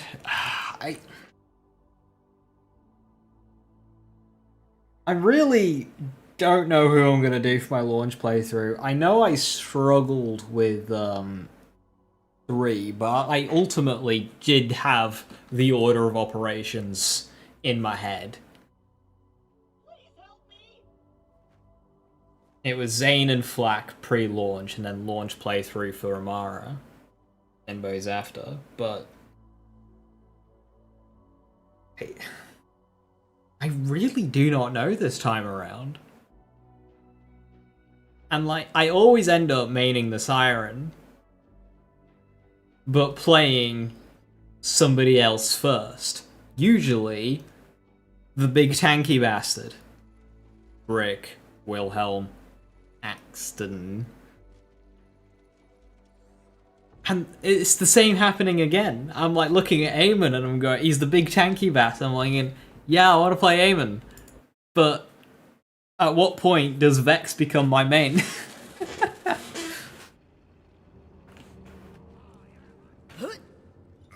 So like, I feel like I have to start with Vex, because Sirens always end up being my mains.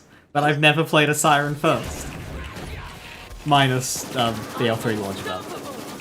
That doesn't count. That wasn't the first playthrough.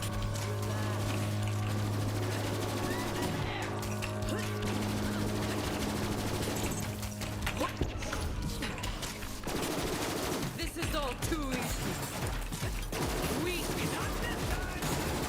So as you forget early access, I can play Vex then. Take them out.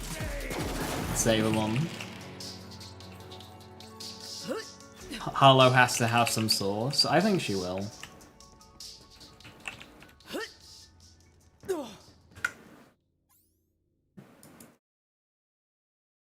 BL2 supposed to drop their items, yeet it off a cliff. Thankfully this game we've got the Lost Lake machine.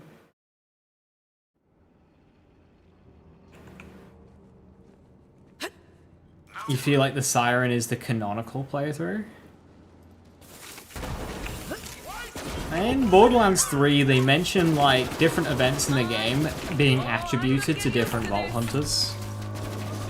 So like it was Roland who did Nox's armory, it was Mordecai who did Moxie's Underdome Arena.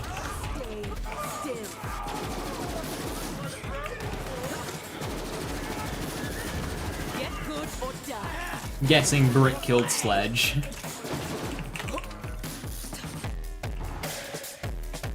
What's your favorite Zane build? Kill skill build ? Alright. I will answer your question, but first, could you tell me what a non-kill skill build for Zane would look like?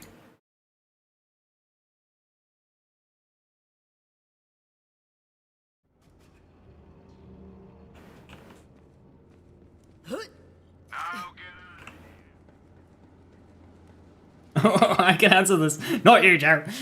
My favorite build is using barrier and the cannon and then just emphasizing guns. It's a very boring way of playing Zane. There are far more interesting ways to play the character, but just high movement speed, high fire rate, reload speed, accuracy, and then lots and lots of crit damage. Zane's got the most crit damage, so that is just my favorite way of playing Zane.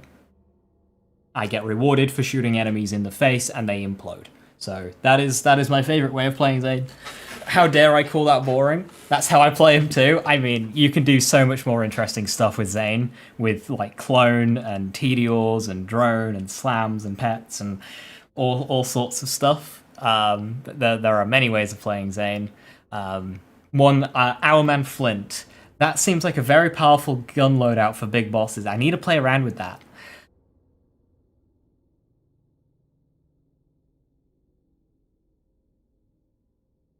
Do I ever use Mayhem? Mayhem mode? Yeah, that's the default way of playing. If you play Mayhem off, it's very easy. Obviously, if you're new to the game, it's going to be very difficult at first until you understand the game more. Like, right now I'm playing on the hardest difficulty.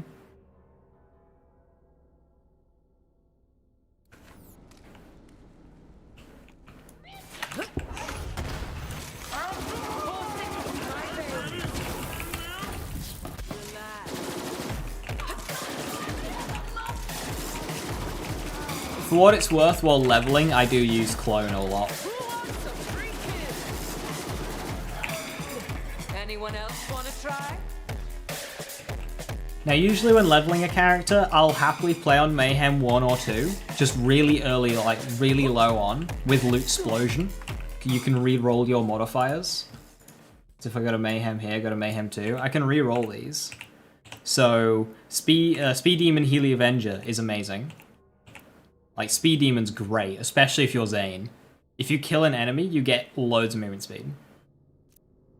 Loot Explosion's always fun too, as well. You just get more loot. But as Zane, you might really enjoy Speed Demon. And then for the medium, just roll until you get...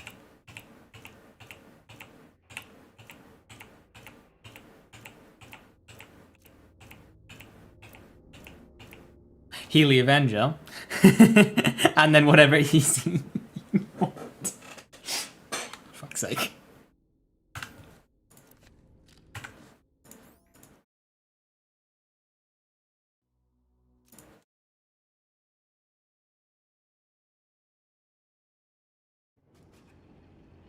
Are you concerned about the combat radar?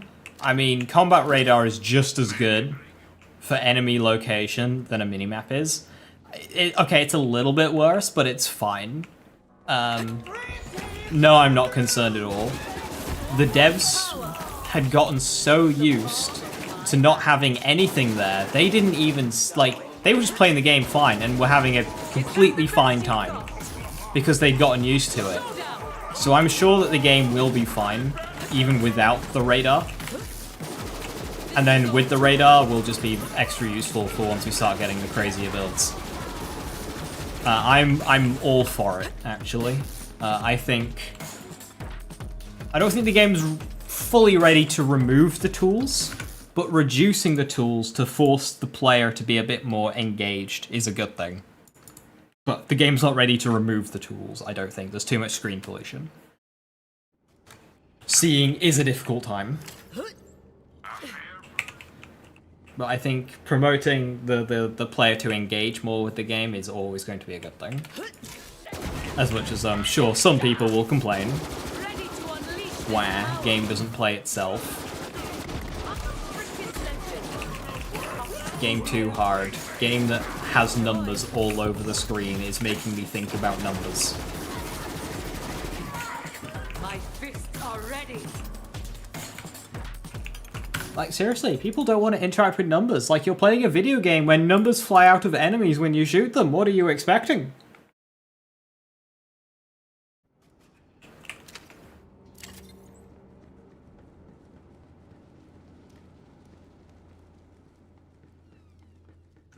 Is even needed in gameplay.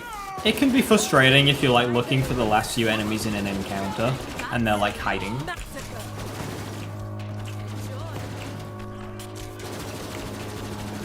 Also, if you're playing casually, chances are you're going to be using that minimap a lot just for pure navigation.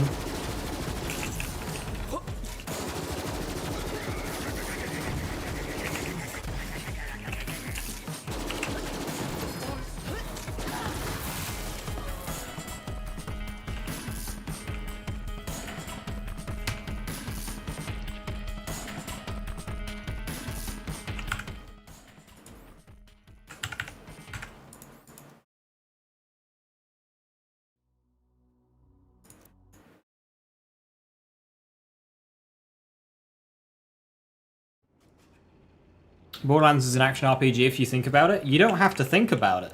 You just need to look at it. Oh look, load of numbers. I shoot enemies, numbers fly out of them. Oh my god, what is this? Ah! it's an action RPG. In my opinion, it was a skill issue. Okay. When you're playing something new, you're trying to take in all of the new stuff, and you're also trying to interact with chat, and you're also trying to be entertaining, and you're also trying to play the actual video game, as well as learning and all, taking in all this new information. It's very difficult, and it's very easy to see things that are right in front of you. Very easy to miss things that are right in front of you. So, yes, it's a skill issue, but trust me when I say, most people would have it.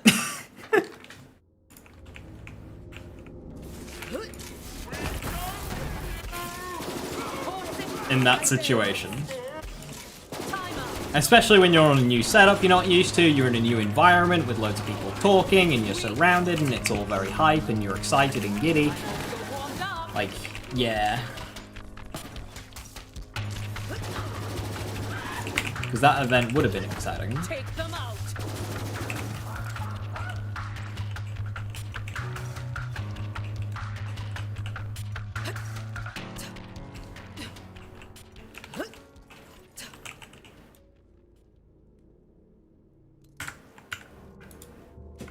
I think that one's pretty good. That looks like a decent grip.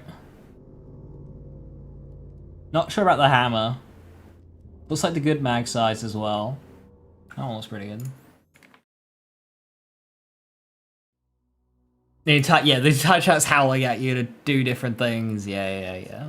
I'd 100% understand getting lost and confused. Especially when you're trying to adapt to a new style of playing as well. But it is also on them not to blame the lack of minimap on getting lost in that scenario, because you have so much against you that you wouldn't normally have in terms of your ability to navigate and focus. So, like... I can feel the power. That one needed more training. The amount of times when I'm playing something new, I miss obvious stuff when I'm on stream. I'll end stream, continue on for another 30 minutes. I learn more in that 30 minutes than I did the previous 4 hours. Like, you're, like, streaming, you take a perception hit. You really do. Who wants a free kiss? As soon as you hit go live on OBS, luck goes up by 3 points, and perception goes down by 4 points.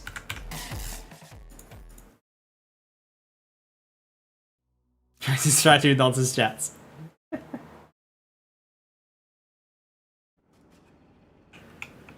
Unity and the map of characters be second nature. I mean, I'm not going to pretend that suggesting to new players, if they're getting lost, just play for a year and you'll learn how to navigate. I am dripping. I'm just getting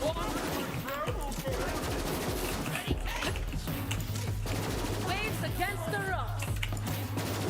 A good, well-made video game will be easy to navigate on a opening playthrough or three.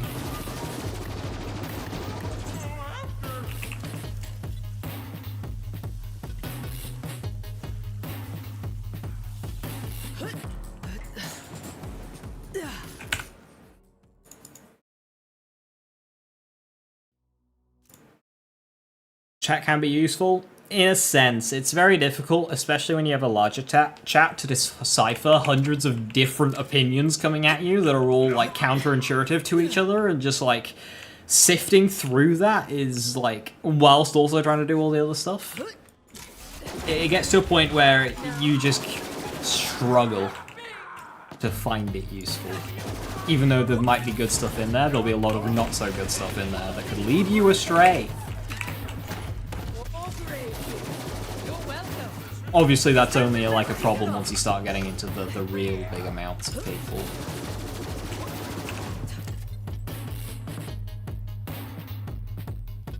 What is that? Is that an ionic disruptor? Huh.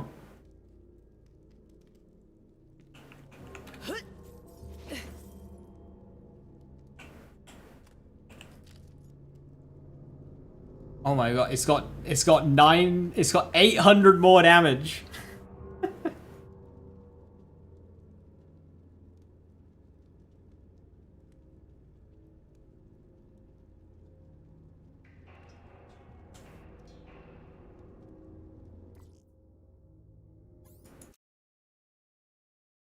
You always write the good shit.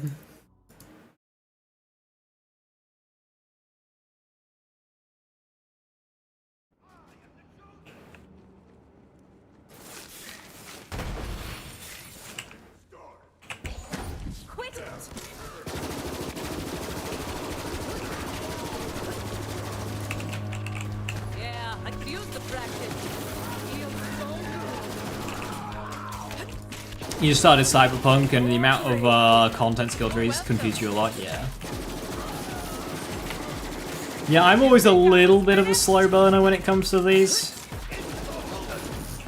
So I'll just have to accept that and try and plan content strategy around that. Don't know how I'm gonna do it. It'll just be something that I have to figure out.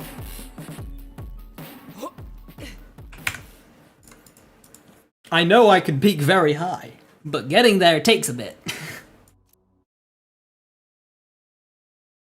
You know, the Cyberpunk 2.0 skill trees, Blaze OP, very fun to play. My playthrough was Mantis Blades, Berserker. It was so much fun.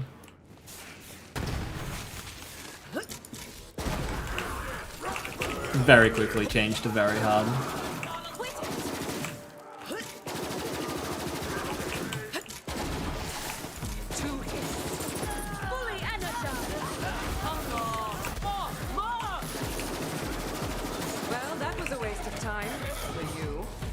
Rate times damage. I'm not entirely sure how they calculate it. I'm not, like... Because, so, I have a Wonderland spreadsheet where I have all of the card DPSs for all the weapons. That I've added to over time. I'm not sure how far the Borderlands 4 cards go. Because if it is just damage times fire rate, that's cool, but then it doesn't take mag size into account. It doesn't take reload speed into account. It doesn't take stickies into account. It doesn't take the delay after your final shot into account that you can skip with some weapons. Like Hellwalker.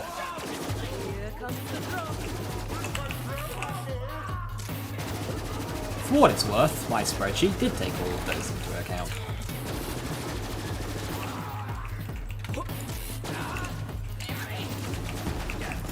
So I might have to bring that out of retirement for Borderlands 4. Hellwalker's back, but it's not the same. How is it different?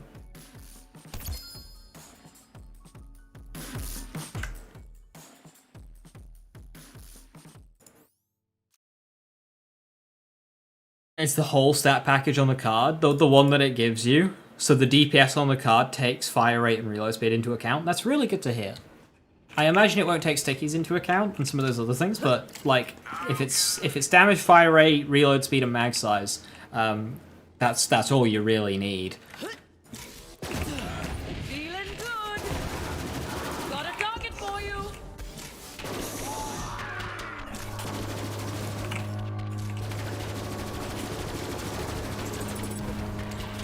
The real fun one was working out bolts. You're warmed up. Crossbow bolts in Wonderlands. Working out how to calculate those. That was a fun one.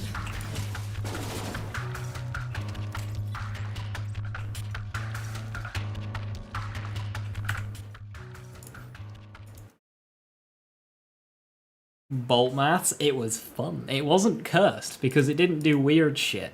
It worked as you would expect it. It didn't hit as hard. How do you even quantify not hitting as hard? Yeah, no, you can't. You can't judge how hitting is hard. And for what it's worth, it shouldn't. In terms of relation to enemy health bar, it shouldn't. Because the current, I think, the current legendaries of Borderlands 3 are overtuned. They all just need a blanket nerf along with enemy health to just bring it down and be closer to purples. So when you pick up a Hellwalker in a playthrough of Borderlands 3, it's vastly overtuned, as are many weapons. It shouldn't be like that. So Hellwalker not being like that is a good sign. And I'm sure when you start speccing around it, investing in crit, fire, reload speed, it'll be very fun. This is all too easy. You wanna go? Just stop. And any level of difficulty or time to kill cannot be accurately judged currently in one demo playthrough of Borderlands 4. You can't, because every playthrough is a different difficulty, just depending on what drops, what supporting items drops, what you spec into. You just can't judge it.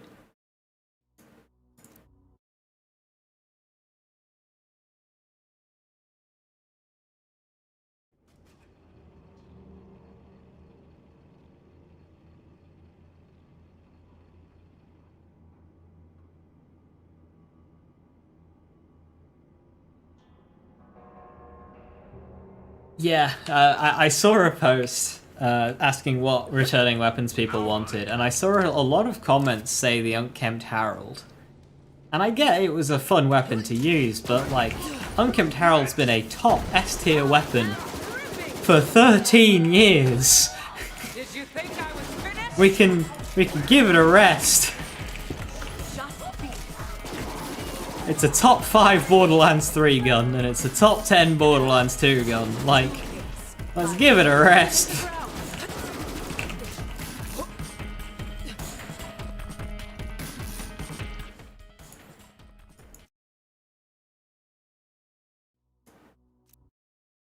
This gun does 50 damage. Cool, maybe the raid boss has 170 hit points. Exactly.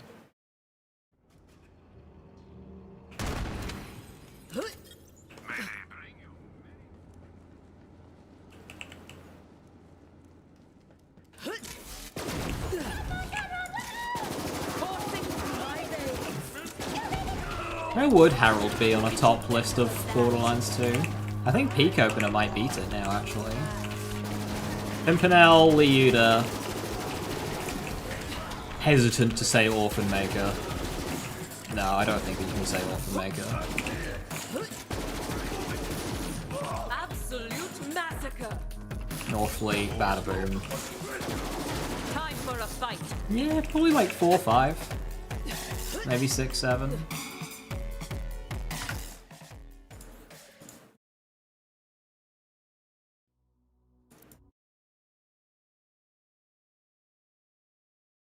The Travesty it was like kind of a different weapon, wasn't it? It was the Fragnum. It's kind of the same, kind of different.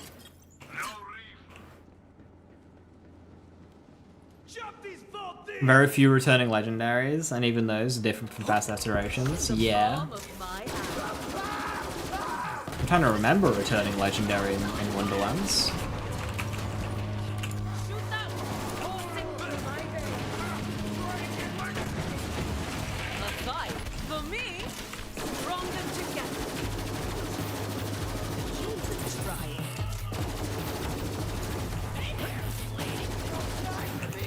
I played BL1, 2, and 2. Never played 3. Just seen Borderlands 4 coming out, so start playing 3 today. Hey, welcome! Game's absolutely fantastic. Especially the end game. Or just post game in general. One thing I recommend you give it a go is down here when you load into the game, you've got here it'll say events disabled. Muck around with them, especially Revenge of the Cartels. Like, Bloody Harvest was alright, Broken Hearts was very small and didn't really have any content. Revenge of the Cartels, that was some good shit. Highly recommend it.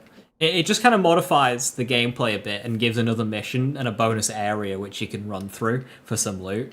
And you can do it in playthrough. Highly recommend it. And also you get to meet Maurice, who is the best Borderlands character.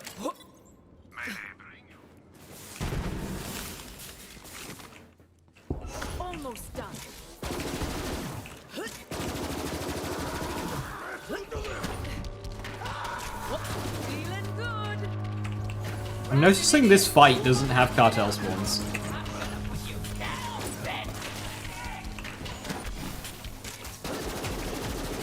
Absolute massacre. A new sacrifice. It's on now. Happy now? Gonna work your way through the story. Been a long while since you played. All enjoying it so far. That's good to hear. Yeah, take your time with it. You got 3 months to Borderlands 4.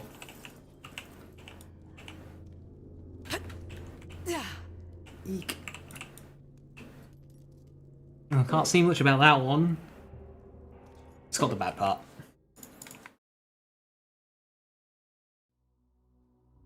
The constant game crashes of BL3 behind. That's assuming Borderlands 4 won't also have constant crashes. Dreaming big, I like it.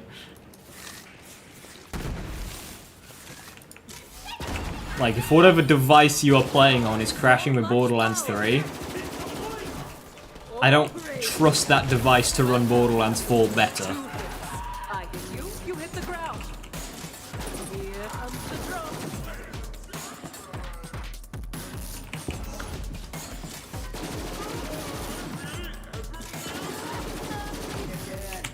In the great fall.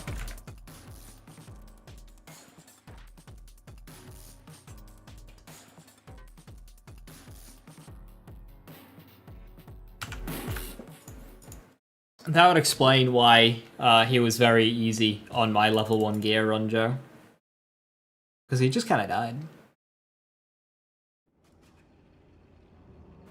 First Tales is good though. The second one had its moments.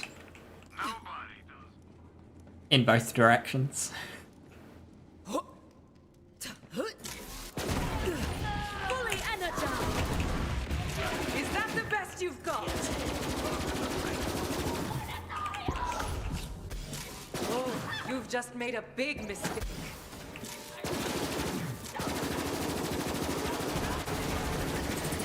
Feels so right.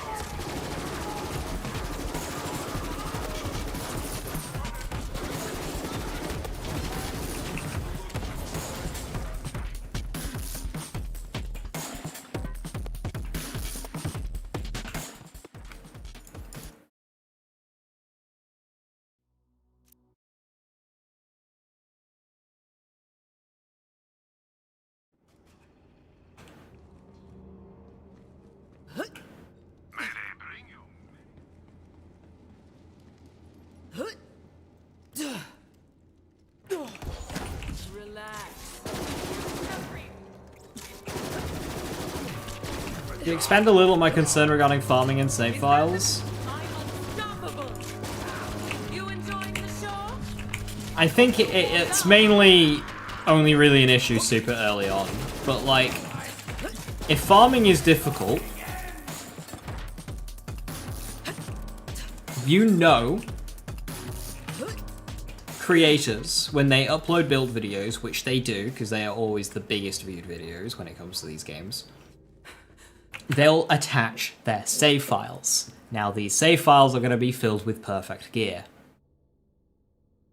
So what's going to happen is, everyone's going to jump onto these save files, get perfect gear, pass the gear to their friends, public lobbies and whatnot, and it means that very quickly, as soon as save files start being added with build videos, every lobby you go into, everyone will just be using perfect gear, and then what's the point of doing any kind of group farming or whatnot? Now, I am a big supporter of save editing, but I would like the game to have a little bit of time before we jump into it.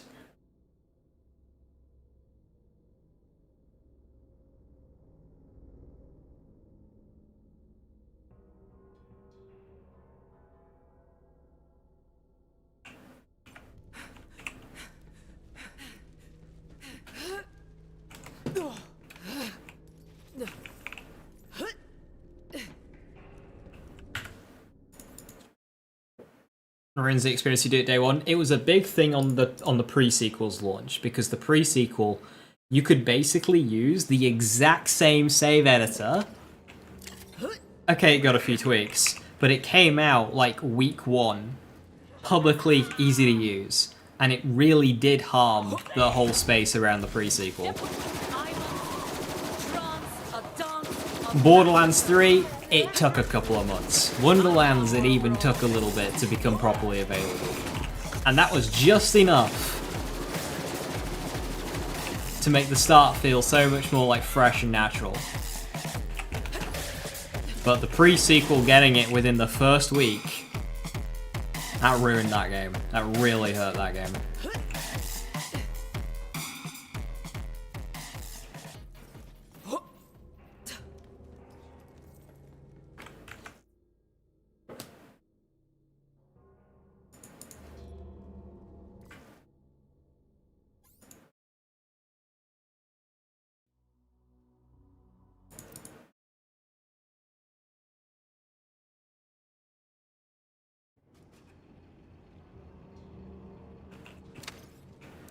Oh, that sucks, Jerome. How aggressive people distribute that game will be. Yeah, like, when people start jumping on it. But remember, the gear distribution of the game itself, that is what people have advocated for. Rarer items. So let's see how long it takes for those same people to start using fully save edited stuff.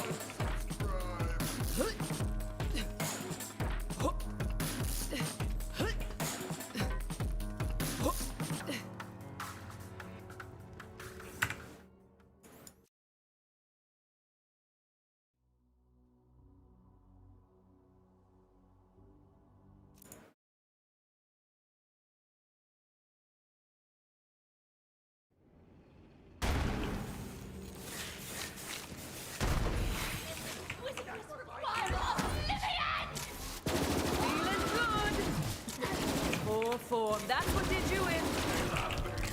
Stop.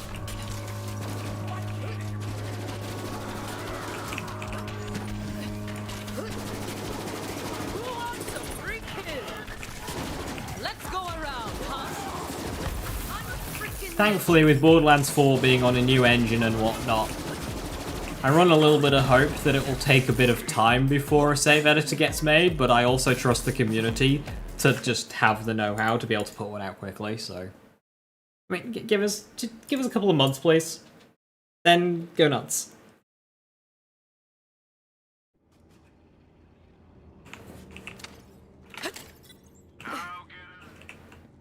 Local man corpse. Shoot that one and thanks. I'm unstoppable. kind of like how we had a gentleman's agreement regarding modding in Borderlands 3. Wait for the full content cycle to get put out, and then go nuts. Like a week tops. Hey, Spunky, good to see you. I mean, Borderlands 3 took a while. We had memory editing first, which was like a month and a bit into the game. And memory editing, if you used it, was beyond fucking awful. It was so bad. It was at least until like December/New Year before we got an actual save editor.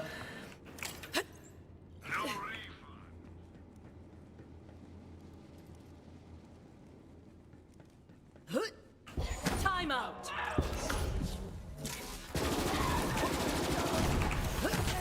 Like TPS took a week, but it took Wonderlands longer than a week, and we even had Borderlands 3 to go off.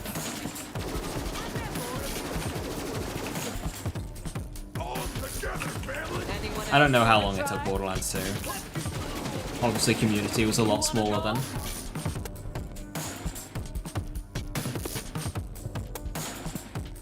A lot of people who made the tools no longer have interest. Yeah, so that's one thing that did slow Borderlands 3 down, is everyone kept out asking Gibbed to make a save editor, and Gibbed kept saying, yeah, I'll make a save editor. And Gibbed kept saying, yeah, I'm close to finishing the save editor. Yeah, I'm one step away from making the save editor. He never made the save editor. He never made it. So somebody else had to do it.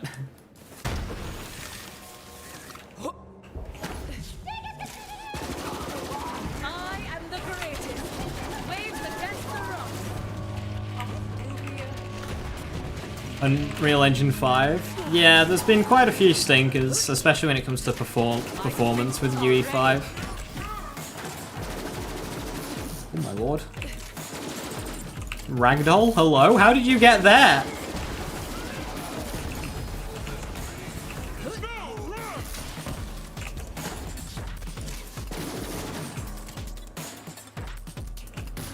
But like...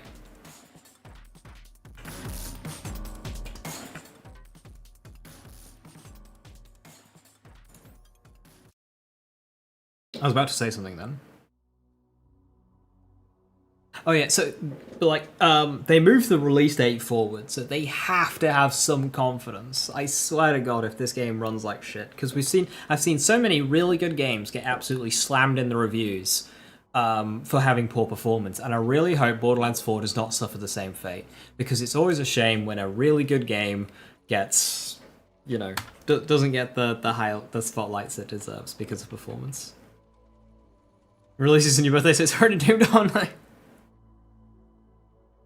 I don't hold out high hopes of UE5 and BL4. Of course not. It's a UE5 game and it's a Borderlands game.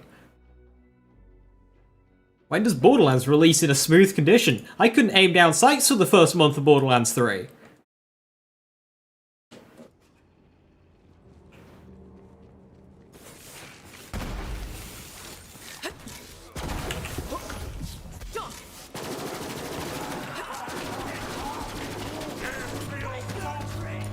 I am brimming.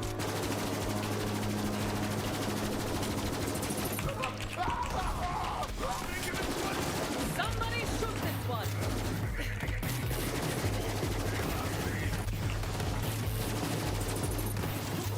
Is that the best you've got?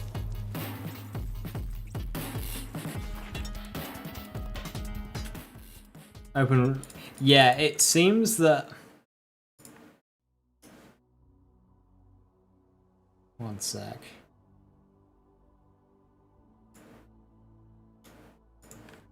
Yeah, it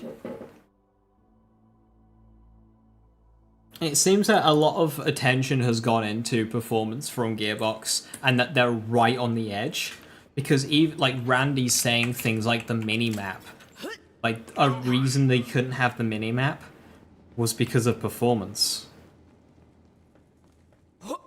So like, if they're that, if they're that much on the edge,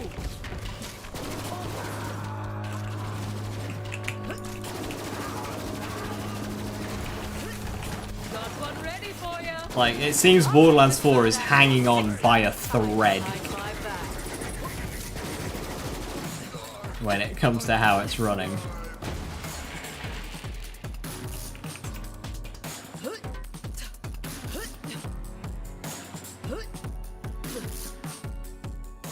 Oh.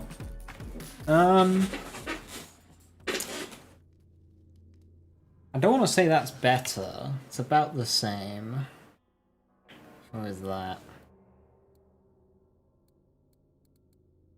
That's already got my anoint that I want. Yeah. It's that's just really annoyingly samey. It's better than these two, but these two have already got the correct annoyance. What's this grip do? That's the max size grip.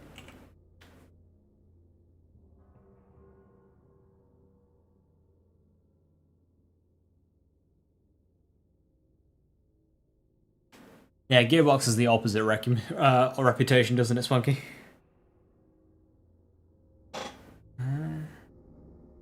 Just checking something.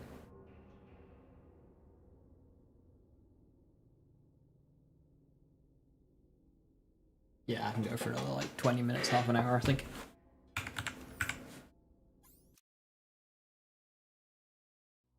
Not every game launches a poor state, but we live in a time when a game launches a good state, gets praised for it. Yeah, and when a game launches in a poor state, it can sometimes never recover.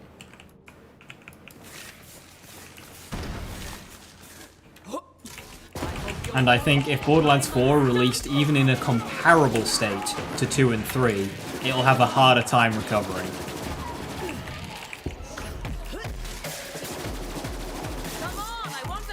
Because people move on a lot quicker now. And they're much more willing to hold the opening 3 weeks against the game for the following 7 years. Ooh, that's 7 fire rate? What do you mean 7 fire rate?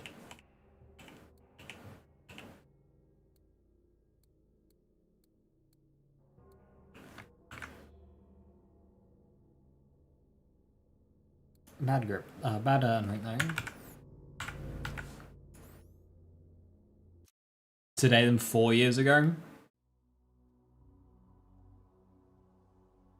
We'll say 5.5, because not all the patches were great for this game.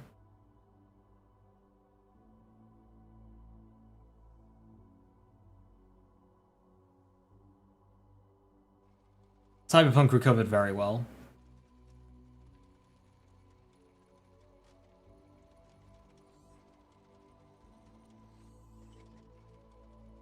Yeah, so did action skill bugs rapid fire.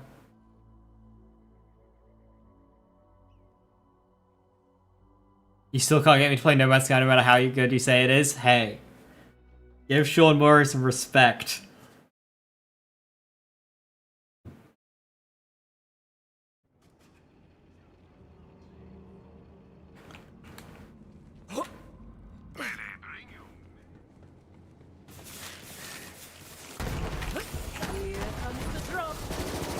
No, it's not a game that terribly interests me either, but they cooked. And they're still doing free updates. How that studio is able to survive? Not a clue. I don't understand how they're able to survive. They haven't released anything in like a decade, and all of their updates to No Man's Sky are like for free.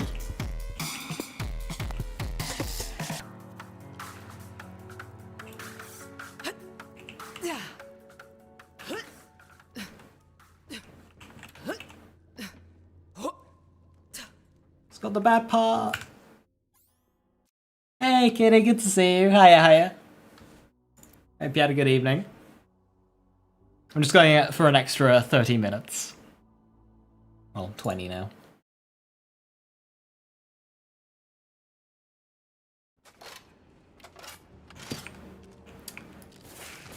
Yeah, but also when a franchise is going on for a while, Incredible, people have high expectations.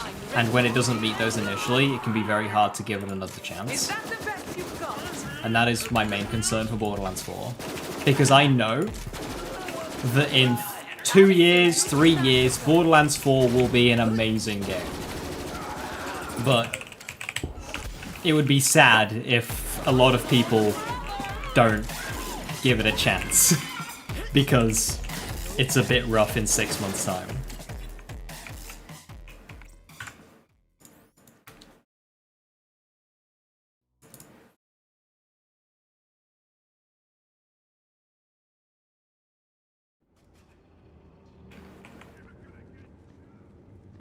I keep hearing about how good Expedition 33 is. Hyped or must play? A little bit of both. So it's a really, really, really good game. But if you want a turn-based RPG, it's very surface level and not very in-depth that you would be expecting from a proper turn-based RPG.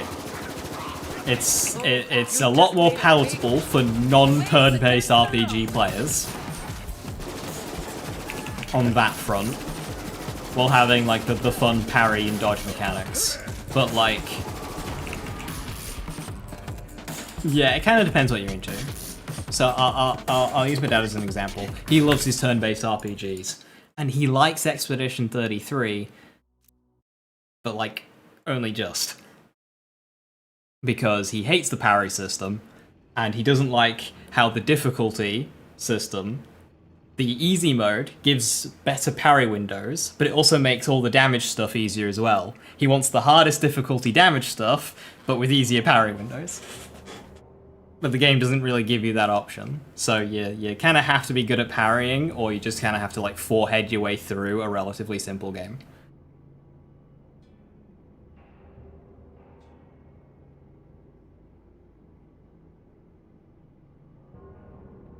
Fix outstanding wings in the game, remote so Guardian Angel and Memorial. I mean, Guardian Angel's intended.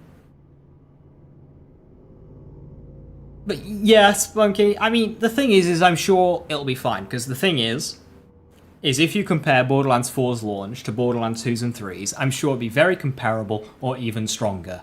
The thing is, though, is the general market right now is a lot more punishing if a game launches ropey. Lots of people are very eager to jump on errors, more so than in the past. The launch could be fine and it still get, like, slammed. Fine in comparison to previous Borderlands games.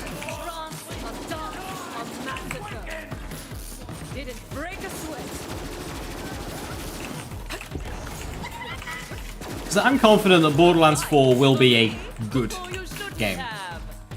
I just know it will be a better game given a few years, because it's going to get post-launch content. And Gearbox always cuck with post-launch content.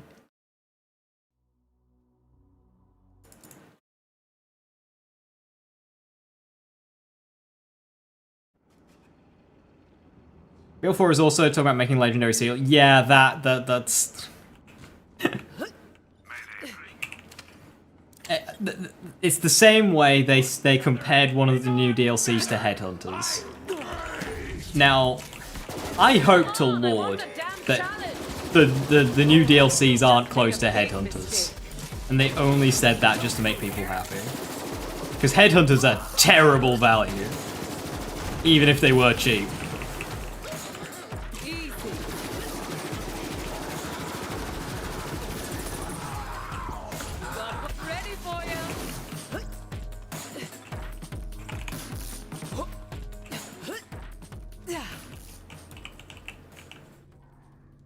I think that was a ringer. Headhunters were in 2, so they're good. Not many people remember the Randy versus Creator drama of the Wattle Gobbler DLC launch. That was a time. Those tweets are still up.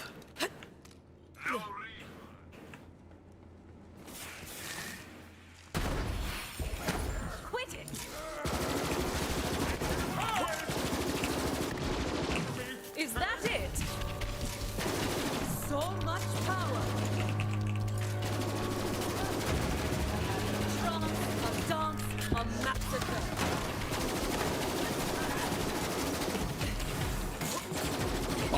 Beef, what are you doing over here? How'd you get there?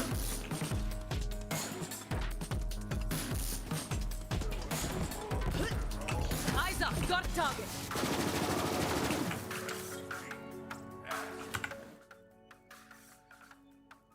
Thanks for clarifying. You're also not a big fan of parrying. I've had a hard time doing in Kena Bridge of Spirits. I really want to play that game. It looks really pretty.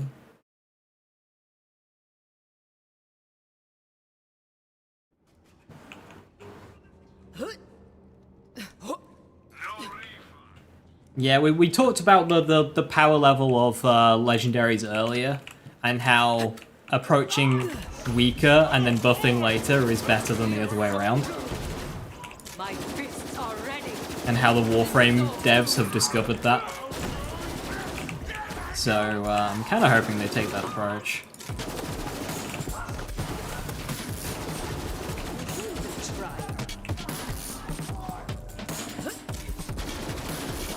You never know with Gearbox, they can get carried away.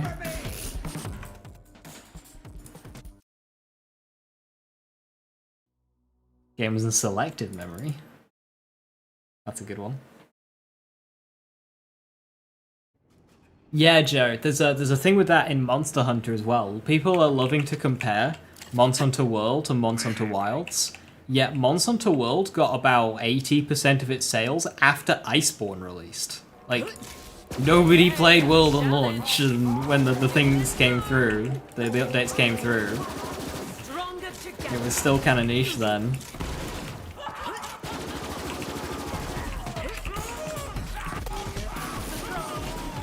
You know, compared to the total amount of sales it ended up having. Is that the best you've got? Yeah, everyone is comparing Wilds to like final state World, and it's just like, hello?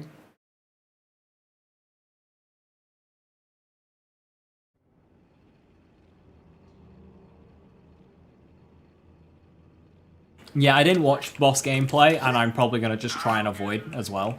Because I believe some people fought a Vault boss, and that's definitely not something I want to see. But I have heard good things.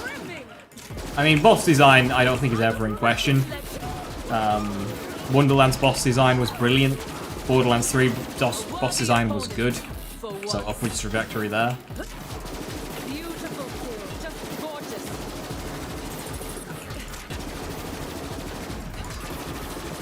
As far as bosses in a first-person shooter, I think Gearbox do it very well.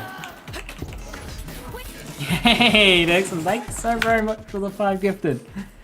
That is much appreciated, thank you. Yeah. Thank you, thank you. Hey, Krieg Like Wisp, how you doing? Hello, hello.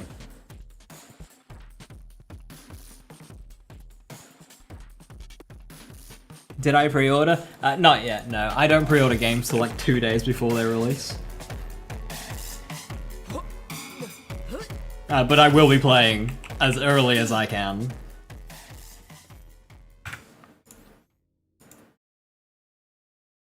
I'm trying to find a suitcase I can climb into for the next hands-on event.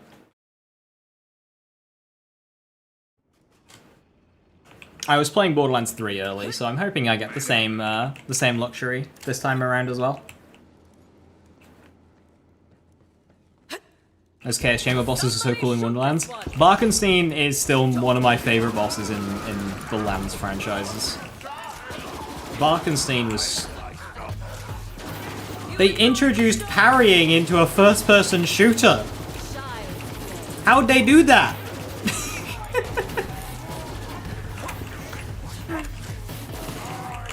It was so simple, he had 3 attacks, but I don't care.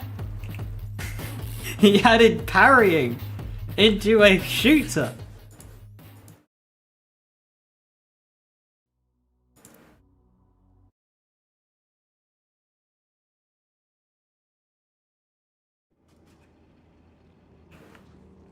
As long as you're actually active in the immune phase, yeah, or they're really fast, or they're doing something fancy. Like, Wotan is the perfect example. Anathema is also a pretty good example as well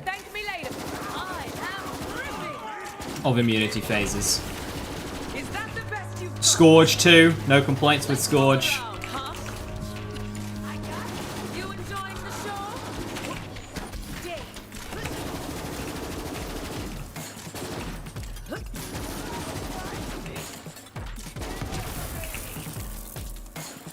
Troy, Mouthpiece, yep. Those two could have been sped up a little bit, but yeah. Oh, that's a replay. Those two could have been sped up a little bit, but yeah, absolutely. Empowered Scholar? No, I don't like Empowered Scholar.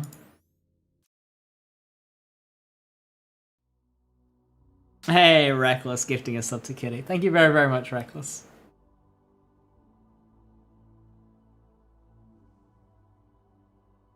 But after the demo, he didn't need to ask it. Hell yeah.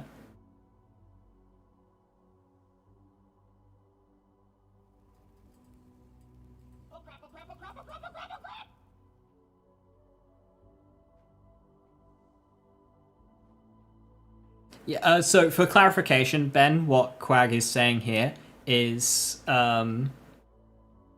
loot luck had a very early soft cap, and the majority of your loot luck was gained on your character level, and everything on top of that was a modifier to that. So the loot luck gained from dice was a very small part of it, and you would clear the cap even without it as you increased in level and chaos level. So, yeah, you didn't need the loot dices at all for maximum loot luck. Because when that loot luck dropped off, it dropped off hard. It just plateaued out.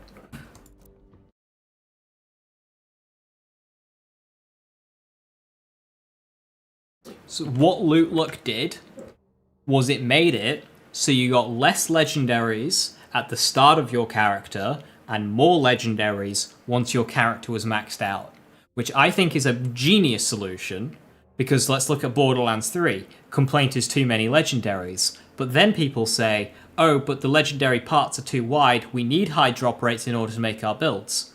Wonderlands fixed that. You had got less legendaries on your playthrough, but then more when you needed them. It's just that, yeah. So the loot luck was a brilliant idea. They made the mistake of showing it to the player.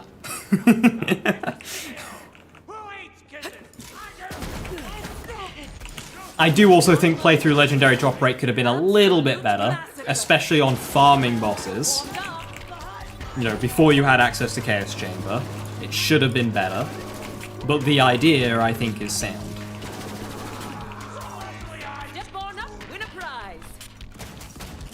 They made the mistake of showing people.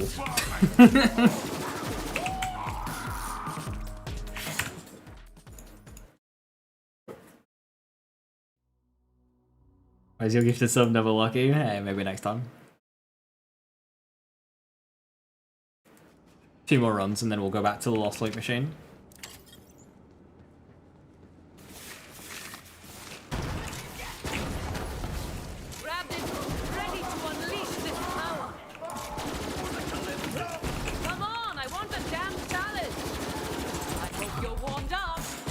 And of course, the game doesn't tell you that it soft caps either. The game will happily let you believe that everything you do to increase your loot luck is making a difference. Again, that's the game's fault there.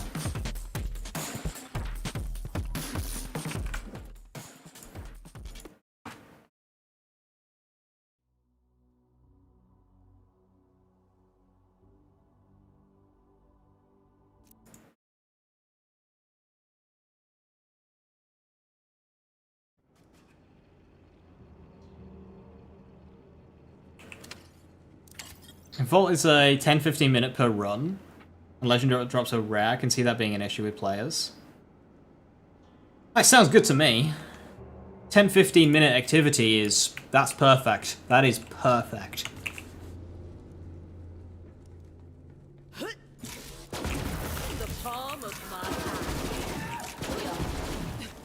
That is the perfect duration for an activity. Anyone else want to try? Feels so good. The encore machine. Wait, it let you encore the vault boss? Do you get a loot penalty? Or like just something? Was it worth it to do full runs?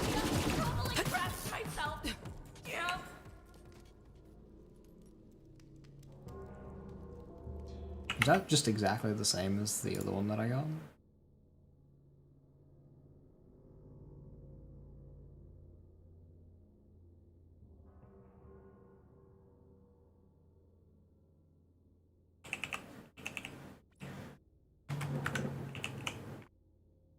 You need to pay cash for encore runs? Okay, I hope it's expensive then.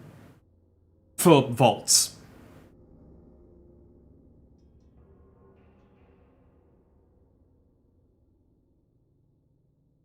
Full run was a first time thing? Okay, well I haven't played it yet, so I don't know how engaging the full run is. So maybe I'll approve once I start playing it. How long does... no, that's a bad question. I was going to ask how long the boss took, but that's a terrible question. Of course, it's just going to be different. Have to sell stuff you can run it. I mean, you have to sell stuff. What, based on what? The demo? When everyone's going to be poor?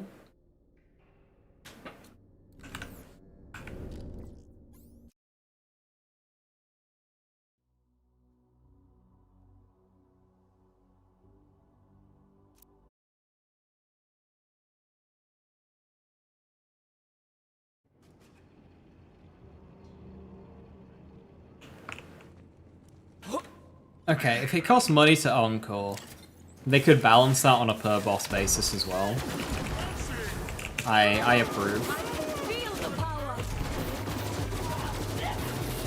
I don't want full runs to be like completely irrelevant, you know? I get people wanting to encore, people wanted that with Wotan, which I think is a colossal shame because Mallow and Takedown is a brilliant piece of content.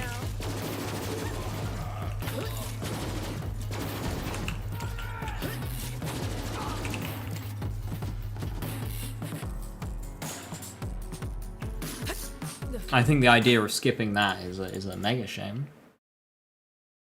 So it just kind of depends on the quality of the actual run back in the vault bosses, I guess.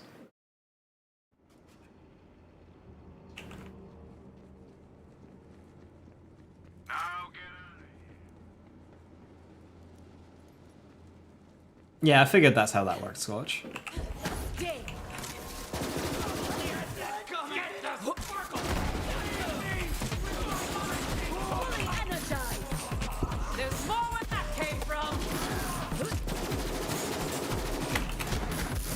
Don't answer the question. Just yes or no. Was the vault boss that they fought the hands boss that they've teased before? Yay or nay? No. Okay, thank you. Nay. Okay, cool. That's all I needed. Thank you.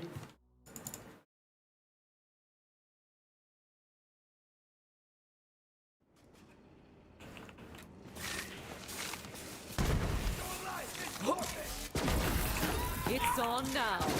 I'll make this my last one. The greatest. Are we through here?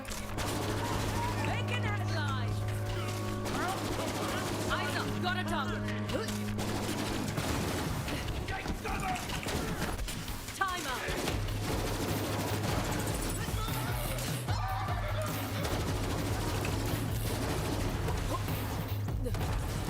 He dropped legendaries. And he yeeted them up there. Thank you, bud. 50? What is this?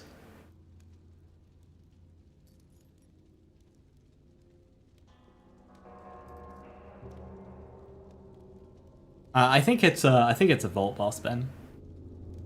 So it'll be like base launch game, end game.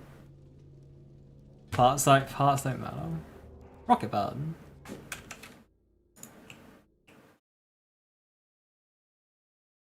You didn't even know it went that low. I'm not sure if it hits 40s, but yeah, that is. That does less damage than just a good roll one projectile. Like.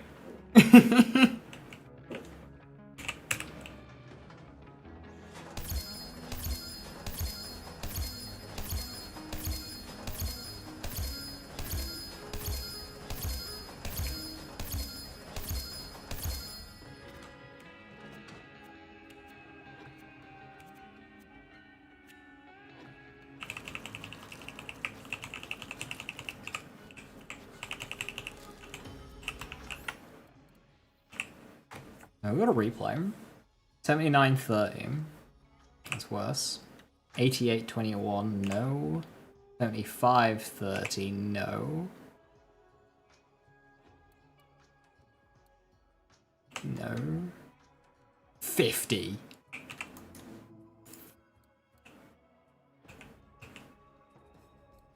Minus damage, minus damage, minus damage, minus damage.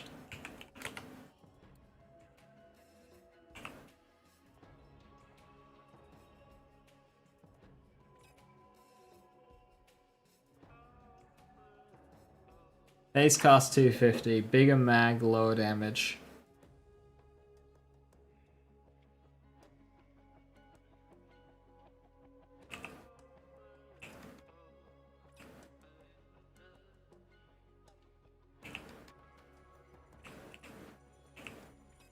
Couple of ionic disruptors, that one's got consec on it.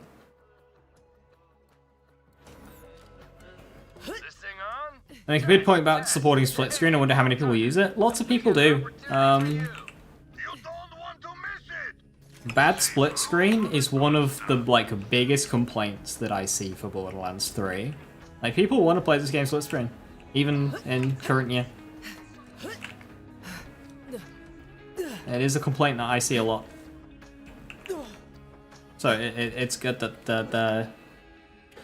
they're making a point about supporting split screen. That's good to hear. That's how I first played Borderlands. Granted, that was 2010, but, you know. How else will Andy play with his life? Exactly.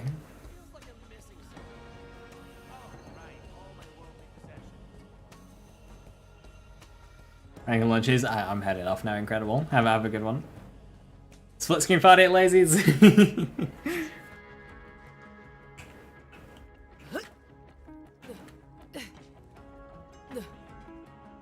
Right, yeah. I'm gonna call it there. I ended up getting a semi-decent...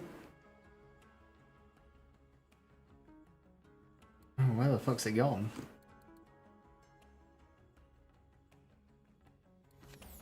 Did I just sell it? I remember picking it up. At this price, you can't afford to not buy it. Yeah, so I got that one, which I want to re-roll. I also got this one. It's 108. 108 7.5 fire rate. Yeah, that's probably worth it. Thank you for being your background noise while you were taking apart your desk. You must have made slow progress. You were chatting a lot. Must be bloody knackered, lad. My best British.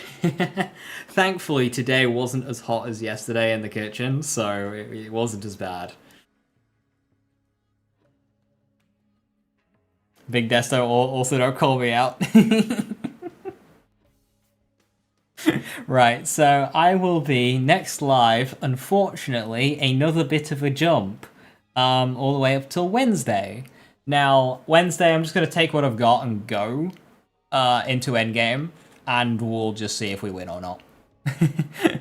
Basically, we're just going to jump into endgame on Wednesday, so that'll be 6 proving grounds, 3 slaughters, 2 events, 2 true takedowns, and 1 Hemovorous raid boss.